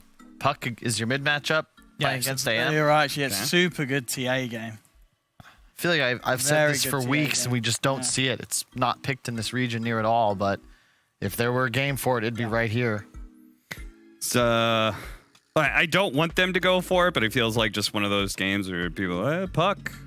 What's a mid-strength hero? DK. Okay, let's do it up. But DK is the safe option, but DK might even arguably be better because you have the Skyrath. So if you land the stun on this Puck or AM, they do die. Yeah, but it's another single target disable against Oracle. Yeah, you know? Exactly. I want something that's a little risky, that has a little flair to it. Agreed. Let's actually beat the Puck in lane. I mean, like, FN did very well for himself in the mid lane. If I recall, he actually was winning in CS against GPK. Is it a good DP game, Kyle? It is, but into Anti-Mage and Wind Ranger, it can be a little spooky just because of the burst potential. Okay. It's good. It's just a different style. It's DP, DK, TA. Those are your 3 options. Yeah, Tiny's banned. Really, yeah, I don't see much else. Maybe you could Shadow Fiend, but like I always say, you can Shadow Fiend. Yeah, Kunkka, nah, you don't want Kunkka. Plenty of options. FN, he's in a good spot. You see everything. You know what you got to do to win the game. But I agree. I think DP or TA, because I'd like this last hero to deal some structure damage and just have a little more punch. Oh, So okay. It's mid-Mars, back to the mid-Mars, and they do the off-lane Slardar. So they've only played this mid-Mars once before, but then again, before they also had Pikachu over FN. So Mars kind of replaces the DK in the concept, but Slardar is arguably the most value hero against AM in Dota. You have a good lane, you have massive minus armor for later on, but I'm not a huge fan of it into Oracle Windranger. Yeah. It's always a bit weird when you are countered by supports as a core, right? Mm-hmm. But it's forgiven if they win the lane, right? If they actually dumpster the AM in lane, then you can be forgiven the support matchup, right? So, all right, well, I'm sure we're both going Virtus.pro. No surprise there. Oh, no? No surprise? I don't really like anti-mage. I think it really is a game 2 VP draft. I think they're taking a little bit of a challenge here on themselves. They're saying, hey, we've got this, we can pick it. Yeah, sure, it's good against the Sky, but it is so much physical. Like Slardar, Wraith King, and Mars. You look at the rest of the lineup, sure, Centaur's tanky, but all the other 4 heroes, they get caught in the arena in a stun. They will get blown up. They will. So this is VP sort of banking on themselves being that much better, I feel, than Unique. And whilst there is very much a good case to say, yes, they are quite a lot better, they're going to be able to do it regardless. I don't know if they're that much better. I think this anti-mage will get beaten here. I believe in Unique. I think Unique's going to be able to beat the anti-mage. I don't trust this hero. Kyle, very quickly, Owen makes a good point. Yeah, totally. All right, Kyle is VP also going to be win, backing Team Unique. Both of our analysts think Unique is going to be winning. It's going to be crazy. It's going to be 1-1. We're going to see a game 3. Super excited for that. Let's go watch Team Unique win with Moxie and Fogged. Wow, Fox, have you ever seen a more biased panel towards Team Unique in all your life? My goodness. But I think biased against anti-mage is the more appropriate. I think that's fairly reasonable. This time, though, Unique, they're having a more balanced draft, which I definitely like. I don't think we're seeing quite as much of just straight up magic damage. So, what do you think? Do they have a chance? Well, I have to go to what Kyle talked about because I did message him saying, they picked Skywrath. What the hell are they doing? I'm not a big fan of this hero. I will own it. I'm not a big fan of the hero, and especially, did they pick it into Oracle? Did I see that right? I think they did. Either way, not crazy about the hero. However, I think overall for the lane, it's much more suiting. Like the Rubik last time, you don't apply like any pressure. You don't really do much of anything unless you're versus a very weak lane, which he wasn't. Skywrath, maybe you can actually bully, but he's into Oracle and anti-mage, so I say that, but I think the idea when the anti-mage gets picked with the Oracle, it changes and makes that Skywrath kind of useless throughout the game. So I think if Unique can land these really good Mars ultis, if they can actually make sure that they hit these certain heroes on VP, if they catch the puck with things, then sure. But I see all telegraphed stuns. How the hell are you going to land a spell on this puck? It's a Wraith King stun that flies at you. It's a spear that flies at you, and it's Slardar stun with a windup. It's going to be very difficult. They have to get the Ancient Seal from the Skywrath in most of these fights, which puts Skywrath very close into the fight. So, I see the potential for Uniques if they can land these spells, but I think VP could also just dodge them very easily. Puck just clicks phase shift and dodges an entire initiation. So much pressure being placed on Mars. This time, a different player playing it, but definitely, the potential they have to get these good initiations. And the other thing that I'm a little bit concerned about is there is, of course, an Oracle on VP. How in the heck do you get to those back lines? Because you know that he is going to be playing so far back, and it's not like they have the greatest solutions in managing to get in there and just blowing him up before he can get most of his spells off. Yeah, I think it's going to be pretty crucial for the Blink Dagger on Slardar. I'm going to be looking at Ghost Stick in this bottom lane pretty much as the most crucial thing. I know the Mars, we're talking about how important it is for him to land those big ultis because they do have some great combos with Sky and AA, but there's good counters versus as Mars ult. So I'm looking mostly at Ghost Stick. If bottom lane doesn't go, if they don't put an insane amount of pressure on this anti-mage and Ghost Stick's able to get an early Blink Dagger, I'm going to be worried for them ever stopping this VP machine, because the VP machine is pretty much take it to late game, anti-mage wins this game. He's going to win just with 1v5 pretty much. So we'll see if that happens. They do have solutions though. They do have heavy physical damage coming out from Unique, so like you said, it's not all magical, so we'll see if they can do it. I think it's a better approach than the last game. Yeah, I think the other thing that I'm really worried about is just I guess, you know what, never mind. On the flip side of things, right, you do have very low cooldowns coming out from both teams. So we're going to be seeing more skirmishing action. What I'm worried about with Ghostic is that if he falls behind, right, because we've seen this happen before with these Slardars that, you know, yes, you know, they get what they need, but they're not ahead. And when you're not ahead on a Slardar, it feels like you're just cannon fodder. And that was basically his job last time, was to be the cannon fodder, going and saying, I know I'm not going to survive this, guys. Just make sure, you know, you make the most of it. Avenge me, get as many kills as possible.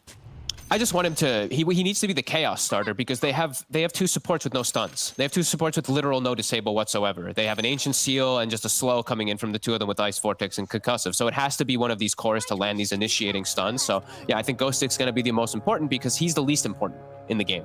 Like, if you know what I mean. Like the Mars wants to land a super crucial stun. Ghostic has to give his life to be able to get this Wraith King Mars to get these in a lot of times. So yeah, I think he needs to have a good start. He needs to have a really, really good game for them to have a good shot in that later stages. But we'll see. Hopefully I'm wrong because I hate anti-mage. It's like when you see a Beastmaster, right? Although recently it did get nerfed, but definitely you don't want to be rooting for the team with Beastmaster because it's just, then you're going to see more Beastmaster in your pubs. Yes. Unpicked, unbanned both games, right? Yeah. I don't think that he's that far dumpstered though, is he? He got buffed on Inner Beast, but the axes did lose. It's a lot. Because, like, let's say you throw 6-7 axes out, like sets, you're losing out on 30 damage for each axe. You're missing on like 360 plus damage. It adds up. It definitely adds up. Well, maybe not like the first pick band material anymore at the very least, but that's exactly why, you know, he needed that nerf. For sure. See how they're doing down bottom. We see the preparation already. This is how you lane versus Skywrath. Look at Kingslayer's items. Double Tangle Salve, and then look at Nightfall. Stick to start, so that if the spam does come out, you'll be fine. And it should be pretty hard, I feel like, for them to actually apply pressure onto this anti-mage, unless Ghostic just does an excellent job down here. But yeah, I'm not really seeing it versus Oracle. I feel like Oracle's going to be able to sustain fine for Nightfall. Definitely seems to be the case. In fact, he's really kind of bullying them over here on the side as well. Which is not how you want to see this lane going if you're a Unique fan. It's the reason why I gotta. I'm a. You know, when I say I hate Skywrath, Moxie, it's because I feel the hero is just not good. I actually love Skywrath. I'm one of the. I actually played Skywrath like so much, even at like TIs and stuff like that. Huge fan of the hero, but it's a losing hero. The hero just. I just see it not doing a whole lot unless you have so many great combos for it, like Chrono, so many like excellent stuns where you can keep distance. And if you're not into Oracle, I think Oracle just completely counters the hero in every aspect. You can dispel the silence, you make a magic immune during the ulti. It's a full-out counter. And the Fake's Edict is just so good. In fact, we've seen like several of the teams, I think Baposhka most recently too, playing that Oracle and just getting off these really clutch saves. But, you know, what would you like to see? If you could buff Skywrath, if you could make him, you know, more of a standalone sort of deal, what would you like to see changed on him?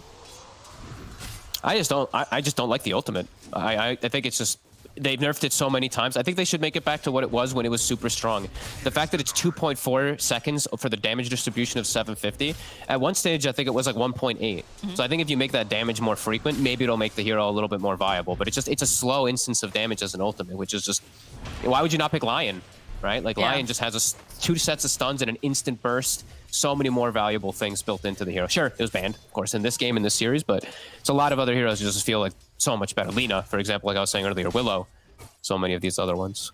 All right, Mr. IceFrog, if you're watching, we would like to see some sort of buff coming out from Skywrath Mage here, because he's definitely feeling a bit underwhelming, and, you know, it's only so much that he can really do in this game, especially when you're up against the Oracle.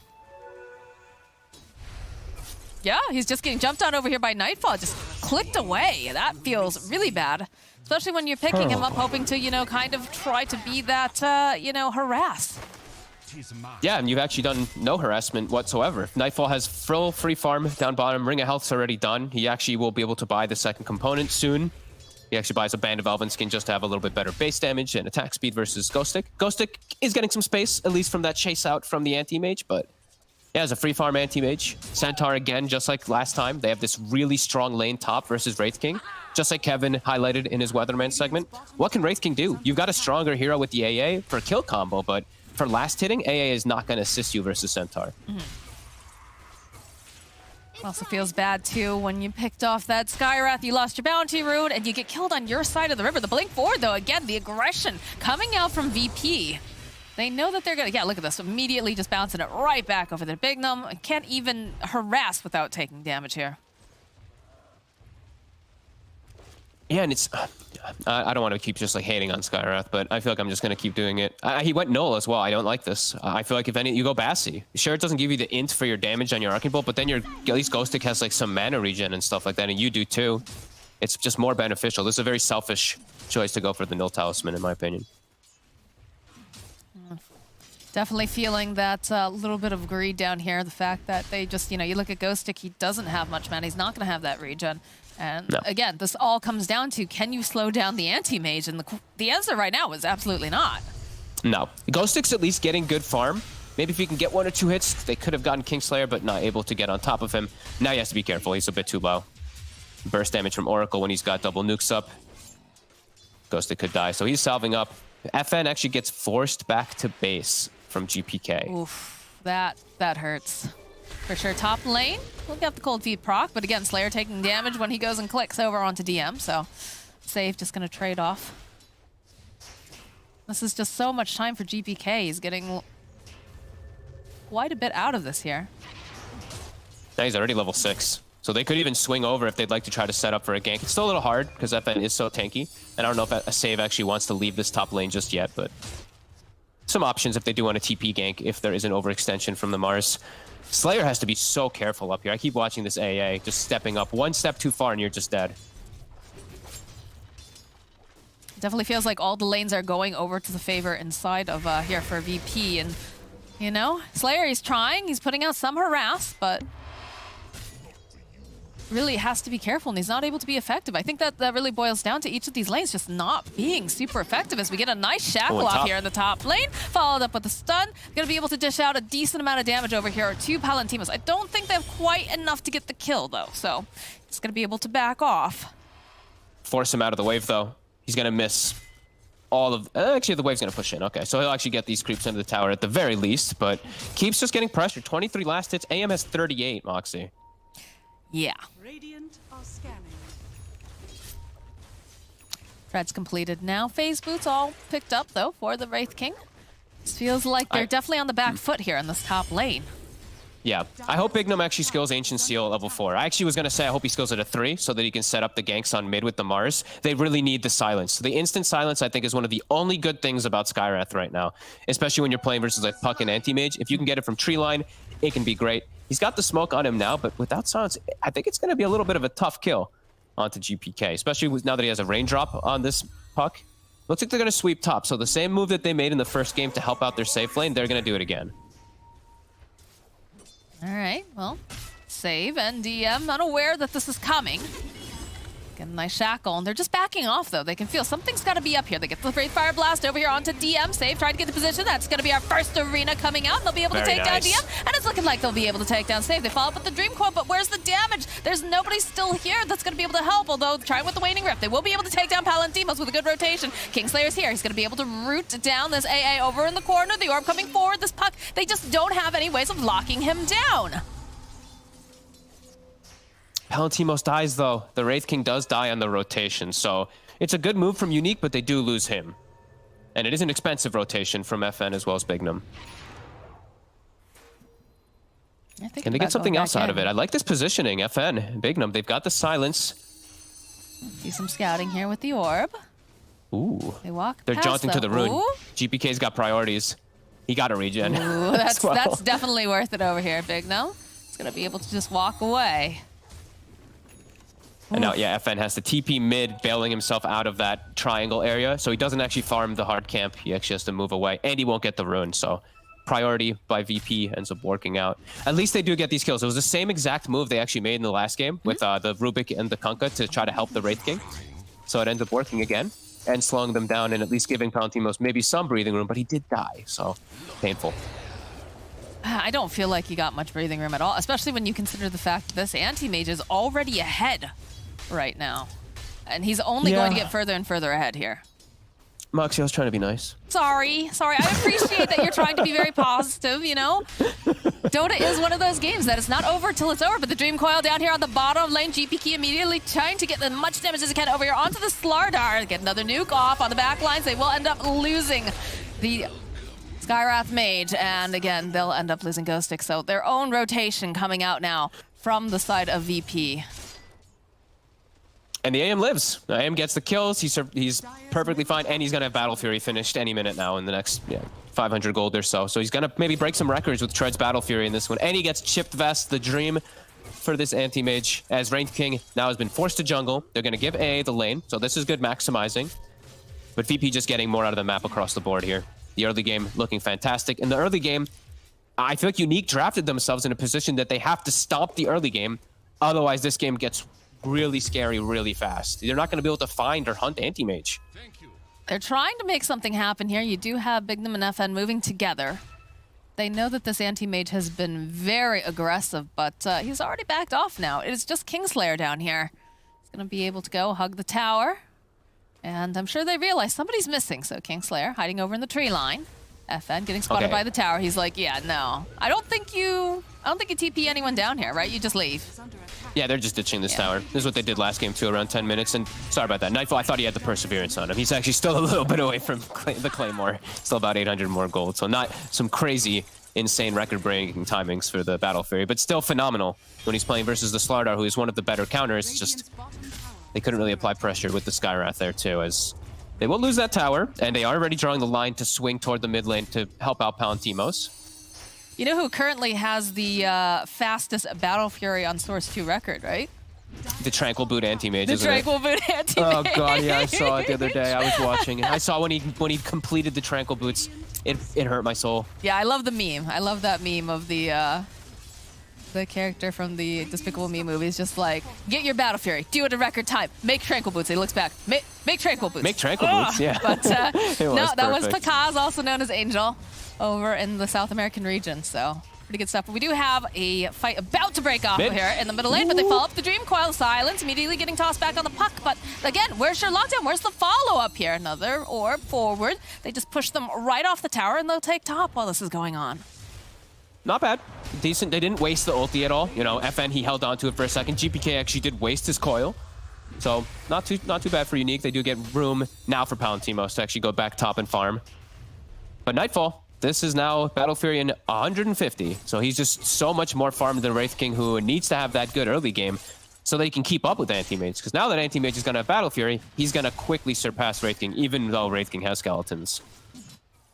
It's strange to me that they keep falling back on the Wraith King. I mean, I know that Palantimos likes this hero, plays it quite a bit, and it has been in the meta for quite a while, but it feels like they need to pick something more tempo, generally. And again, they have an anti-mage over here on the side of VP, but you know that VP is going to skirmish. They're going to run at you very, very early.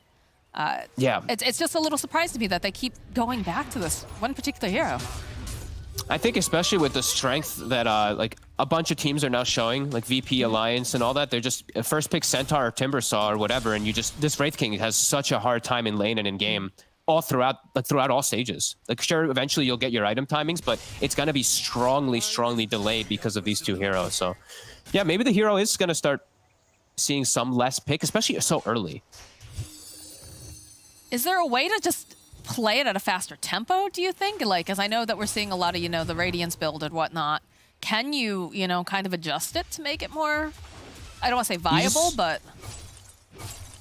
Need to have a more successful lane, Okay. Just maybe like you need just this unbelievably powerful hero behind you. AA is good, at least at going for kill combo, but not into Centaur. If they were versus a weaker combo, perhaps that duo would be stronger, but I think Centaur overall is just, as we said, these Vanguard heroes are just absurd right now, what they can do. It's like Palantimos feels a little lost here in this middle lane. He's kind of running around in circles. Yeah, they want to keep swinging for mid tower. DM has his Blink Dagger coming, so they're going to have a big way to team fight on the side of VP now, besides just the puck. They're still trying for this middle tower. Got the Dream Coil online. The Silence immediately over here onto the Oracle, but they use the Stampede and they jump in. DM with another beautiful stop as they just rip apart Big Dump. They've got their eyes over here. They'll take down Slayer. And this arena just not effective. No, and it's an instant Stampede to pull that Kingslayer away, and something we mentioned from earlier, how do you get to backline if your supports have no stuns? And also, Skywrath, this actually could be another buff. Make Ancient Seal like 900, 950 cast range. You have to get so close. He has to get the silence, and so he has to get that close, but then you're in risk of just that, you're in risk of getting initiated on, turned on from big tanky bruisers, and your big tanky bruisers can't get to you because you are the squishy heroes in the front line. So it's just awkward from Unique. Yeah, that was some nice button pushing coming out from DM there. And you know, FN, he gets himself this arena, but they just aren't ready to fight. They don't have the damage. Yep.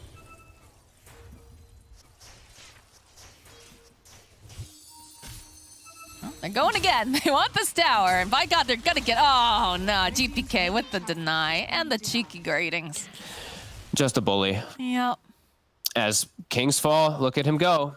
Yeah, this is a dream anti-mage game. Dream anti-mage situation, playing versus no stun supports, fantastic mana void target on the Skywrath all game. God, they are trying so hard to make something happen now that they have the Blink Dagger on the Slardar, and just look at the way they're dodging completely. They know that they've got the vision over there. They just immediately, yeah, look at the scan. It's just so telegraphed. Yeah. Like, unfortunately, everything that we're seeing coming out from the side of Unique, things are just too telegraphed. They're too easy for the puck to be able to dodge away or to get, you know, a stomp off or a stampede, what have you. I like that they're playing like 4 heroes aggressively in the triangle, though, right? They're giving space for Wraith King to just farm on his own side. Wraith King's gonna go for the Deso build, so he's just going for full minus armor physical with Ghost Stick and just playing around Roche and just being able to one-shot some squishy heroes. And Ghost Stick is hunting. He's got his bash primed. He's constantly on the prowl looking for something. But VP, again, they're just not giving opportunities. They are walking through wards right now, though. So maybe now Unique could look to set something up. Have to be careful they don't get over eager, though. Again, it is DM, the very tanky person in the front line, but with that much magic damage plus the Ice Blast, he is going to crumble. They're looking to follow up, though. DPK using the Dream Coil to use the Focus Fire as well, so all of a sudden Ghost Stick is just gone. That's a support Wind Ranger, by the way, with a Maelstrom. Save is huge. Wait, what the hell? Okay. That feels so bad right now if you're Unique that you just got chonked down. You've got a semi-carry Wind Ranger. Yeah, Lord. All right, maybe we get something done here. FN pinning over to the tree line with the silence. They have the burst damage, but they're going to try to follow up now. GPK, they get a nice shackle off. Save is going to be able to add a little bit more gold to those coffers. Save is such a good Wind Ranger player. I think this is like one of the few players I actually would want to see playing Wind Ranger as 4 anymore. Great shackles all game, great pressure. Already level 9. He's kind of his own pseudo carry in a way. I think it was Kyle who's saying just these supports like Skywrath and AA. Save could actually just kill them by himself. He can just run in with Wind Run, pop his ulti, and these 2 heroes just do nothing. They're just gonna have to watch themselves die very quickly because they have no way to stop him. So it's really all dependent on the cores, on Unique to get all this control, as we've been seeing for the most part in this game. And they're starting to get space for Palantimos, but I'm just watching this anti-mage with no pressure. He's gonna have Manta. He has excellent core matchups as the game goes later on, so if they can't find him and hunt him and kill him a couple times, this game is going to get really problematic. I mean, this is the dream, right? The fact we've been watching all of these team fights, we've been focusing, you know, over on Ghost Stick, trying to get those perfect sort of initiations, trying to get, you know, nice arenas off of FN. You almost forget that there is an anti-mage in this match. Although DM will reveal the smoke, he's just going to go poke away at this illusion here. And when it's I think when the game is ever in that state, that's when the anti-mages are like, hey, this is the best game ever. You forget anti-mages there, like the dream. You're just getting free farm. Deso is done. All right, Unique. Force the issue. Maybe, I mean, honestly, maybe even force a Roche fight. And okay, I think that's actually what they're going to do. Got the, oh, he actually went for the Armlet Deso build here over on Palantimos. Full physical. I think that's that smart. with Medallion, with Corrosive Haze. I think it's the right approach. I think versus anti-mage, you need to go all in on the physical. Yes. All right, they got this. This Roche is going down very quickly, so they'll be able to collect themselves an Aegis for Palantimos. And, ooh, look at that, a double damage rune outside the pit. It's always nice. FN will bottle that up, save it for later. Okay, pretty good stuff. They also almost have level 12 on Ghost Stick too, so they're going to have the level 2 Corrosive Haze, so that extra damage will be there. VP's going to play the dodge game for some time, just, I mean, forever for pretty much for the anti-mage until he feels like he should join the fights. He almost has... Oh, he does have the Manta done. Oh, the stomp, though. The immediate find over here on the side. We talked about this. The fact that, you know, Save has so much damage, and especially when he's paired up with DM with a stun, there's just no hope for him at that point. Everyone else just abandons the ship. I actually need to check something really quickly. Okie dokie. I'm just going to check anti-mage talents, which ones were changed, because I actually don't remember that one being there, but I could just be being a scrub.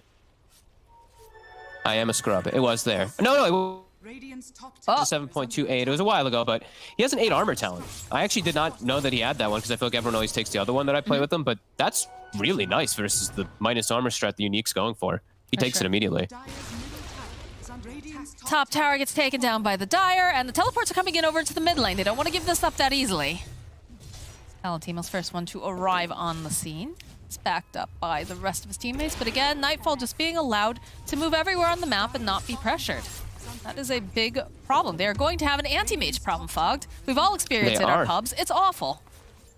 Anti-mage problem and just like a lot of problems in the game. Like I don't know how they deal with it. I mean, GPK, he hasn't purchased an item yet, so that's the one thing that they are putting him on the edge. DM, yeah, can they actually kill him? They looks like no, he's fine. He's actually still alive. Follow up with the Ice Blast. Think the Essence Ring here. Yeah, I think it saves him. I think it is. He gets saved. Yeah, Kingslayer here too. There's God, that was 3 ultimates used on 1 Centaur, and they weren't able to kill him. Which means Nightfall has full freedom. He's just gonna run around and do whatever he wants. Ooh, you can see Slayer, but it's Haste Rune. Oh, Slayer gets bailed out. It's like, oh, thank God, thank you, Ice Frog. I knew I prayed to you today for a reason. Yeah, that's gotta be terrifying, though. Bless Gaben sometimes, for sure. Top tower, though. They did force DM away, and they're actually going to take out that whole tower with this minus armor from Deso and the Orb of Corrosion. Nice. They do have a bit of a ratting issue, though, too, when you have the Wind Ranger. All right, you've got a Wind Ranger and you've got this anti-mage, so they're going to be able to, you know, poke away and then immediately either, you know, Wind Run out or be able to blink out, too. Because, again, their lockdown is just a bit too light coming out from the side of Unique. It's light and it's telegraphed, as we said. You know, all 3 heroes, like the Slardar is the quick stun, and look at the counter. Okay, GPK doing something pretty interesting. Since he has to worry a bit about the silence, the instant silence from that Skyrat, that's one of the big trip-ups for Pucks. He just goes BKB. So that's going to make him a lot safer just to sit inside of Arena. As soon as Arena gets popped, he just pops BKB, turns and coils, and just stands toe-to-toe and fights with them. Yeah, that's a pretty cool approach, actually. Look at the way, look at Save and Nightfall. They're like, come on, Slayer. Come on. You won't. They're waiting, just baiting. And I mean, you do have Palantinos nearby, right? You've got other people here. Nightfall, though, he'll show with his illusions. They'll ping it out. Save is, of course, still hiding in the tree line. He also will back out. And here we go. We do have a solution now. We do have an Atos picked up. So there'll be more ways of being able to lock down some of these heroes. But again, there's a BKB online for Puck, and Nightfall has a Manta as well. Exactly. It's also another telegraphed one. It has projectile speed, so they can phase shift, dodge, blink, or you can even just counterspell. But let's see. Counterspell with the Arena. Look at the rest of the team, though. They immediately come in with the save over onto the backlines. Nightfall just immediately blowing up the A. Big Numb next to fall, and DM is just chonking away over here on the side, but they just can't get their hands on this Puck. Look at the damage coming out from Save now as they've just disarmed this Wraith King, and they're just going to start beating down on him. Okay, that's going to be the Aegis. We're going to have him come right back up again, but look at this. They're waiting. Nice spear coming in. Is it enough, though, as they try to get the root off? No, they'll still be able to take down Palantinos, and the Slardar tried everything he could, but he could not save him, and he could not save himself as FN just running for the hills. That was their Aegis fight. Kingslayer comes in and perfectly bails out the anti-mage. Looks like he was actually almost in a tough situation because he actually used his Manta bottom to farm, and then he TP'd mid. He didn't have it up yet, but they do come in and save him. Oracle, clutch play, Kingslayer, as usual. Very excellent positioning here, and they used a lot during that fight now, so it's even more breathing room for VP. Yeah. DM, though, they might be able to catch him. FN, ooh, not quite. I feel like they just VP keep trying to get just their hands on the Centaur, and they'll find him, but they just have not really been able to do much here to get the kill. But yeah, follow up here. It's the dream, though, right? They're hunting Centaur. Like, AM's just able to do whatever he wants. You see, the way Nightfall can play in the fights, he gets Oracle ulted, and that's all the stuns, all the initiation from Unique. He blinks onto the supports, the double int squishy supports with no stuns. He just evaporates them. Nobody on VP going down. That was such a nice crush, but they're immediately just stunned up again. And Saved gets the double kill there. Did that BKB get delivered in the middle of that fight, too, to FN? I feel like it got sent, like, at the last minute sort of deal. I think it got sent at the last... Yeah, I didn't actually see. I was focusing on the only reason Oracle. He survived. There's a lot going on, though, definitely, during that last fight. This one's looking rough now. 13-4 here. Currently at 24 minutes in, 7k net worth lead going over to VP. And look at this in the top lane, the support. Save almost managing to get the kill on Ghost Stick. Yeah, he's doing so much work, and it just continues to be this absolutely free anti-mage game. You couldn't kill him the time before he had Scotty. Now he's got a full Scotty too, 2400 HP. And a double damage. And a DD. Look at him. He's hunting with DM. He says, all right, buddy, you jump in. I'll immediately follow you. He's like, where's Bignum? Let's go. I want Skywrath. Let's go. Oh, well, they're about to run right into the silence over here onto the puck, but the stop coming out from DM, and GPK will be the one who gets the kill.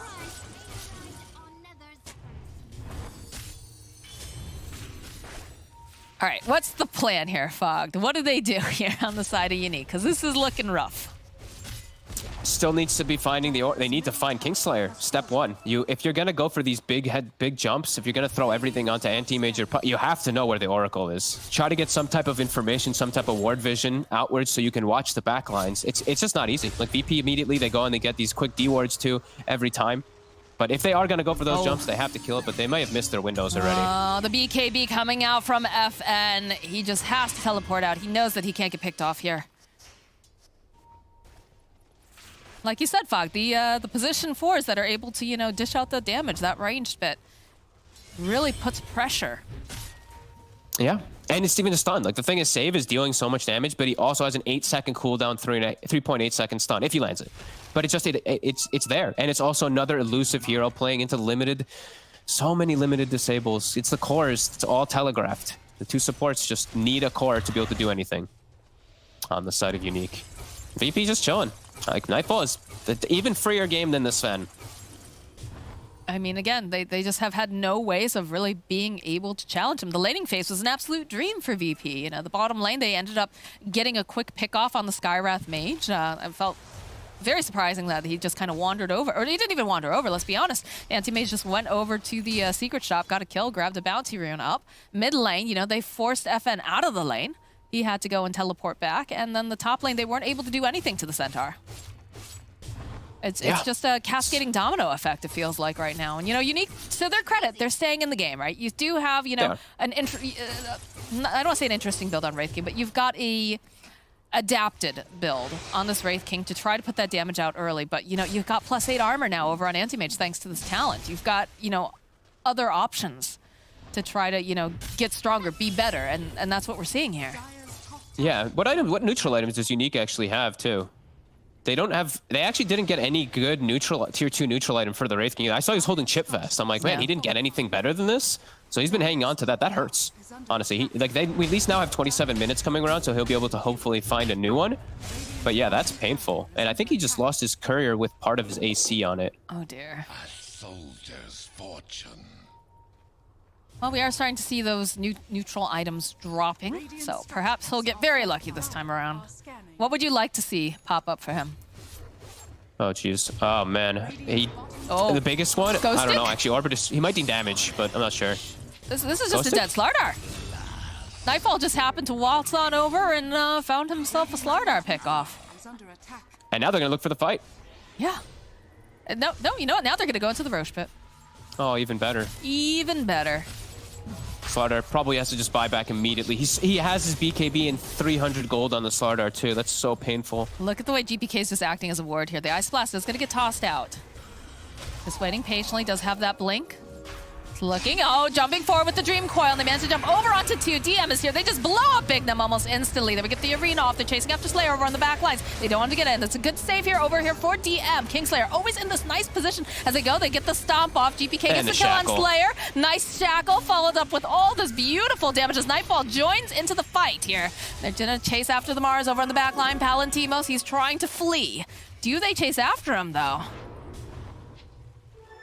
They gave some respect to the buyback and the Slardar respawning. Nightfall actually backs away, of course. He's got another double damage. Finds a DD. Oh my god, what is with these DDs lately?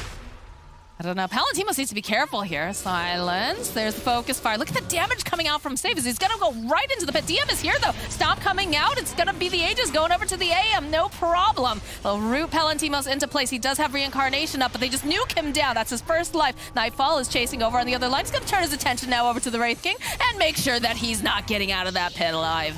Oh, the more follow-up. They do manage to go and land the Ice Blast, but Bignum, oh my He's just not able to go and get anything with this ultimate as they're just hunting them down relentlessly. Beautiful shackle over onto FN. They call GG. They've had enough over on the side of Unique.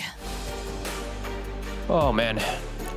VP just, it's really just an outclass. VP just kind of like playing with their food a little bit there. Even though Unique, they get a good opportunity to go to Roche. The game ends at 4-20, of course, a very appropriate score too. Unique probably GGing out for some fun memes and all that, but what a devastating game. Like VP just having a frill-free farm on anti-mage. The one time they catch him, the Oracle's there to back him up. It's clean. It's well executed, and it's good itemization too. I like the GPK even gives some respect to them. He doesn't go for some like random kind of items. He gets a BKB on the puck to counteract the potential of him getting caught by Ancient Seal or some chain stuns. It's just VP all over the place here. Excellent stuff. And to give Unique some credit, you know, they did manage to hang in there for a bit. They tried to alter up some different sort of, you know, itemization, trying to play a little bit faster tempo, because the first time with the Wraith King, it didn't quite work out. But, I mean, it does come back to the fact that their drafts just A, feel a little bit too slow, and B, you know, some interesting choices, right? You don't like that Skywrath mage, and you kind of need something a little bit stronger maybe in that 4 position, but, you know? If you're going to go for the Sky, I think you have to have, at least you want to have a secondary support with the stun. I think when you go for AA and Sky, it's just like, they both kind of do the same thing. They both want to single target a hero and blow them up, right? So I think if you're going to go for these type of drafts, you have to just think about the big picture. I think VP looked at the big picture for all of their drafts in these 2 games. I think Unique maybe needs to go back and think a little bit more when they are doing like some switch up in rows and just the overall thing. Because picking AA and the Skywrath into Oracle, it was just full count. Well, I mean, I know Cap said that this was a David and Goliath match. This time Goliath winning out, Virtus.pro taking the series 2-0. But, you know, Unique, they'll have another time to come back in and maybe start to sharpen up their teeth a little bit more. But that is, of course, going to be it for the series. So we're going to toss it over to the panel and hear what they have to say all about it. That's right. David this time did not draft a sling or pebbles to work with, so Goliath just easily smashes him. And we'll talk about more. We'll talk about why the draft did not favor Unique, as we saw in Game 2, and also post-game interview. I bet it's with DM. All that after the break.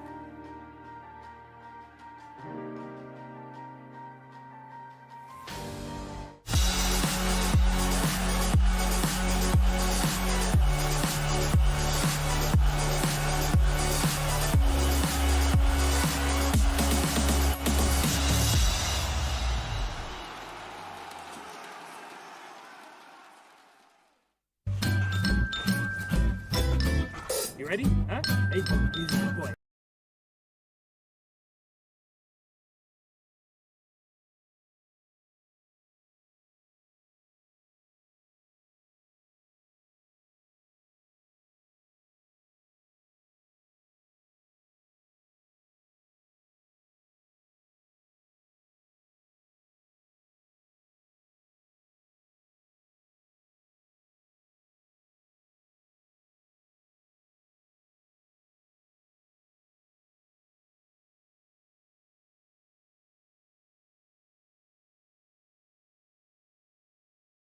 Honey, she says she wants my necklace, put her on the guest list. Hope I don't regret this, hope I don't regret this. I'm feeling hella reckless, cashing all my checks rich. Hickeys on my neck, shit, she's on the offensive. I do not know my set list, still I'm gonna get lit. Yeah, I have a death wish, live until I'm breathless. I'ma stay progressive, she gon' stay obsessive. Life is so expensive, do everything excessive. I think my brain's defective.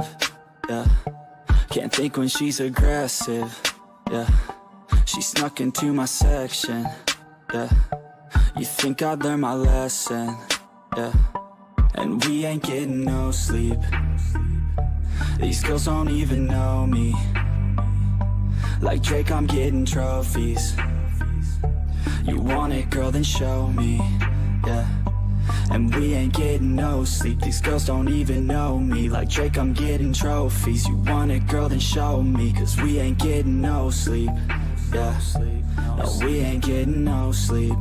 Yeah, She's sitting up in the front of the class, using that ass, she gonna pass. Keeping her pad and her pen in her lap. She been so bad with the men in her past. Now she just want the professor so bad. I'll give her lessons that she never had, like taking a freshman and teaching her math. I'll keep her guessing until she a grad. She always leaves them guessing, they don't know what's next, man. Learned it from the best, man. She loving every lesson with hands-on sessions. Points for attendance, she asks a lot of questions. I answer with my presence, I sit back while I'm texting. Said she wants to get in, said she'll bring her best friend. Know what happened next, man. You know what happened next, man. Treat her like a guest, man. Rolling out the best, man. She had a confession, yeah. She wanna stay for a minute, she wanna play for a minute, she wanna slay for a minute, and now I'm all up in it.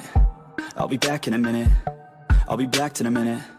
Make a track in a minute, and now I'm all up in it. No sleep, these girls don't even know me.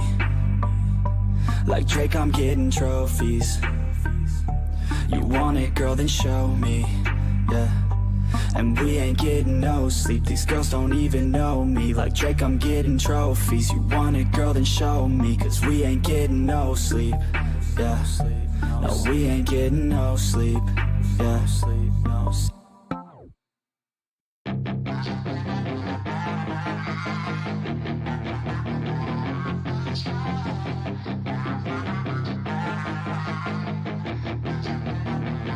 Yeah, she's got some nice long hair, and you know that she's a bad chick. All the boys stare, can't help it, it's a habit. Clothes that she wears, short skirt and a jacket. I just wanna get her all alone on a mattress. I just wanna have it, I just gotta have it. Rumors all around say her body is fantastic. All natural, not a piece of fur is plastic. Head to her toes, yeah, they say that she's a latch. Yeah, the whispers all around say she has a reputation. Don't believe it till I see it, so I want a demonstration. And I've always learned it better with a hands-on education. So I need a private session if you get what I am saying. And they say that she's not easy, no, she's really complicated. But that only makes it better, and it's got me so fixated. And I'm not the type to wait around, I've never hesitated. But she's got me captivated, so the game, I'm gonna play it, yeah.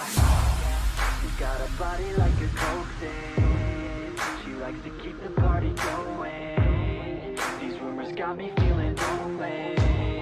I want that body, baby, show me. She's got a body like a coke thing. She likes to keep the party going. These rumors got me feeling lonely. I want that body, baby, show me.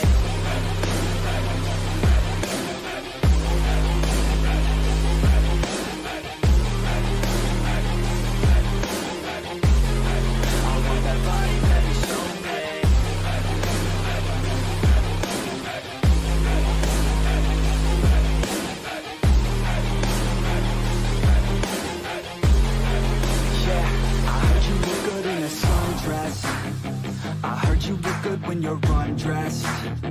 I heard you like to get away. I heard you like to stay out late. I heard you had a couple boyfriends. I heard they didn't treat you right. I heard you're hated by your girlfriends, cause all the guys want you tonight. Yeah, they say she's too hot, they say she's too cold. Where she came from, nobody really knows. They say she looks young, but say she acts old. From everything I've heard, she gets out of control. And all the boys say she was sent from the heavens, but I'm not too sure that this girl is a blessing. She's got the devil's eyes and they'll cut you like a weapon. She's stuck in my mind like a bad obsession. Got bad intentions. She got a body like a coke thing. She likes to keep the party going. These rumors got me feeling lonely. I want that body, baby, show me. She's got a body like a coke thing. She likes to keep the party going. These rumors got me feeling lonely. I want that body, baby, show me.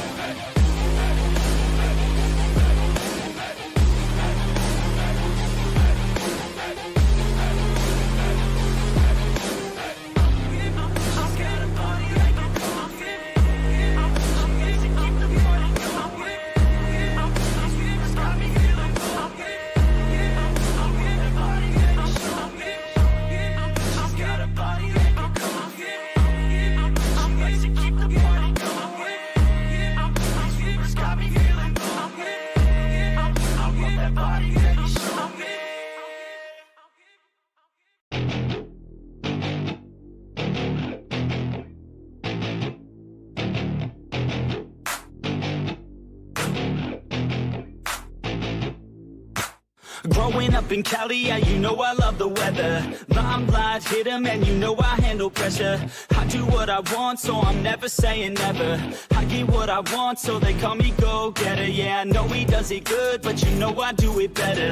So misunderstood, if she wanted then I let her. Everybody knows if I want her then I get her. She gave me that look, yeah, she knows she thinks I'm clever. I don't think I do it good, no, I think I do it great. They would do it if they could, they can't do it so they hate. Everybody wanna look, but nobody wanna play. Stealing eyes like a crook while I put it on